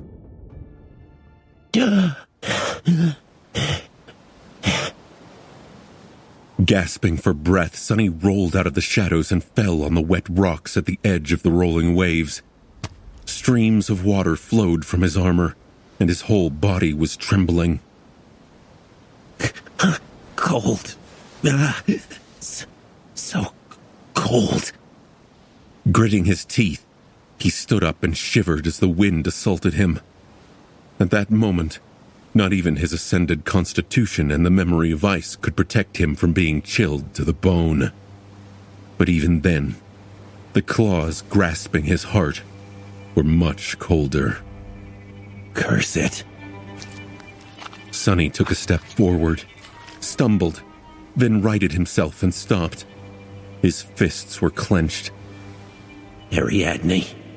It must have been the Ariadne.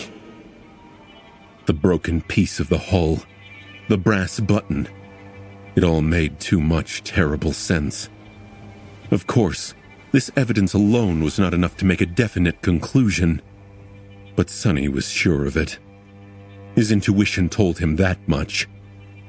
No one was coming to rescue the people trapped inside LO-49, and the terror was going to descend upon them soon, without a doubt. Suddenly forlorn, Sonny glanced at the wall of the fortress with a lost look on his face. A few moments passed, accompanied by the howling of the wind. Then he looked down, closed his eyes, and groaned. I'm so tired. It was the cold that made him shrug off this moment of indecisiveness and start to move. No matter the situation, he had to get somewhere warm fast. One step, and he was on top of the wall. A second step, and he was standing on one of the streets of the settlement. A third step, and he suddenly appeared in the corner of a research laboratory where a group of scientists, including Professor Obel and Beth, were staying under guard. The young woman was the first to notice him. She was slightly startled by the sight. Ascended Sunless? What are you doing here? Sunny looked at her and forced out a pale smile. Don't mind me. I just got cold outside. He stared at Beth with a strangely heavy expression for a few moments, and then shook his head. In any case, I'll be going now. Sunny had to see Vern first. He dried himself off, then went back to the security center, feeling the urgent sense of alarm growing louder and louder in his head. Before, Sunny had not known its source and thought that he had days to discover it. But now, he wasn't so sure. Maybe there were only hours left before the disaster his intuition was warning him about would happen. Maybe even minutes. You're not listening. Sunny glared at Vern as the seconds ticked away. Tick. Tock. With each second, their fates were coming closer to being sealed. And yet, the tall master was being difficult. I am listening. Sunny suppressed the desire to hit the table with his fist. Not only would the table shatter and create a lot of noise, but it would also not help his argument in any way. More than that, he was too tired and had no energy to go around breaking furniture. Then why the hell are you not doing anything? Vern sighed. What am I supposed to do? Sunny blinked. Gather everyone, load them into the transports and drive away from this cursed place. What else? Vern looked at him for a while, his frown growing deeper. With all due respect, Sunless, you are not making a lot of sense. You are trying to convince me that the Ariadne is not coming, but your only piece of evidence is a button and a piece of metal that you found underwater.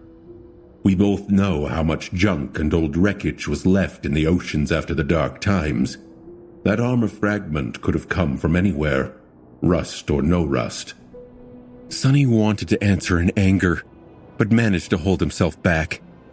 Vern was not wrong to doubt his rather unsubstantiated theory. Any good leader would question the validity of such information. The problem was that Vern did not have the benefit of being intimately connected to the strings of fate like Sunny was. He did not have Sunny's intuition. He was blind to fate. Listen, this is what my gut is telling me. Staying here would be a terrible mistake. Nevertheless, Vern remained unmoved. He lingered for a few moments, and then shook his head. His next words sounded polite, but had a sense of weight to them. I can't gamble the lives of 1,400 people because of your gut, Sunless. This damned fool. Sunny let out a frustrated sigh. Vern was an experienced government officer. From their brief but intense partnership, it had become clear that he was reserved, methodical, and did things by the book. He had received orders from Army Command to reinforce LO-49 and wait for the naval rescue. And that was what he was determined to do. Breaking an order was not an easy thing for him. His mind was not flexible enough. You have to admit that I at least might be right. So, staying is also a gamble. We are outside the parameters of standard procedure, Vern. Can't you think for yourself for once? Although that last sentiment was a bit rude, Vern did not react much. He just stared at Sunny with his usual serious expression, then turned away and sighed. A few moments later, he said quietly. It doesn't matter anyway. Sonny scowled. The words caught him by surprise. What the hell does he mean? What? The older master looked down. Sunless, we are cut off from Army Command. The situation in the north is bad. We don't know how bad, but it has to be dire for so many nightmare creatures to travel freely through the mountains. The last thing we heard was that several titans had emerged.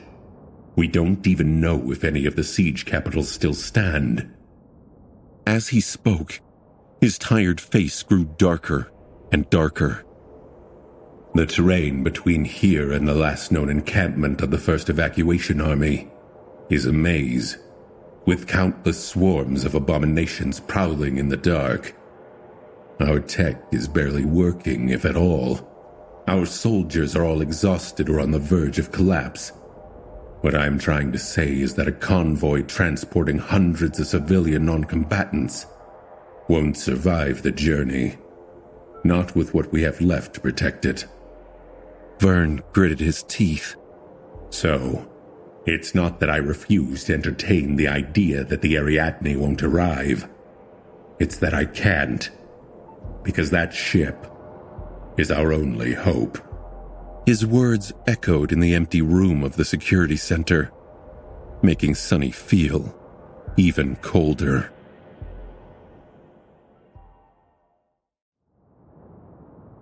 A somber silence settled in the conference room of the security center. Eventually, Vern was the first to break it. Straightening, he looked at Sonny and said in a heavy tone, "The best I can do is ask for volunteers among my awakened, to risk falling asleep. Some of them might die, but a few should return with the news from the Dream Realm. Then we can discuss evacuation by land." Sonny stared at him without saying anything. His anger was suddenly gone, and instead, all that was left was fatigue, regret, and a vague feeling of dark resentment. Damn it all. If Vern indeed sent volunteers into the Dream Realm, even knowing that it would be a one-way trip for some of them, they would return in about 8 hours. Finding out what was happening up north would help Sonny tremendously. But 8 hours was too long. His growing panic was already almost suffocating. He did not know if they had 8 minutes left, let alone 8 hours. There's no time. You can't. Vern leaned on the table and closed his eyes for a moment. It was hard to know what was going through his mind, but Sonny somehow knew that he would not be able to convince the stern officer. His heart felt cold. That feeling. This bitter feeling. I have not tasted it in a while, I think. At that moment, Vern suddenly said, "A large convoy won't make it, but a single robust vehicle probably can." Sonny frowned, struggling to follow the line of thought, perhaps due to his exhaustion. What exactly do you mean? The older master looked at him and shrugged with strange calmness. "I mean that we don't have to put all our eggs in one basket.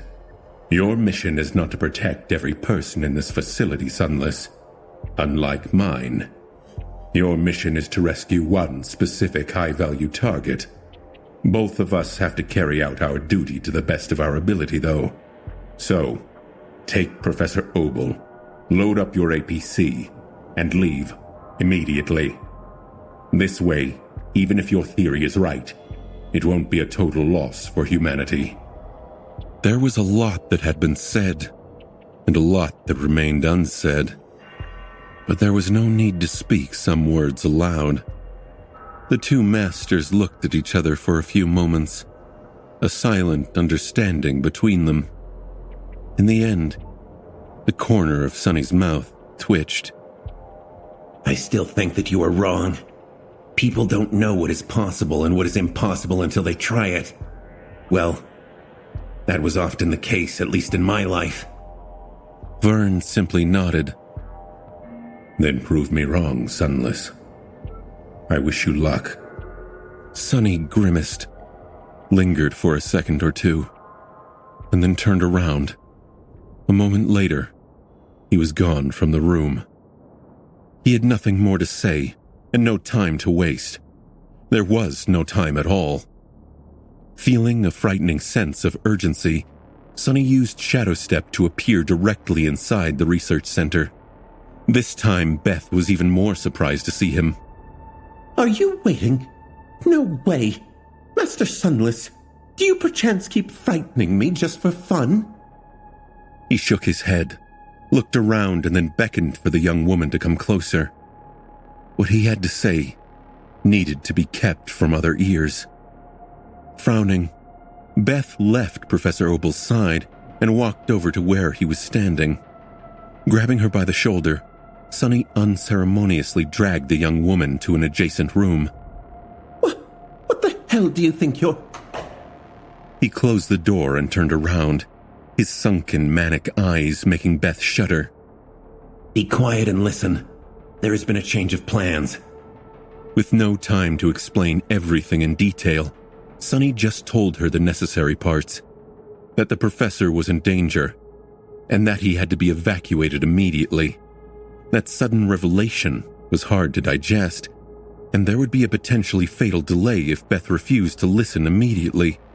So Sonny constructed his words in a way that played on her deeply ingrained values, loyalty to the old man, and the desire to keep him alive. Beth's eyes widened. But why come to me? Why don't you just approach the professor? Professor Opal is a noble man. He would be reluctant to leave his people to save himself. So I need you to persuade him. Fast. You know him best, after all. The young woman still did not understand. But can't we just take everyone? Her voice was small. Sonny looked at her somberly, knowing that was something that he couldn't do. My vehicle can only carry so many people. Now go, and do what I said. Every minute we waste can mean the difference between life and death. Beth nodded in a daze, then slowly turned around, rearranged her lab coat, and left the room. Sonny looked through the crack of the open door at the scientists surrounding the professor, and then turned around in shame. However, this self-indulgence only lasted a second.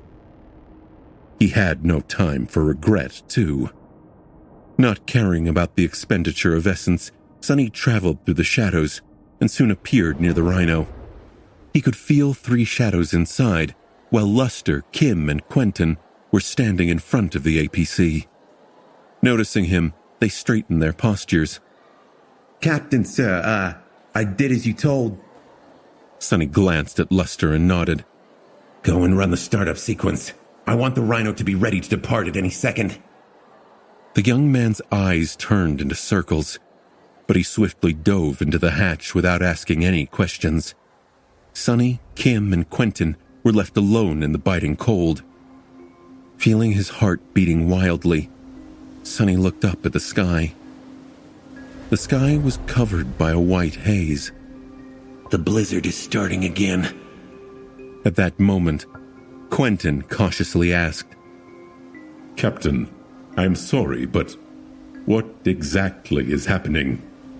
He gave the gallant healer a short glance. We are leaving. Both his subordinates seemed startled. Leaving? Right now? But why? Sonny lingered with the answer. Because we have orders to keep the VIP alive.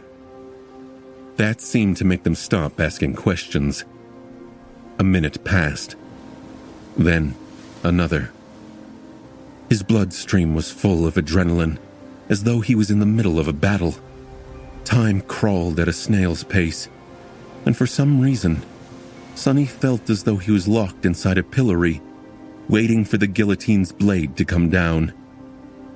Walk faster, damn it. His instincts were screaming that they had to leave LO-49 now. Finally, 2 figures appeared from the milky white haze. Professor Obel was walking swiftly, with a troubled face. Beth was both supporting him and carrying a small bag. The old man stopped near Sonny and looked at him with a solemn expression. He hesitated to speak. Young man, I hear that you will be taking us away now. Sonny nodded. Yes, Professor. Get inside, please. Hurry. I'll explain later. They entered the Rhino and closed the hatch. While Beth was looking around with subdued curiosity, Luster sent the heavy vehicle moving. The sentries had already been informed by Vern, so they opened the gate and allowed the irregulars to drive through them. Until the last second, Sonny was certain that something would go horribly wrong. But somehow, it didn't. The Rhino drove away from the fortress, passed by the fleet of transports parked outside, and disappeared into the white wall of the blizzard. Only when the lights of the facility vanished from view did Sonny feel an almost overwhelming sense of relief. He leaned, almost crashed onto the bulkhead behind him, and let out a trembling breath. We made it.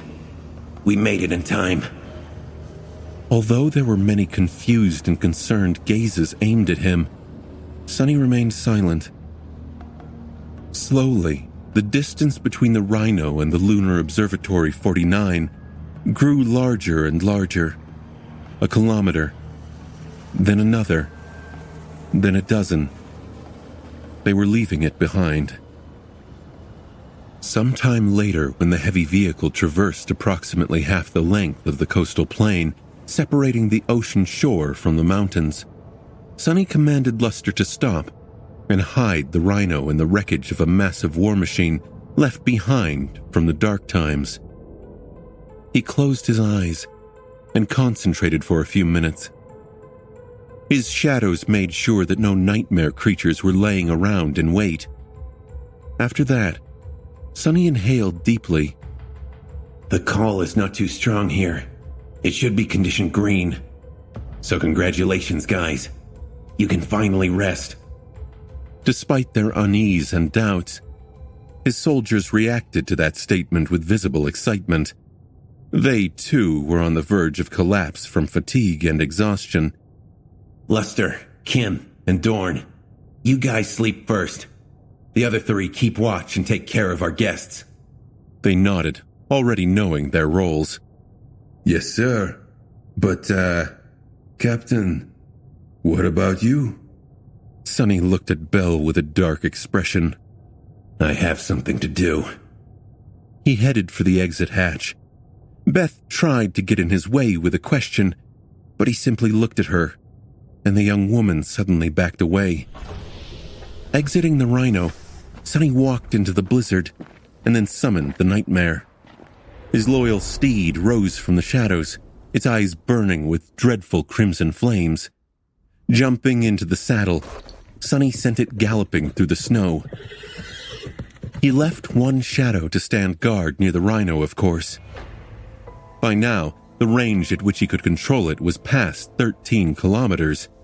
That was more or less half the current distance between the Rhino and LO-49. He flew back south, summoning the closed featureless helmet of the Undying Chain to protect himself from the cutting wind. His shadow sense spread outward, replacing sight that was useless in the furious storm. Stopping at the very edge of Shadow Control's range, Sonny remained in the saddle and sent another shadow forward. It slid south with tremendous speed and eventually reached the walls of the facility. There were formidable turrets on them, powerful spotlights flooding the immediate vicinity of the fortress with light, snowflakes dancing in the wide beams. The gates that the Rhino had left no more than an hour ago were tightly shut. A fleet of transport vehicles was parked in front of it, covered in snow. Their initial purpose long forgotten. The blizzard obscured the world, and for a moment, just like when he had first arrived, Sonny felt a pang of fear. It was as though the whole facility was empty. with only ghosts populating its streets. Only this time, his fear came true. There was no one standing watch on the walls. No soldiers patrolled the deserted streets. The building stood empty, with screens still showing recordings of entertainment programs, food laying on the plates, and coffee growing cold in the mugs. But there were no people. There were no scientists in the research laboratory, and no officers in the security center. The feed of the functioning security cameras showed no movement throughout the whole settlement. The doors of the living quarters where the civilians had been confined were still locked, but there was no one inside. There were no signs of struggle, and no fresh footprints in the snow covering the ground outside. Everything was just still. 1,400 people had disappeared into thin air. They seemed to have simply vanished, like they had never existed at all. Many kilometers away, Sonny looked at the southern wall of the fortress through the eyes of his shadow. He felt compelled to send the shadow forward and gaze at the dark ocean once more. But in the end, with a shiver, he decided against it. Soon, the shadow returned. Wrapping it around his body, Sonny commanded Nightmare to turn around and ride back into the blizzard without looking back. Maybe he did not want to, and maybe he simply did not dare.